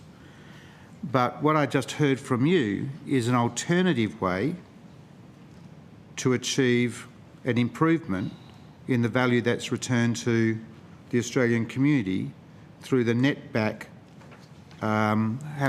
initiative, or a reform piece around the net-back, which was contemplated in those Treasury report of 2023, which you say is the direction in which the OEC would encourage countries like Australia to go, a pathway for Australia to go down. Have I understood that correctly? I would be thinking that Australia should be contemplating both measures, and in doing so would still be globally competitive in terms of the tax and royalty regimes applied to our offshore gas. Further reforms to the PRRT and a 25% So gas the export PRRT tax. is a super profits tax, effectively. So it operates as a super profits tax. It still doesn't replace, it's not a royalty, so you could still introduce royalties, which our submission suggests you could look at going back to a royalty regime as well. And in addition to that, you could say, well, if... Well, that's definitely not going to happen. You're definitely not getting both. And in fact, the Prime Minister has said today, the media reports have been, are to be believed, game, set and match, no changes to the... Major parties are saying no. Yeah. I think the argument, as you heard from me, the argument should be as the government, as Parliament and as government, the idea should be to be trying to maximise the benefit back to the Australian people in the long run. So not just thinking short term, but thinking quite long run. I mean, these are long-term projects. I mean, the industry turns up and tells you how long it takes to invest and set this up. I suppose what I'm trying to tease out is what is the suite of available options that might be available? Well, the one we've talked about, the gas transfer pricing mechanism, swapping to a net-back only mechanism, is a very easy fix. It's shocked us that no government has been willing to do it, because it doesn't actually require require any legislation even. But the Treasury document does contemplate sort of strengths and weaknesses around that, the netback approach. Yeah, but ultimately did recommend it. Okay. Thanks very much. Yeah. Thank you, Senator Smith. Senator Darmanin. Thank you. Senator Smith, you took some of my questions, so that's good. Hopefully we can pick up some time. Just in your opening statement, I think, sorry, my eyes are very bad, Mr Ward, I think, yep, you talked quite a lot about tax, the level of taxes paid to the oil and gas, paid by the oil and gas industry, and I guess what isn't available. And I think you also referred to some research that you are undertaking. I just wonder, you know, to the extent we've got the ATO tax transparency report, I think you referred to that as well, but do you have further information where we can find around detailed, accurate and comprehensive understanding of what tax is paid on offshore oil and gas and by offshore oil and gas companies across Australia? And is that sort of part of the research that you're doing to add to kind of the public knowledge on these things?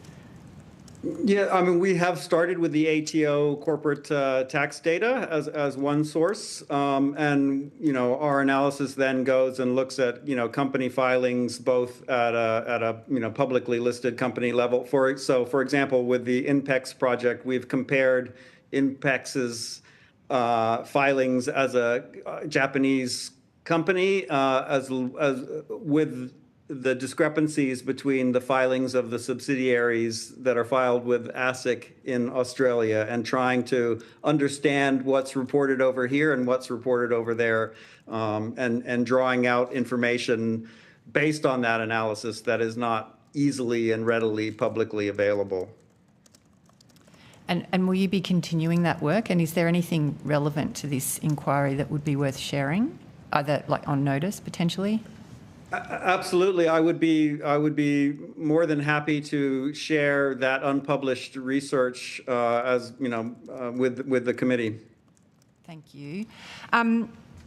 In your submission, there's been some discussion about the netback only approach.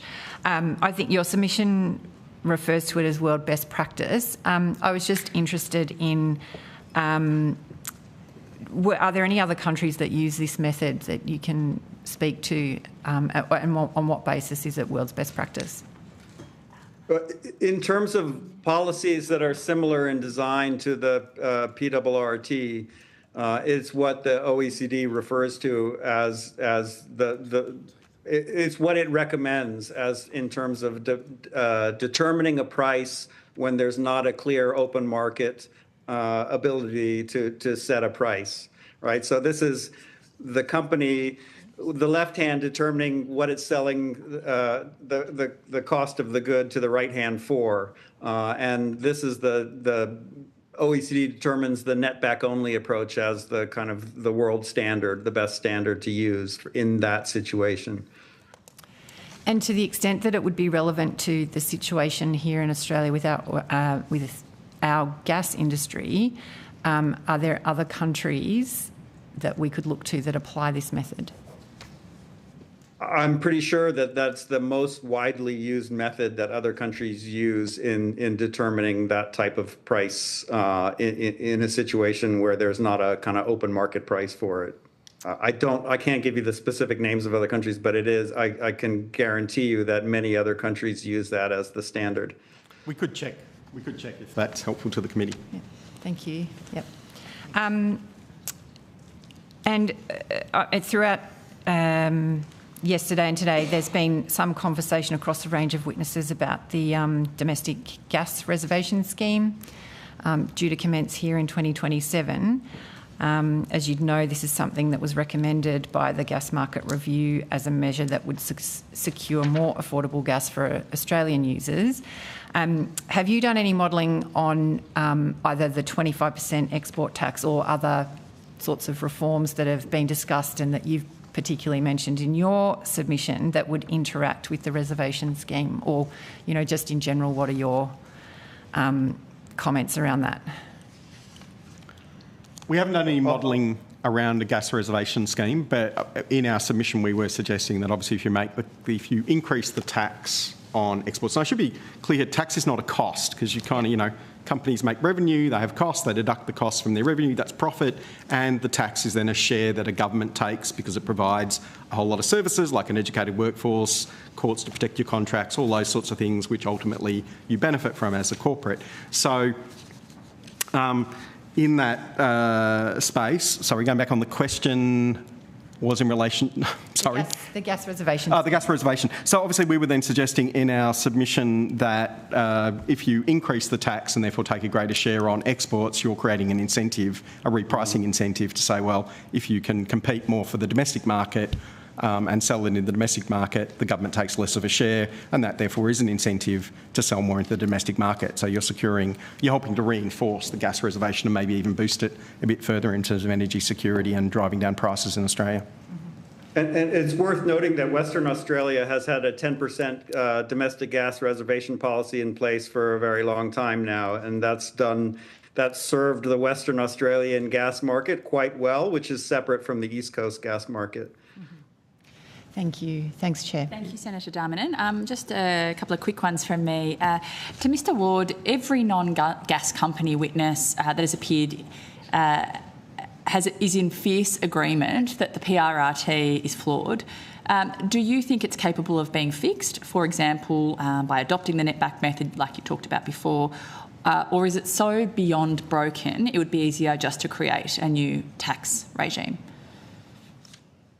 I mean, in my view, you'd be better off replacing it with a new regime because the industry has amassed, hundreds of billions of dollars in tax credits under the PRRT that will buffer it from actually paying what it should for years to come. So the current government has restricted 90% to 90% those credits that can be used. But again, that means that we're getting 10% of what we should be getting in terms of revenue for those goods. And so there were reforms that reduced the availability or the excessiveness of those types of credits, but they're kind of banked already. And a huge problem to the functionality of the PRRT actually collecting what Australians deserve from the exploitation and export of their resources. And that 90% cap doesn't actually get rid of the credits, it just spreads them over a longer period of time. And if the netback method was adopted, would it still take many years to see revenue flow? It should speed up that process, but it would still, not solve the larger underlying problem of having, hundreds of billions of dollars of credits stored and ready to use. Thank you very much, and I do look forward to seeing the report that you intend to submit to the inquiry. Senator Smith, yes. Very briefly, if I could, just to go back to a comment that was made earlier. You said that you were surprised that the government didn't adopt the netback option, given the way that the thorough way it was canvassed in the Treasury report. Why do you think it didn't adopt the netback option?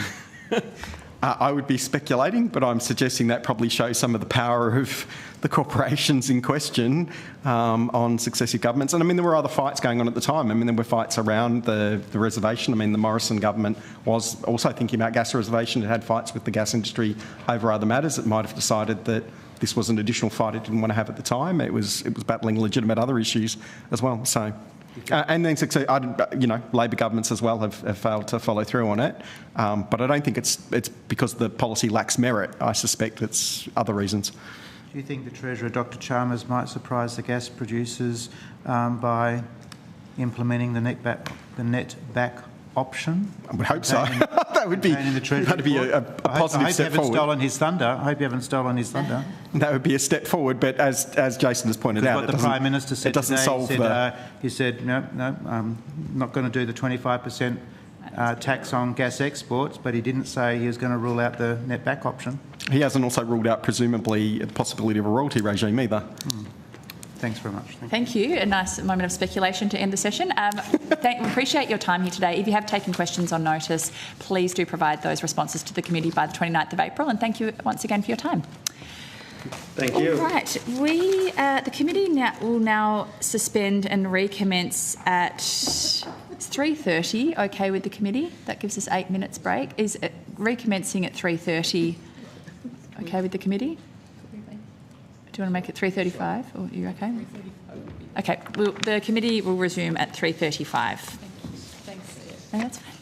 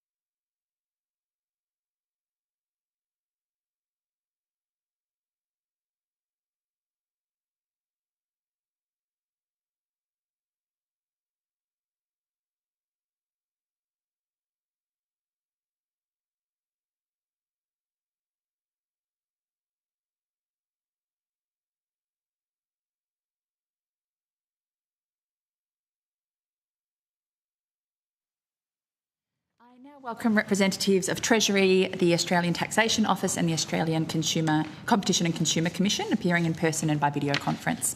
I understand that information on parliamentary privilege and protection of witnesses giving evidence to Senate committees has been provided to you. For the Hansard record, will you please state your full names and the capacities in which you appear today? Senators, my name is Marty Robinson. I'm the First Assistant Secretary for Corporate and International Tax Division at Treasury. I'm Susan Bultitude. I'm Assistant Secretary, Head of Corporate Tax Branch at Treasury. I'm Freya Carlson, Assistant Secretary of Domestic Demand, International and Trade Branch, also at Treasury. Simon Winkler, Director of Special Tax Regimes within the Corporate and International Tax Division at Treasury. Reece Manley, Assistant Commissioner, Australian Tax Office. Online, would you like to introduce yourselves as well?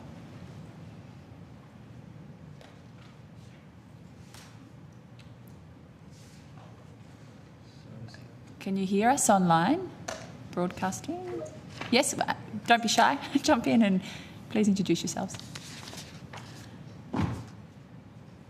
Muted. Okay. We can't hear. Oh, now we can. I'm not sure whether you can hear me. I'm actually a real bit of your manager of the gas market branch. Sorry, just one moment. We're just struggling to hear your audio.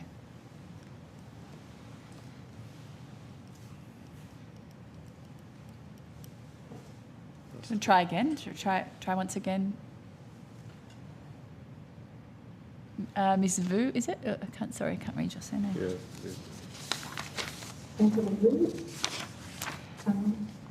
Okay. I think that's thank you, Ms. Wu. Could someone else please try just to see if it's Ms. Wu's microphone? This is Wallace Stark, efficacy. Yeah, that's loud and clear. Thank you. Mr. Stark, please go. Okay, I'll just quickly introduce representatives from the ACCC then, and hopefully we can sort audio out. I'm joined by Commissioner Breakey, as well as Angela Wu, General Manager of the Gas Markets Branch. I'm Stark, Director in the Gas Markets Branch. Thank you very much. I now invite you to make a short opening statement. Do you have a short opening statement you'd like to read today? Senator, we don't have any opening statements for Treasury, but I'm not sure if any of our other colleagues may. ATO, any opening statement? Or ACCC? No? Okay then. Then we will commence questioning. But before I do that, I'll remind senators that the Senate has resolved that an officer of a department of the Commonwealth or of a state shall not be asked to give opinions on matters of policy and should be given reasonable opportunity to refer questions asked of the officer to superior officers or to a minister. This resolution does not preclude questions asking for explanations of policies or factual questions about when and how policies were adopted. Commonwealth officers appearing today are also reminded of the Senate order specifying the process by which a claim of public interest immunity should be raised. A copy of the order is available from the Secretariat. I might kick us off and to direct these to Treasury. In May 2023, Treasury's review of the PRRT found that our system structurally undervalues gas for tax purposes. You recommended 11 changes to get better returns for the Australian people. Is Treasury... oh, okay, there's a microphone working with a noisy dog in the background. Be a good little button to have to press for... That was a tough question. Get the name for Hansard. Get the name for Hansard. Is Treasury revisiting those recommendations currently? Senator, I think the government's made some pretty clear statements around that recently. In fact, I'd refer to the Treasurer's comments that the government hasn't changed its policy on taxation of gas, and it's already taken steps on reform of PRRT to ensure Australians are getting a fair share for their exports. Nothing further to add? We heard from Origin and ConocoPhillips earlier that they have already generated the income to recoup their original capital investments. Does Treasury or the ATO know whether the other LNG projects are also in a similar position or when they will be?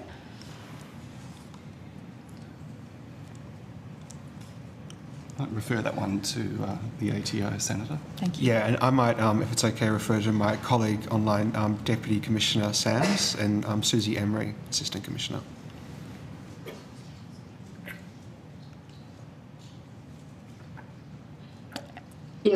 Assistant Commissioner Susie Emery. We'll take that question on notice, noting we don't talk about individual taxpayer information. However,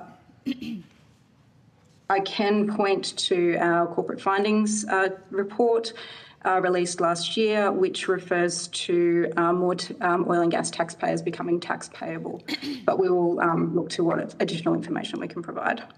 Thank you. And would the ACCC have any further clarity on that?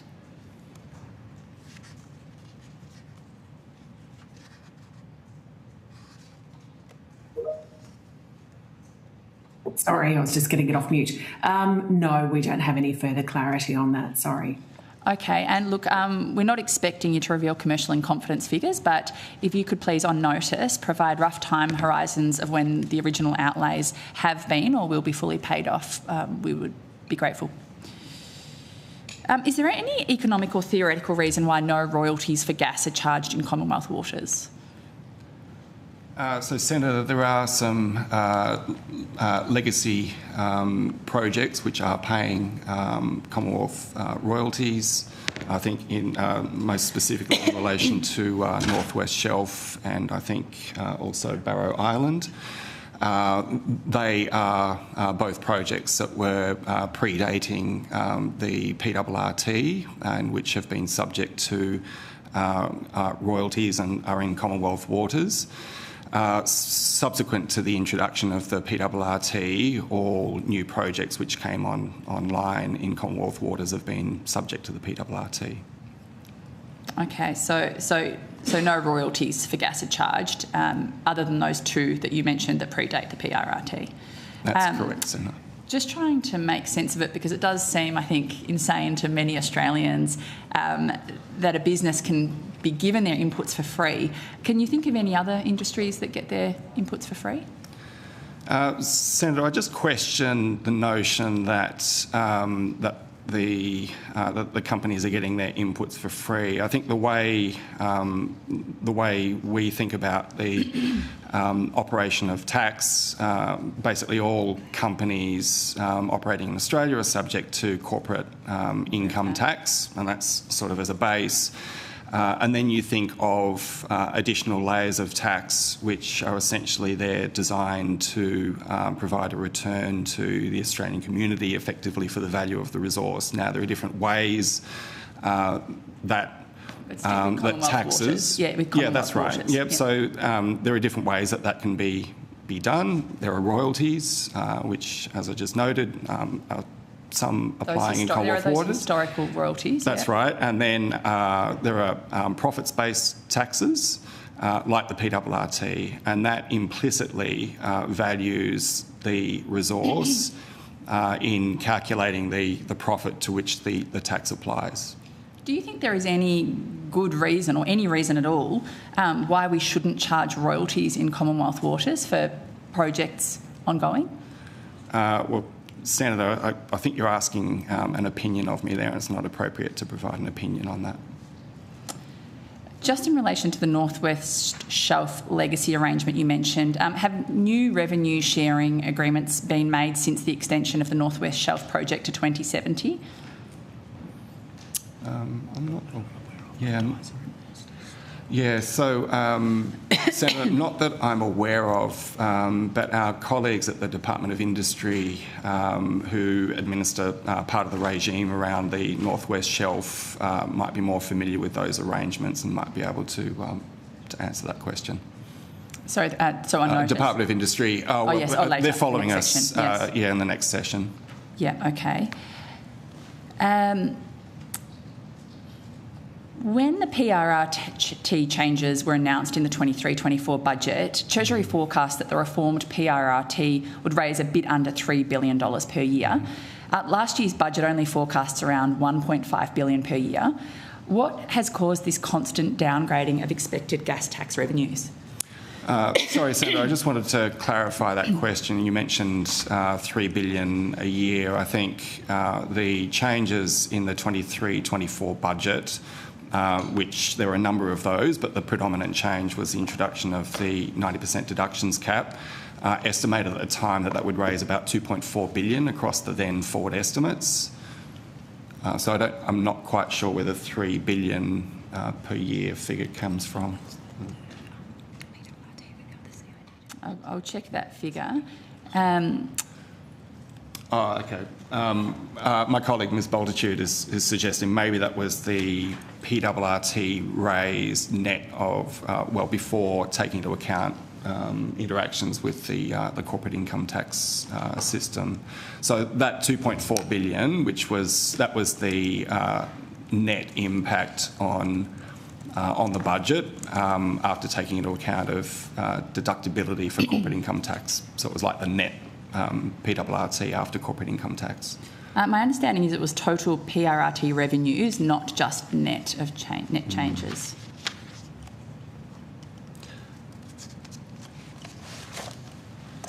Yeah, I'm sorry, Senator. I think we'll probably need to take that one on notice and come back to you on that. And in terms of the reasons why the numbers have fallen, so I think that was your question, why it's fallen since the why 2.4 billion. Forecasts have been downgraded. Yeah. So there have been a number of developments that have happened since then. So one is that the oil prices have moved around. So in the most recent MyEFO, the oil price assumptions are lower than at the time of the 2023-24 budget. And as I'm sure you're all familiar by now, the PRRT revenues are very sensitive to the oil prices. Another is production volumes. So there were some projects that revised their production volumes, so we took those into account.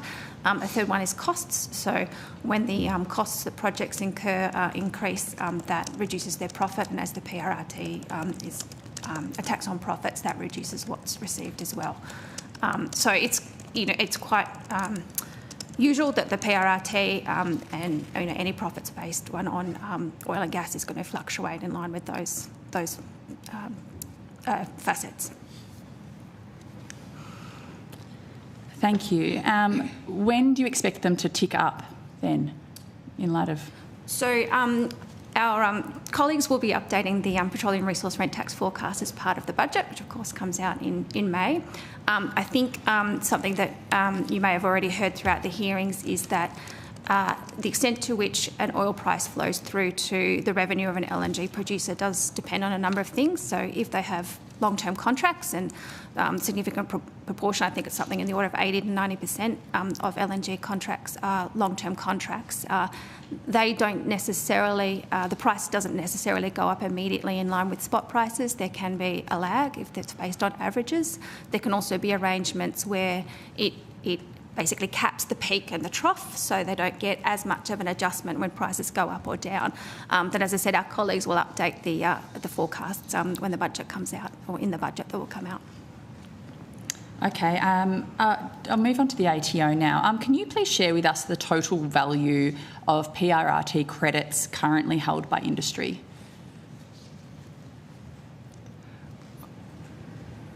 My colleague Susie Emery will address that online. Apologies, I was trying to come off mute there. Could you clarify what you mean by PRRT credits? Well, the credits that are assigned to these companies are able to use in order to avoid their PRRT payments, so the deductions they're able to claim. So the uplift credits. Okay. So as at 2023-24, which is the latest data that we have published, carry forward expenditure was $282,629,000,000.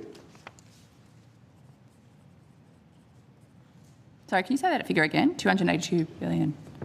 282,629,000,000. And that was on page 18 of the ATO submission. So does that mean that gas companies have to earn another $282+ billion before they would have to pay full PRRT? So PRRT is assessed on a project-by-project basis and entity-by-entity. So an entity's carry forward expenditure is offset against their assessable income, assessable receipts for that project. So individually, the taxpayer would not have that full amount of carry forward expenditure, but for the entirety of the current PRRT population to become payable, Yes, that amount would need to be. So across the entire industry, $282 billion before they would have to pay full PRRT. Senator, sorry, I might just clarify maybe two things that might be helpful to clarify. The first is, as Ms Emery said, these are actually assessed on a project-by-project basis. So it's not like the full $282 billion needs to be used up before anyone starts paying PRRT. The second point I'd make is that with the changes that the government made following the in 2023, that 90% deductions cap effectively means that PRRT is now being paid on 10% of the revenues earned, once that 7-year period after first production on projects has been reached. The Wood-Mackenzie modelling being relied on in many of the gas industry submissions assumes PRRT captures about 38% of profits from LNG projects. Are there any LNG projects in Australia that are paying 30% of their total profits in PRRT? Senator, maybe the best way to describe that is to think about how the PRRT operates, which is essentially over the life of a project. So I have looked through the Wood-Mac report, but not familiar with it in great detail. But in very general terms, the PRRT operates by allowing for deductible expenses that are incurred in the upfront construction of a project and then the ongoing operating costs. And they're deducted against revenues on an annual basis as they come in. And I think what that analysis is suggesting that over the life of a project, you would expect around 38% is I think, what that analysis would be telling you. Thank you very much. I will rotate the call to Senator Ghosh, Deputy Chair, or to Senator Darmanin. Or I can... Sure, no, I will. Sorry, I thought it might be going elsewhere. One of the challenges that I have come across in the course of this inquiry so far is understanding or having a full picture or map of where tax is paid by companies in the oil and gas industry, in what jurisdiction it's paid, under what category of taxation it's paid, and then by reference to what project it's paid in relation to for some of the taxes that are calculated on a project-specific basis. And I was hoping you may be able to assist me in terms of filling in some of those gaps, just where to look effectively in order to get those answers. I guess, Senator, it is a... there are quite a lot of layers to sort of work through in thinking about the different taxes, as you're pointing out. So at its fundamental level, there is corporate at the federal level. There's corporate income tax applies to all of those projects and the entities. There's petroleum resource rent tax, and I mentioned some of the legacy resource taxes that apply, or royalties that apply to some of the offshore projects. Within onshore projects, there are state royalties, and then companies will be subject to other types of state taxes like payroll tax and so forth. So it is a difficult... there's no single source of data that I'm aware of. I know industry has put together some aggregate figures. Some of the companies actually disclose tax transparency reports on a voluntary basis, which actually set out the taxes that they pay across those different taxes. That's probably one source of information that I would suggest. A feature of the oil and gas industry, it seems, is that there are a number of differences in the way that it operates offshore and onshore. And in terms of the country, the East Coast industry it has a range of different participants or types of participants than are present in the West, and there are a range of different arrangements to do with both taxation, and then also there's an existing gas reservation in the West and a proposed one in the East, or one that's currently under design in the East. in light of those differences, particularly the east-west distinctions, how does the Commonwealth, or how should the Commonwealth go about designing a federal tax regime that's applicable to the oil and gas industry? So, Senator, there is a tax that does apply federally, and that's, as I mentioned before, the corporate income tax does apply to all entities that are operating, regardless of whether they're onshore or offshore. I think then with onshore, as we've discussed, subject to state royalties, and offshore is predominantly the petroleum resource rent tax. I think, I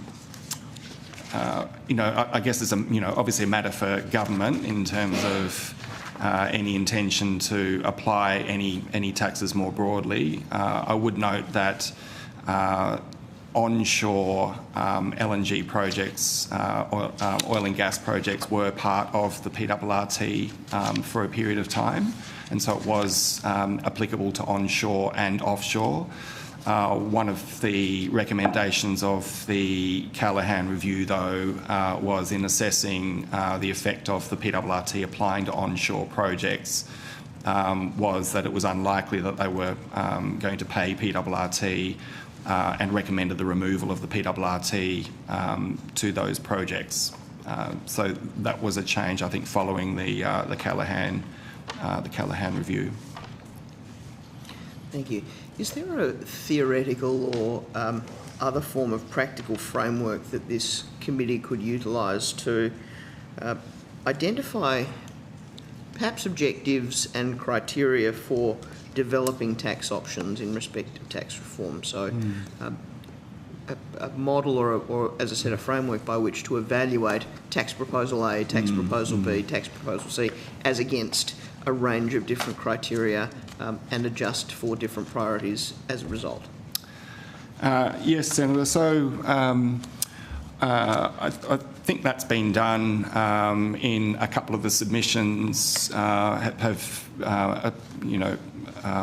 Looked at different forms of taxation in terms of work that's been done through Treasury in the past. I would also point to, I think the Callaghan review had some pretty good discussion around different approaches to taxation of natural resources. It sort of compared different forms of tax, like cash flow taxes, rent taxes such as the resource rent tax. It looked at state royalties, production sharing agreements and those sorts of things. And so I think there's some pretty good discussion in there which sort of takes through and sets out views around some of the impacts that those different taxes have on the timing of when revenues are received, of the impacts on investment incentives, on administration and so forth. So I'd probably refer to that 2017 Callaghan review for a good discussion. Thanks very much. Just to add, there's actually a table there on page 51 of the Callaghan review that does talk about some of the, it's taken from an IMF paper that talks about some of the objectives, government objectives of different regimes and what different types of taxation achieve. Another one that Treasury's put out some time ago now in terms of frameworks, but I think there's discussions of different approaches to taxes and things like the Henry Review in the previous government, and Rethink as well at other previous government papers. They do talk about, I think one of the challenges with taxation is you're always trying to minimise what we call the deadweight loss, the efficiency loss, and in this context, that includes where you don't have certain productive, profitable investments happening because the tax has acted as a disincentive, and that's an inefficiency, and something that as designers of tax, one of the things we try and do is minimise that deadweight loss. Thank you. Thank you, Deputy Chair. Senator McDonald. Thank you very much, Chair. Could I start with the ATO? I'm sure that you are dying to correct the record. There's been quite a bit of information about what the ATO may or may not have said in 2019. Would you like to correct the record about what was said? Thank you, Senator. And we did see that exchange, and my colleague, Deputy Commissioner Sam's on the line, will be able to address that. Thank you. Good afternoon. Thank you. I'll start just by reading the full quote referred to from 2019 before commenting. I understand the quote referred to is, Ms Saint said a small number of firms were systemic non-payers. They do cover all sectors of the economy and industry sectors. There are some notable sectors in that population, though, and one of those sectors that we do expect to see transitioning from their loss phase is the oil and gas sector. Many of the oil and gas companies have generated losses through the construction phase of their large offshore projects. As they start to come online, these taxpayers will transition to utilising losses and becoming tax payable. The ATO expects several large oil and gas companies to start paying tax in the early 2020s. In terms of what was meant at that time, the ATO has made a number of detailed submissions to Senate committees over a number of years in respect of oil and gas over the course of the Tax Avoidance Task Force, and I would refer the committee to our November 2019 submission around the same time of that relevant statement, because I think it provides some relevant context. At the time, we were explicit that the oil and gas project life cycle is such that it is expected that participants incur significant tax losses at the start-up phase prior to a period of utilisation of those losses in later years before they ultimately become tax payable, which I think is clear from the quote. I'd go on and say at the time of the relevant quote, subject to market conditions as well as firm tax administration on some critical issues. The 2019 submission also refers to key risks, including transfer pricing risk related to related party financing and supply chains. But the expectation was that a number of oil and gas companies would utilise carry forward tax losses and start to become tax payable over the short to mediate term. And if you look at the aggregated data provided in our more recent submissions, and that includes our 2021 submission and 2026, that is in fact what has occurred over time. So more oil and gas companies have become tax payable over time. And the latest corporate tax transparency data shows corporate tax paid by oil and gas for the 23-24 year, which is the most recent numbers reported, was 10.4 billion. So hopefully that provides some relevant context, but I'm happy to take further questions. No, that's. Thank you for clarifying that. There was some questions, or that my observation has been that some online influencers have been misquoting the ATO. There's no APRA or no one who pulls up claims that are inaccurately quoted. And so I thought it was important that the ATO had an opportunity to at least in this forum correct the record about what you did say. I want to move on to, we've heard from some witnesses yesterday that the gas companies pay little or no tax. You've just provided the $10 billion in 23-24. What does the ATO's data show? How does the oil and gas industry's tax paid to the Commonwealth compare to other sectors?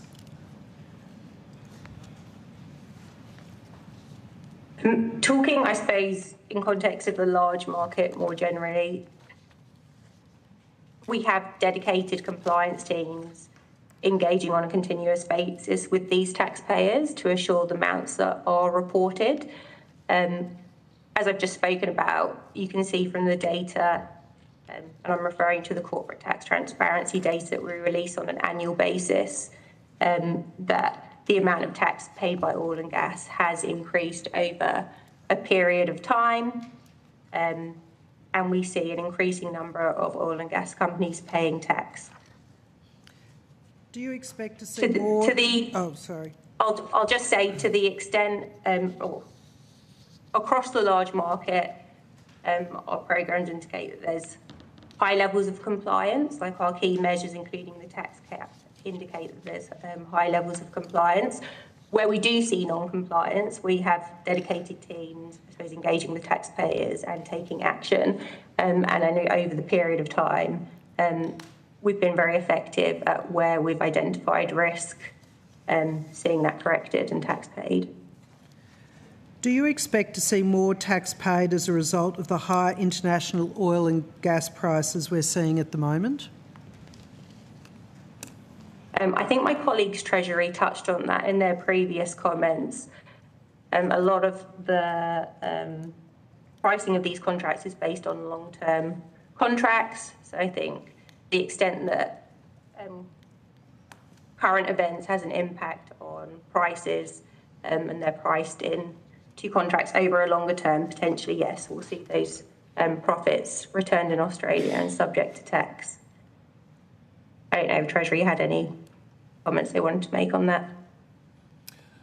No, look, the only thing I would add is, as was discussed earlier, I think one of the things that we saw through the sustained elevated prices following the Russian invasion of Ukraine was essentially a rundown of a lot of the accumulated losses in the corporate tax system by oil and gas producers, and that's what's led to that increase in tax paid. Now that those entities are in tax payable positions, you would expect that to the extent that prices, higher prices are passed through as a result of what's happening in the Middle East currently, that would also directly translate through to higher corporate tax paid.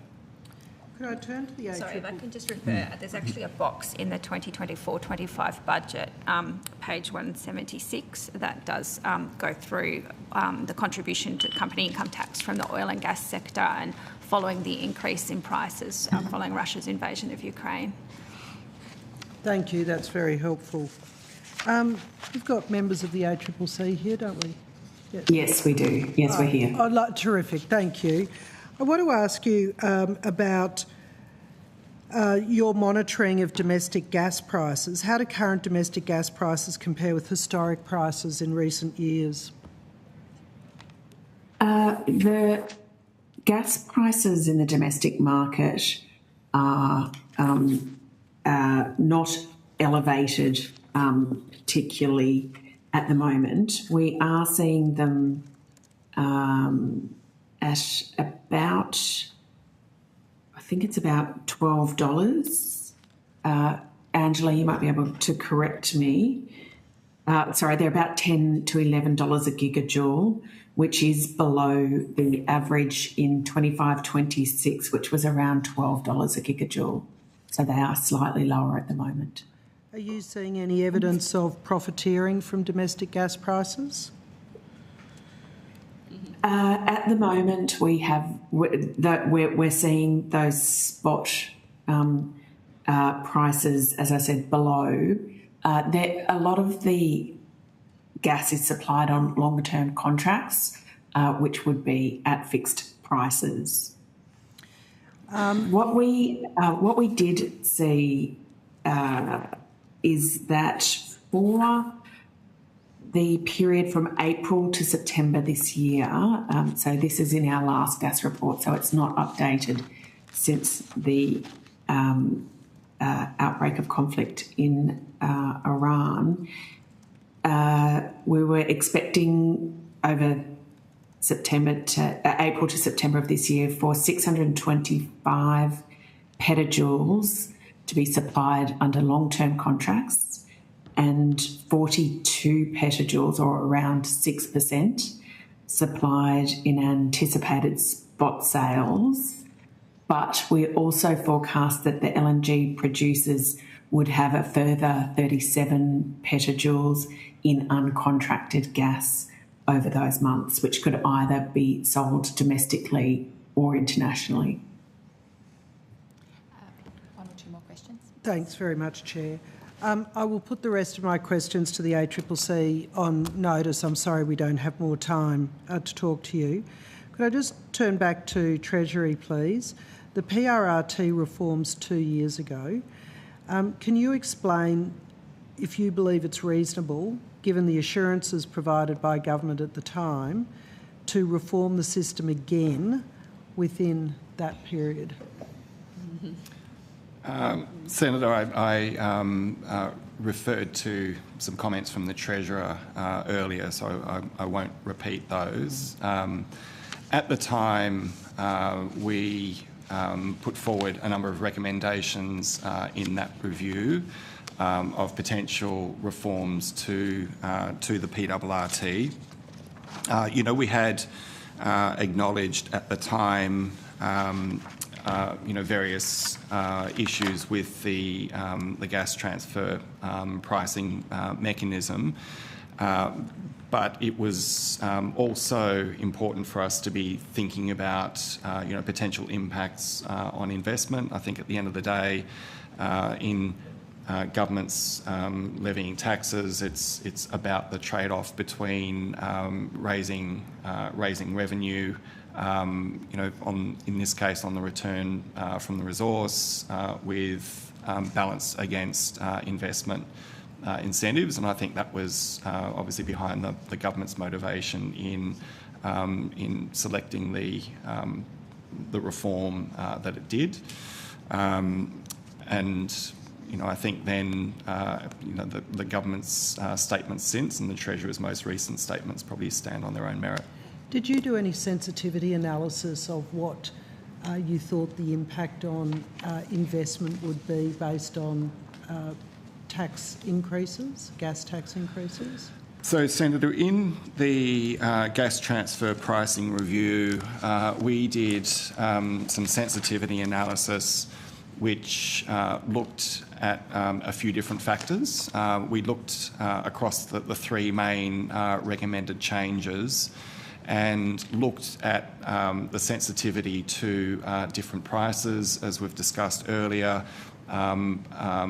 revenue from the PRRT is going to be very sensitive to commodity prices, and the different options had different impacts at different prices. We also made some assessments around what it would mean for existing projects and also thinking about potential new projects. In that analysis, and again, I'd just refer more generally to the 2023 report, but just in summary, our findings were that for existing projects, we took the view that it was unlikely that any of the recommended changes would cause existing projects to become uneconomic. But we did note that there was a potential for, depending on the different options and again at different prices, for potential for adverse impacts on new investment. I do need to rotate the call now. We're running down time on our final witness block. Senator Pocock. Thank you very much, Chair. Thank you for your time this afternoon. I was just interested, of the PRRT paid last financial year, how much of that was from gas facilities as opposed to oil? Senator, I might see if the ATO wants to respond to that. I think we've had a similar conversation at Senate estimates previously.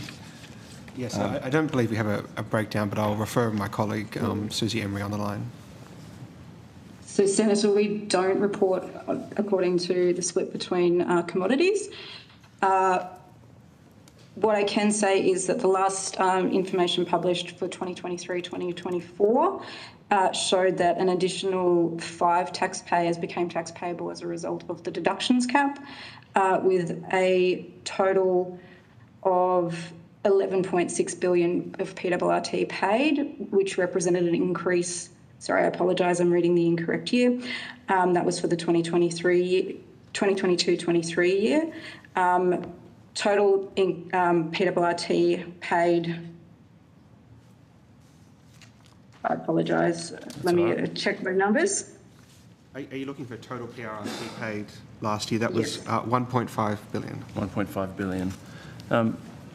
So I guess one of the things I find interesting, a little bit frustrating, is that we're talking about gas companies' contribution, and when you zoom in on offshore LNG, apart from those two projects that pay some royalties, and I'll get to that in a bit, we're meant to get petroleum resource rent tax.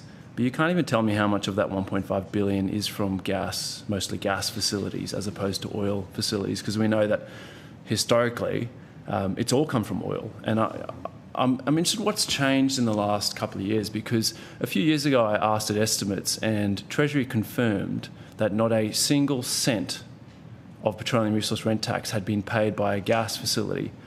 So how come now that apparently they are paying? We were told earlier by Shell that they paid 109 million in PRRT on their Gorgon project. How come you don't know? So, Senator, I think it's important to distinguish between gas, and I think you're referring more to LNG, as in LNG projects. Well, LNG, offshore LNG. Versus oil, because, and I think it's important to make the distinction, because there are projects, say, for example, in the Bass Strait, Otway Strait, that are just gas projects and which are paying PRRT. But Mr. Robinson, this is exactly my question, is that historically they've been the ones who've paid PRRT. So let's make that distinction. LNG only, how much PRRT? Well, as Ms Emery said, the number of taxpayers has increased by 5 from 11 to 16 in the latest tax transparency report, and those 5 entities are paying PRRT, which are essentially tied to LNG projects. So there's 5 LNG projects paying PRRT? In the 2023-24 data, that's right. Or what about last year? Is that the most recent data? I'd need to refer that to the ATO. I'm not sure that they have published 24-25 data yet, but Ms Emery might be able to answer Well, let's that. focus on the published data. So how many facilities paid PRRT that were offshore LNG facilities? So, Senator, again, I think this comes down to the nature of the reporting, and I understand there's a bit of a frustrating conversation. This is not just about the reports are not at a facility level. They're actually at a taxpayer entity level. So you can have multiple entities within a facility or within a project. And so if Treasury or the ATO doesn't know, how are we actually sure that we're getting paid for LNG? If you don't even have visibility over, here's an LNG project, they're meant to at some point hopefully pay PRRT, if you can't even tell me which entities are paying, then who's looking at this? Is this their accountants? I might let the ATO respond to that, because I think down to a project level, the ATO has quite significant resources that they apply to ensuring that PRRT projects, which would include LNG projects, are paying the right amount of tax. I might maybe then to the ATO at a project level, how many offshore LNG projects paid PRRT in the most recent figures? I'll refer. So unfortunately, we are not able to release information on a project-by-project basis.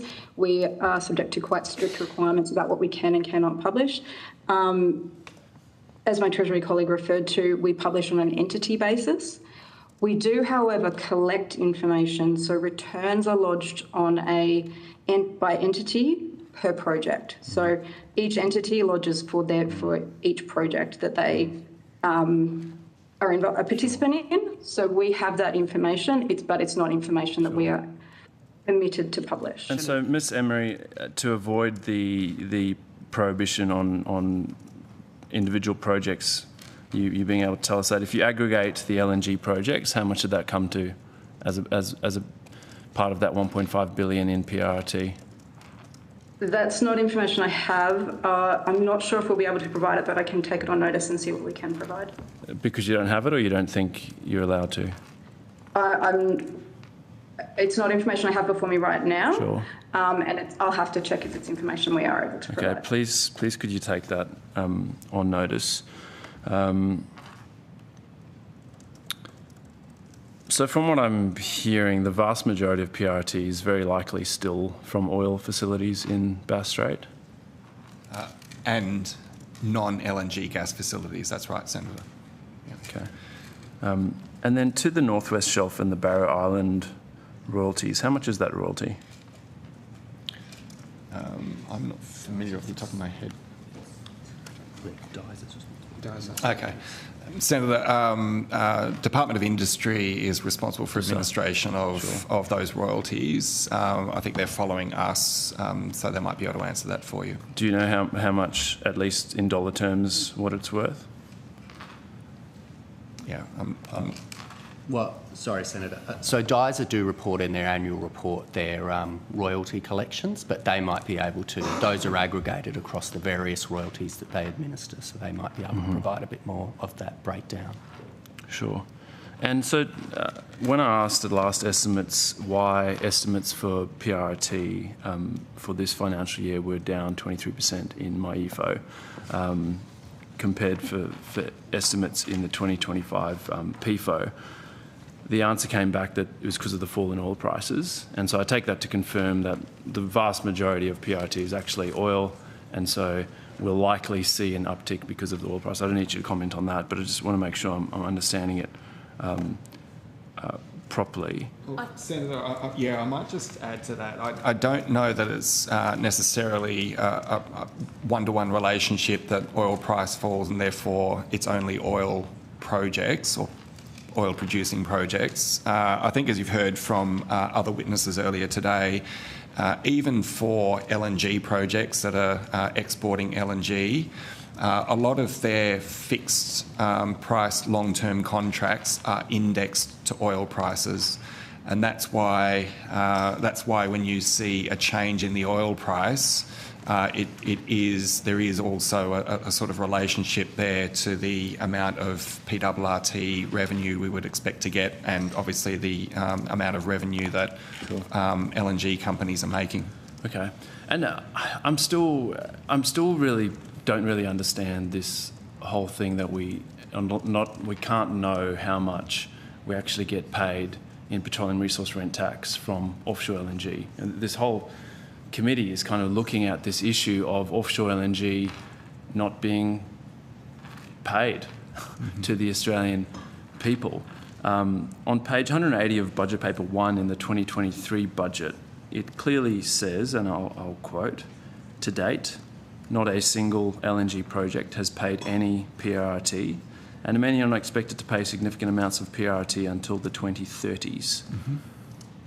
So what's changed in the last 2.5 years? How come you knew then, but now you can't tell me?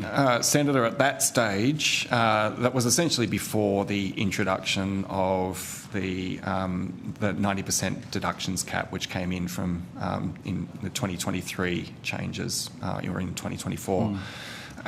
Prior to that, it was relatively well known that the stock of deductions from the upfront capital costs and operating costs was such that no LNG companies would be paying any PRRT. Following the introduction of the deductions cap, it's not a binary outcome now. Sure. So we know that at least some projects or entities tied to LNG projects are now paying. Sure. In fact, we don't know how much. Sorry? But we don't know how much. Well, as I mentioned, Senator, it's not broken down. It's at an entity basis, and we're not able to say how much of that is LNG versus other commodities. It's just in the aggregate figure. That's right, and that's as Ms. Emery was saying. Okay, it makes it very hard to look at this issue when we don't even know what we're getting for offshore gas through PRRT. In terms of the public reporting around the PM and the Treasurer asking Treasury to do some modelling, has that been completed and provided to government? So, Senator, look, I am aware of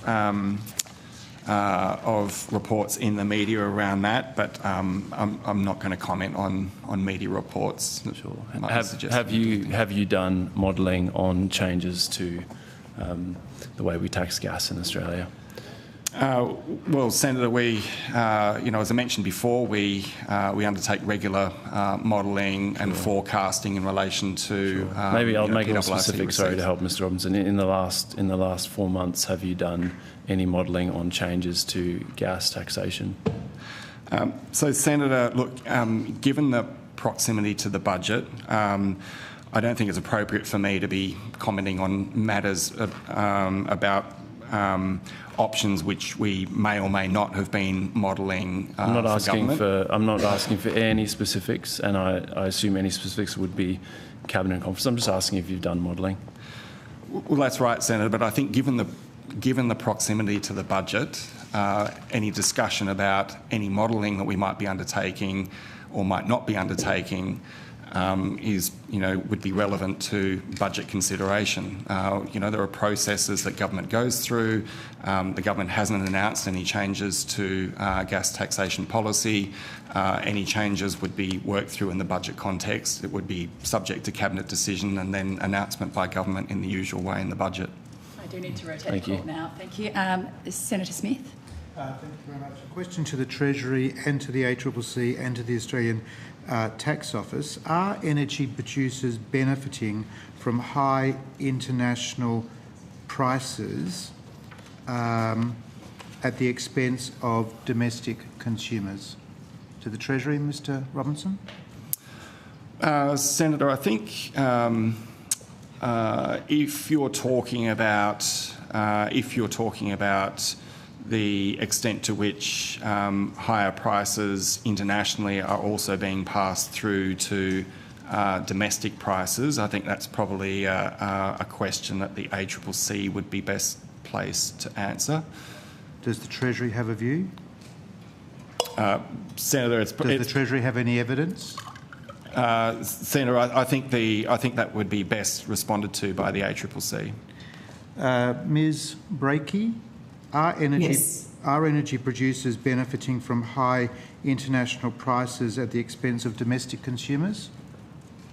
At the moment, we see the domestic gas spot prices at about $10 to $11 a gigajoule, which is below the 25-26 average of about $12 a gigajoule. That is for the spot market, which is only about 10 to 30% of volumes that are traded on the spot market. The remainder is via longer-term contracts, and so you wouldn't see any difference there. In terms of what's going on in the international market, I'll just refer to those numbers I spoke about a minute ago, or a little while ago.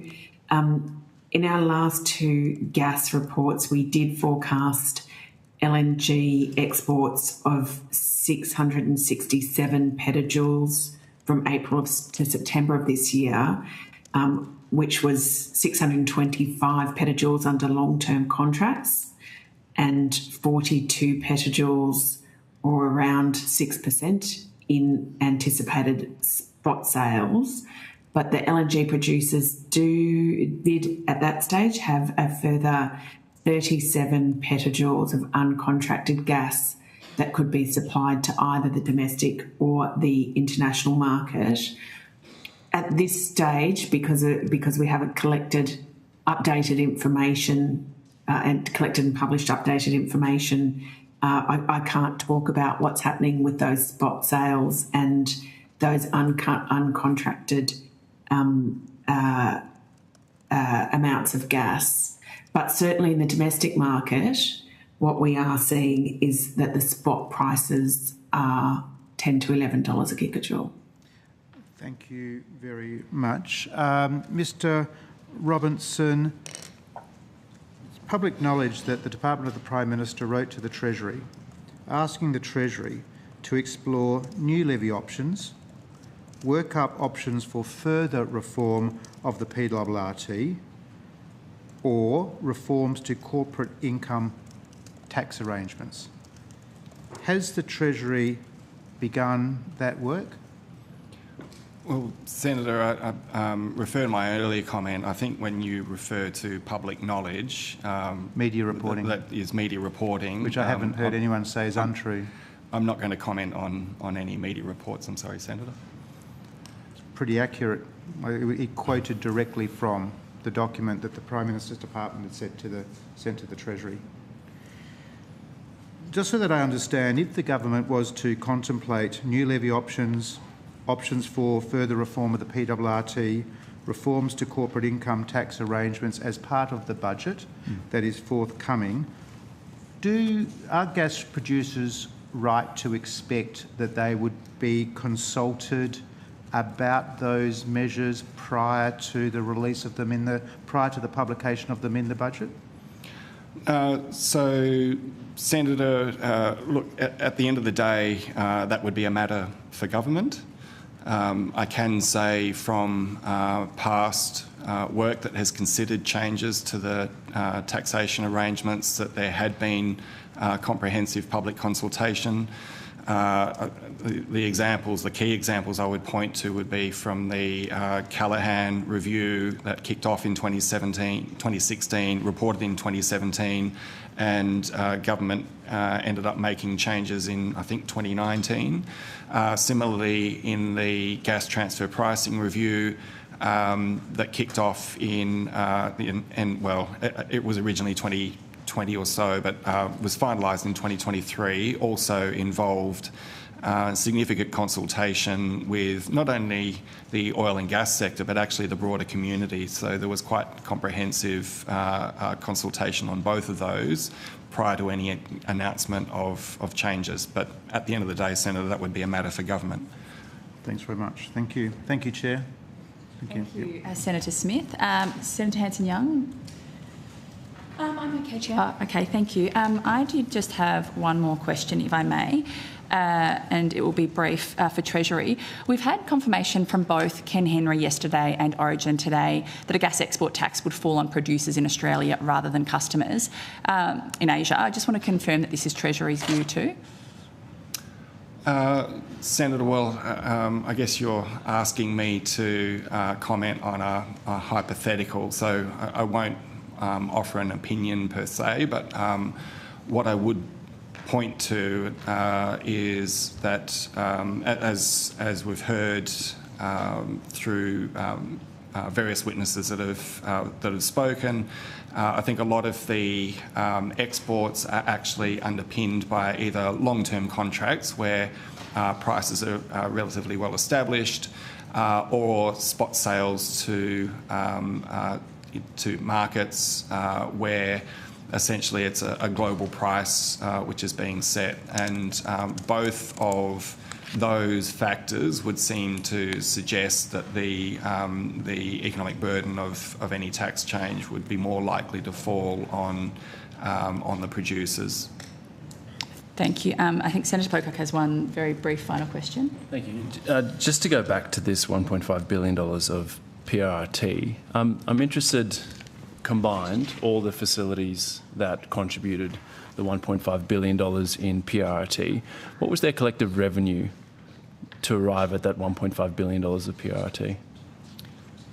So, as I think I've said, Senator, we report on an entity-by-entity basis. So, assessable receipts for PRRT in the 2023-24 year in total were $46,180 million. Thank you.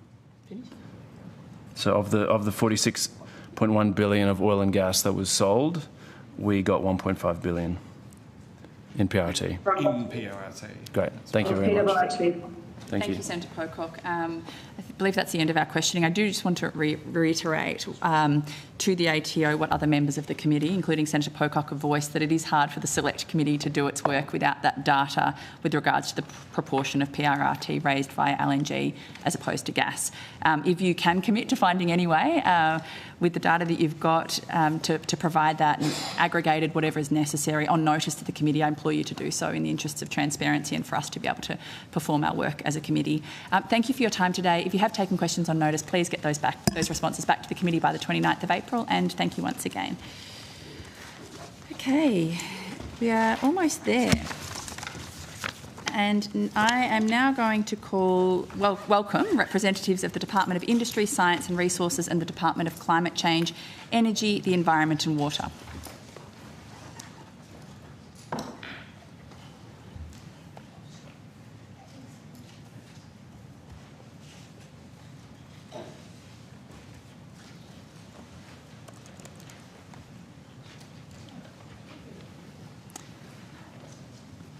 I understand that information on parliamentary privilege and the protection of witnesses giving evidence to Senate committees has been provided to you. When you are ready for the Hansard record, will you please state your full names and the capacities in which you appear today?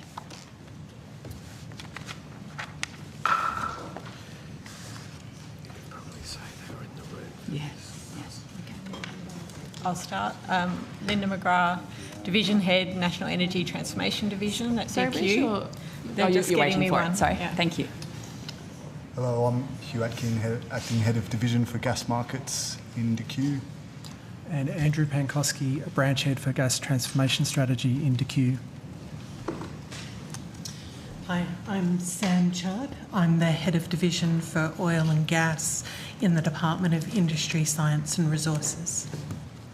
Hi, I'm Narelle Loche. I'm the General Manager of Offshore Strategy Branch in the Department of Industry, Science and Resources.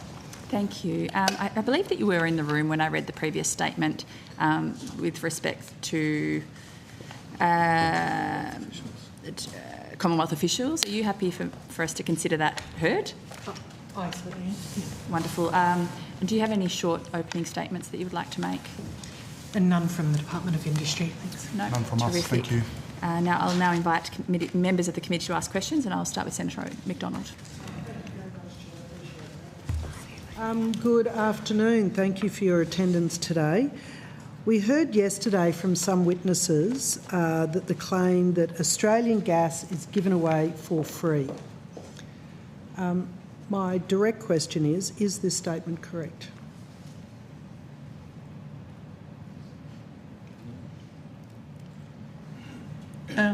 Senator Sam Chudd from the Department of Industry. So I would suggest that there are a range of factors that impact on a gas company's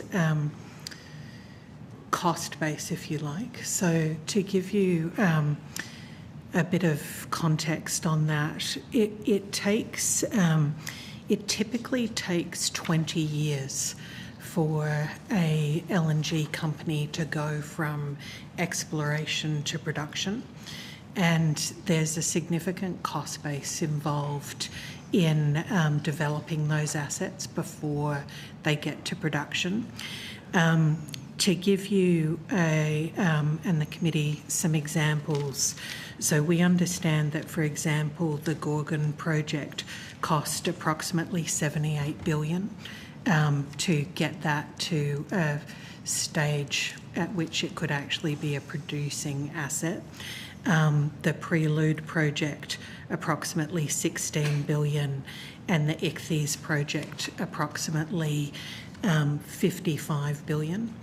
Once a gas project is actually up and running and producing, then it's subject to a range of different taxes and levies, as you would have heard from previous colleagues. I'm happy to run you through the landscape of those, which I think goes to a similar question that was asked by Senator Gosh earlier speaking to the Treasury colleagues. Would it be useful for me to run through I think maybe, that? would you provide that on notice? Yes, because certainly. I was listening when we had that previous evidence, and if any of my other colleagues want you to flesh it out more, but otherwise if we do that on notice. I mean, I guess we've just got this wicked problem where Australians are being told that they're getting the gas for free. We've just heard, billions of dollars of costs that that it's taking to extract the gas and to put it into a process,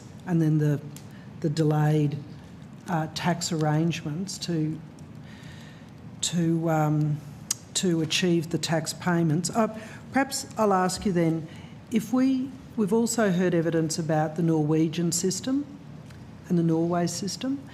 So does Australia invest in any of these gas or oil projects itself? Senator, I'd need to take on notice that question from a historical perspective.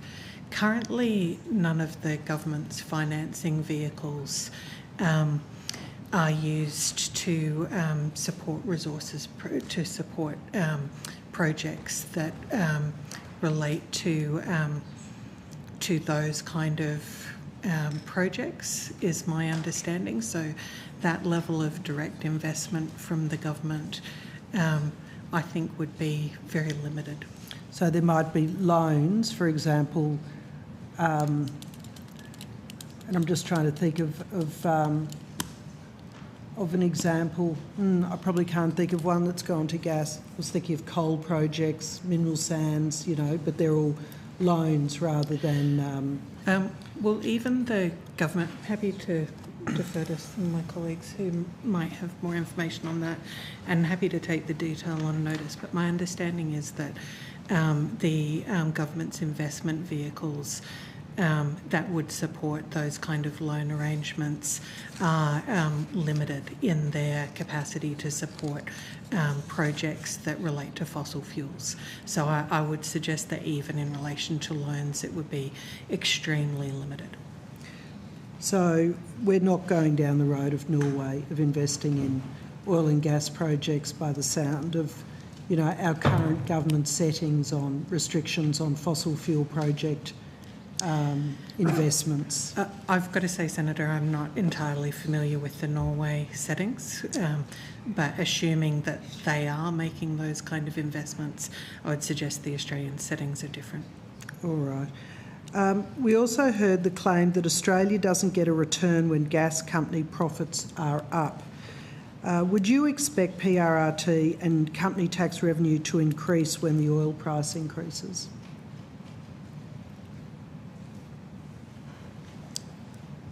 Senator, I don't have a particular opinion on that. I can reflect that my previous colleagues in the session before us flagged that about 10% of Australian produced gas is subject to the spot market, while about 90% of it is tied to long-term contracts.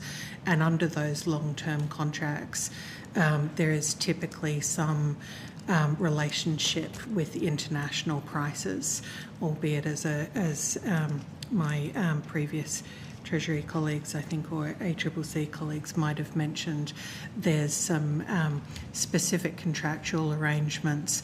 They vary from contract to contract that would have some dampening effect on the kind of fluctuation that you might see sort of tops out the kind of bottom and top of the curve that you might get in a fluctuation of international prices. So there would certainly be some element of relationship between the international price market and the revenue that was generated that would subsequently be subject to PRRT, but I couldn't comment on the extent to which that occurs, and I couldn't offer you an opinion on whether it should or shouldn't occur. No, I'm not seeking an opinion. I'm just trying to clarify, if Australians think they're not getting their fair share, how has that come about, and whether or not that's the case, and which is, of course, the purpose of this gas tax inquiry. In the 2025 gas market review, it states Australia's LNG exports have also contributed to energy security in our region and at home by unlocking gas that would otherwise be uneconomic to develop solely for domestic use. Could you explain how the LNG export industry has helped unlock gas for Australians and supported Australia's energy security? Certainly, Senator, and also happy to pass to my colleagues into queue. I think, for a sustained period until and forecast until the relatively near future, Australia has actually had sufficient gas to meet its domestic demand. It has more than adequately been able to meet its domestic demand, and the development that we've seen offshore has principally been it's principally achieved financial investment status by securing export contracts. And I would suggest that it's highly unlikely that those reserves would have been developed if they were purely developed to support the domestic market. There simply wouldn't have been sufficient demand to justify the level of expense, some of which I've already run through, the ranging between sort of $50 and $60 billion in investment. There would not have been the domestic demand to support those projects. So certainly those projects now are in a position in the future, today and in the future, to feed our domestic needs, particularly as we've seen the assets that are in the east and the southeast come to their maturity. Some of the assets that we've relied on previously to support domestic demand are diminishing, and those facilities that were unlocked to support export will now be able to be used to support domestic demand. Thanks, McDonald. I will need to rotate the call. You able to put the remainder? I'll just say the CSG fields of Queensland that were uneconomic to develop domestically are now, of course, carrying Victoria and New South Wales in large part. I just had to put that on the record as a Queensland senator. So thank you for your time. Thanks, Chair. Thank you, Senator McDonald. I'll try and go as quick as I can and then pass to Senator Pocock to conclude. Is DISA concerned that taxing gas exports would create a view that we are an unreliable trading partner? Senator, I think the question would be one of certainty. And so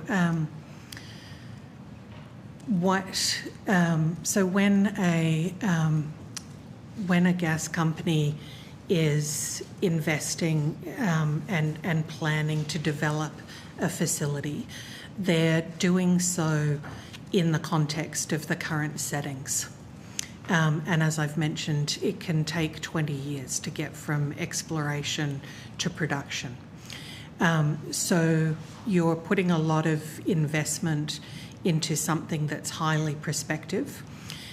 In those years where you're trying to settle your make a financial investment decision to move from exploration to production, you're doing that in the context of the settings of the day.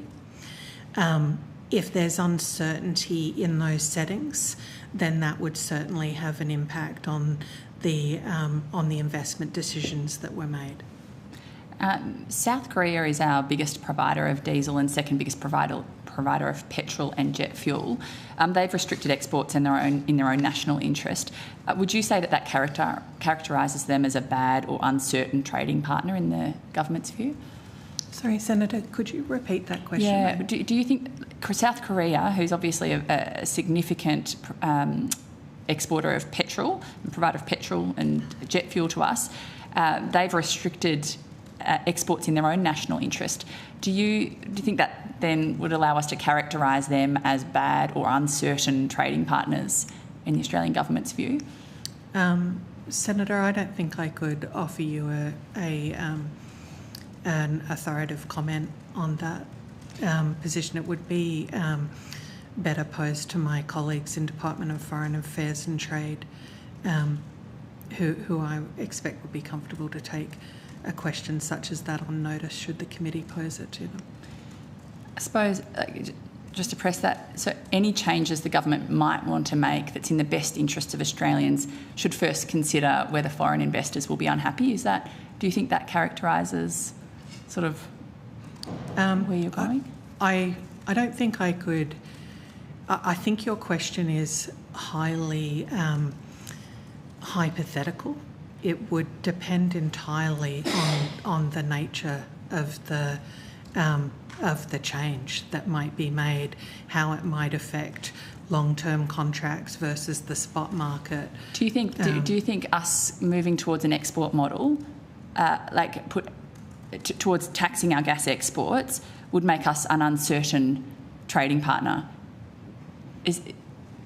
Because if it would depend entirely on how it was applied. It just sounds that the argument sounds a little hollow when you apply it to Korea, and so it just feels even more hollow, I suppose, when we apply it to increase taxes on producers here in Australia, don't you think? Or I couldn't offer you an opinion on that, Senator. Treasury referred to questions about the legacy royalty arrangements for the North West Shelf to you.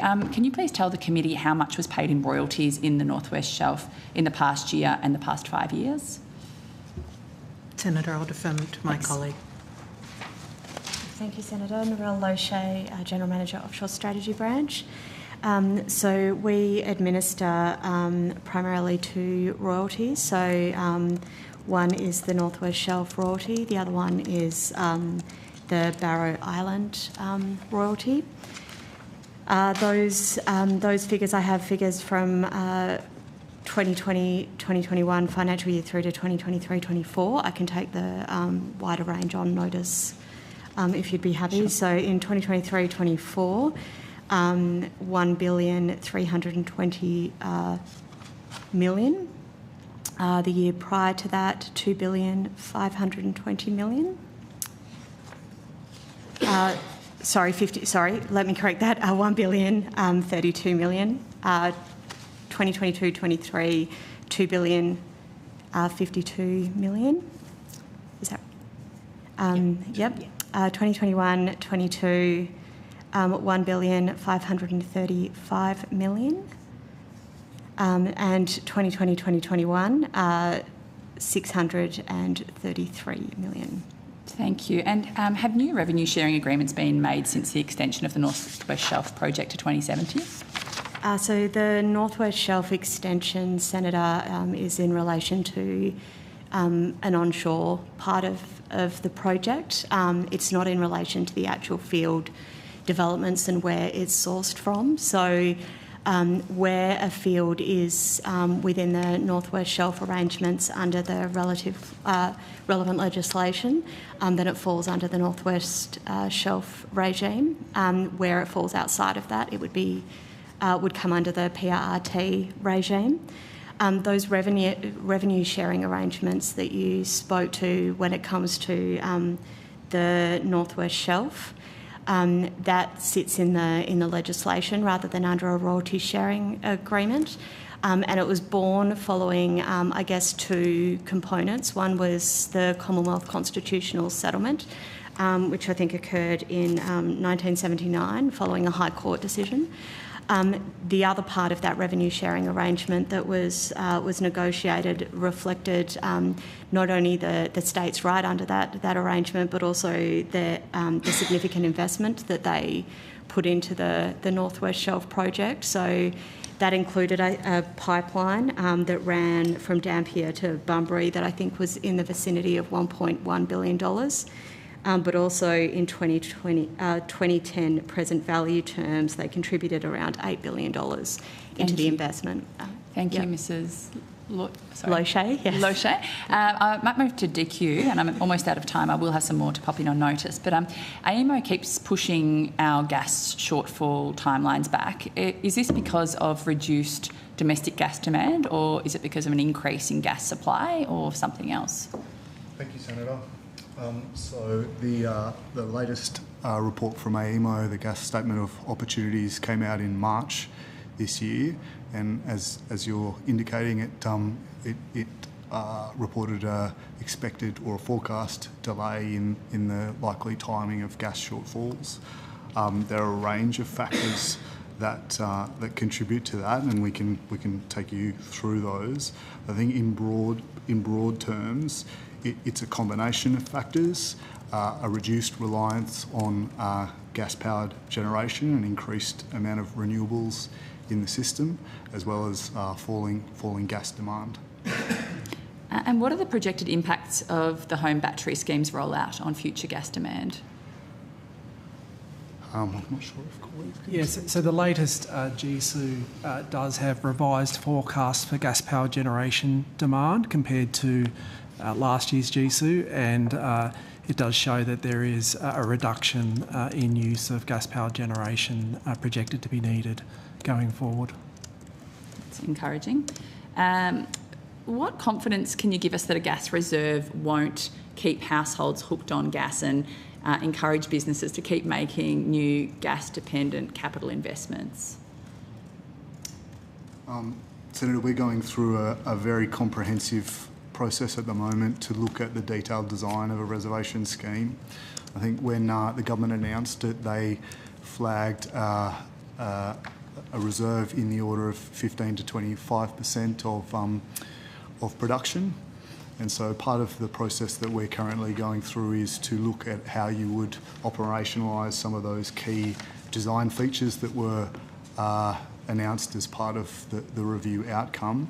And a key consideration in that would be to ensure that we're securing enough gas for the domestic market to put downward pressure on prices, but making sure that we're doing so in an efficient way, probably that doesn't over-incentivise the use of gas beyond what's expected to occur in the trajectory that is flowing through in forecasts for household and commercial sectors, but obviously recognising there is an industrial sector there that is heavily reliant on gas, and making sure that that's available to those gas users as well. Thank you. I'm out of time, so I'll pass to Senator Pocock. Thank you. Thank you very much. Thank you for your time, and thank you for the work that you do. I was interested to dig into this North West Shelf and Barrow Island royalty system. How much is the royalty? Thank you, Senator. So there are different rates depending on whether it's under North West Shelf or Barrow Island. Maybe go through either one. So North West Shelf royalty is set at 10% of the well-held value for primary production licences, or between 11 and 12.5% for secondary production licences. And I can give you the Barrow Island as well, if that would be useful. Yes, please. So Barrow Island is payable on 40% of the accumulated net value of petroleum production, so the value of the production less eligible deductions. Are those deductions compounded? Not in the same manner as PRRT. It doesn't have the long-term bond rate uplift in that way. Is there an uplift rate? I'd have to take that on notice, not that I'm aware, Senator, but I'll have a look at the regime to whether that's changed over time. So for North West Shelf, we're getting 10 to 12 cents per dollar of gas exported. It's a way we could kind of explain it. That's correct. I'm just making sure I understand it properly. For the wellhead value under the framework, yes. Okay, thank you. And so you gave us a range of numbers: 1.3 billion, 2.15, 1.5, 600 over that period. Do you have the revenue for each of those years across those two projects, given you've got an aggregated royalty payment? I don't have that information in front of me, Senator, but I can provide that on notice. Okay, that'd be great, on notice. And thank you. Senator, if you don't mind, if I just clarify something my colleague mentioned when she talked about the Commonwealth royalties. Those royalties expand a number of programs, including, for example, a mining facility, so it's not all directly attributed to LNG, to gas facilities. We could take on note the vast. If you can split that down, that'd be great. Yeah, the vast majority of it, I would suggest, is related, but I just wanted to clarify it's not in its entirety. Okay. If you could split out the LNG component and then also split out the LNG revenue component, given that there's those two different ways of calculating the royalty, that would be really helpful for the committee. Certainly, Senator, and I'll clarify that the vast majority is North West Shelf. Is North West Shelf. Senator McDonald was asking a question about the benefits of gas exports and sort of saying how it's unlocked all of these projects that otherwise wouldn't have been invested in. What has the domestic gas price done since the gas export industry on the East Coast and we were linked to an international market? Do you know what the domestic gas price has done over that period? Senator Pocock, my name is Crystal Osolinsky. I'm from the Department of Industry, Science and Resources, the General Manager for Energy, Industry and Resources Insights. Over the period of time that we have had exports on the East Coast, we have seen the domestic gas price increase, and I don't have a time series number, but it is in the order of around 2 to 3 from where it was pre any LNG exports. 200 to 300%. Yes, on the West Coast, the LNG industry has been in place for a much longer period, and prices have grown a much smaller amount and remain lower than on the West Coast. On the East Coast. So, since we've hooked the East Coast up to the export market, domestic gas prices have gone up 200 to 300%, which I assume is well above inflation. What impact is that having on industry in Australia? I've seen, in the Senate, a lot of discussion about the need for support for smelters, for other heavy users of gas. What pressure is that applying on them? It's very hard to know the counterfactual. So we have seen an increase in the price since we've created an LNG industry on the East Coast. One of the other factors that's been occurring over that time is moving towards a depletion of southern gas fields, which have been cheaper on the whole than the coal seam gas that we've seen coming from Queensland, and restrictions on additional domestic production of gas. Those things have generally created the scenario of a shortfall that we have been talking about in multiple forums over the past couple of years. And in that environment where prices are high and there are concerns about shortfalls of gas, industry has found that prices are, in their words, making them uncompetitive, and they are concerned about whether they can compete with prices at that level. Ms. Osolinsky, we heard from a gas producer earlier today who said that they had 500 petajoules of gas contracted on long-term contracts for export, and our entire East Coast demand is 500 petajoules. So surely we don't have a gas supply problem. It's just that gas producers are exporting the majority to the point where we have AEMO flagging this potential challenge. Is that a fair assessment? We do certainly have sufficient resources of gas in Australia to meet our domestic requirements, and we are a net energy exporter, which is a very large revenue exporter for Australia. It's about 20% of our export income. As my colleagues have alluded to before, the viability of many of those large projects, such as coal seam gas and offshore projects, as they do fall into the $20 billion range, are difficult to sustain. So we do see a connection between the ability to export with the potential for investment. Where exactly the balance sits isn't easily knowable. Sure. Just a few more things I was keen to touch on. One of the things that we've heard over the last couple of days is that taxing gas exports would reduce investment in future gas projects, which we all know from the sound of things take about a decade to actually get up and running, big investment, long time frame.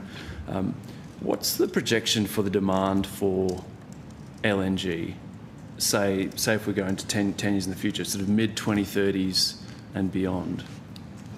So I'm not going to know exactly off the top of my head. Sure. However, we do see LNG remaining in demand for quite a period of time. It is considered one of the transition fuels, and particularly within Asia, it will remain part of the electricity generation mix for some countries. Is there a price in that modelling that's sort of assumed? Like at what price does it remain that?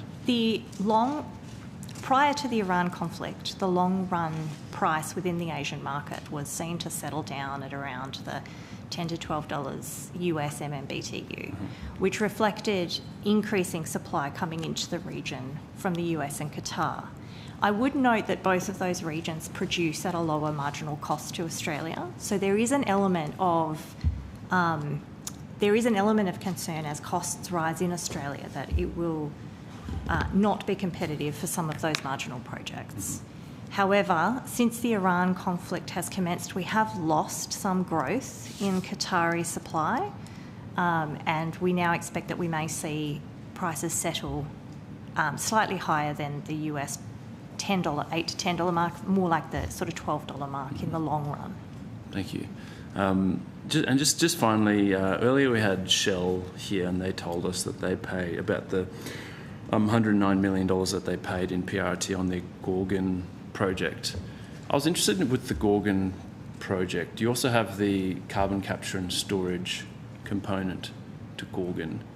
Does the Commonwealth have any liability, or do we underwrite them in any way in terms of their ongoing liability into the future once that project is completed? If there's a leak or something, what happens there? Does the Commonwealth have a liability there? Senator, so I think you're referring to a clause that's under an arrangement with the Gorgon project. So ordinarily CCS projects that are in the offshore are regulated under the Offshore Petroleum Greenhouse Gas Storage regime. When it comes to Gorgon, it's an onshore project, so it's a Western Australia project. And as part of some arrangements, they essentially regulated it in the same fashion as the Offshore Petroleum Greenhouse Gas Storage Act. I guess when we talk about liability to the Commonwealth, there are kind of a couple of components to that. So one is around liability for things like decommissioning activities. If there's a spill or something happens with infrastructure that's left in situ, we have sort of a trailing liability arrangement that's in place in the regime at the moment, which... So we have the liability for decommissioning. So So that means that we can call back a title holder to come back and fix the problem. The liability, I think, that's in the regime goes more to kind of third party kind of insurance arrangement. So not a leak of CO2, for instance, but if something else occurred, it is. At the discretion of the minister whether it applies or not, so it's not an automatic thing that kicks in. But I can come back to you on notice with exactly under what circumstances that would apply, but it is discretionary and very limited. Okay, maybe on notice then. The thing I'm really interested in is Gorgon, they're making huge promises about storing CO2. Sure, they are storing some CO2. At some point, they say, okay, we've stored CO2, we're capping this, and we're going to leave the CO2 down there for forever, I guess. Forever is a very long time. After decades, and this company potentially no longer exists, who has the responsibility to make sure that CO2 stays in the ground? If you're happy to take that on notice and actually work out. So that is definitely there. Chevron in that circumstance. There are. So the legislation at the moment says that it's for permanent storage. So, but I can come back to you with an exact definition of how it works. That'd be great. Yeah. Thank you, Chair. So, Senator, if I can just correct one answer that I provided you earlier before we move on. So Barrow does have an uplift component. I'm seeking advice to what that is, but I will come back to you on that. Thank you very much. Thank you. Thank you very much for your time today. Just a reminder, if you've taken questions on notice, to please provide those responses by the 29th of April. And thank you for your time. That concludes today's hearings. Thank you to all witnesses who appeared and to Hansard and Broadcasting for their assistance.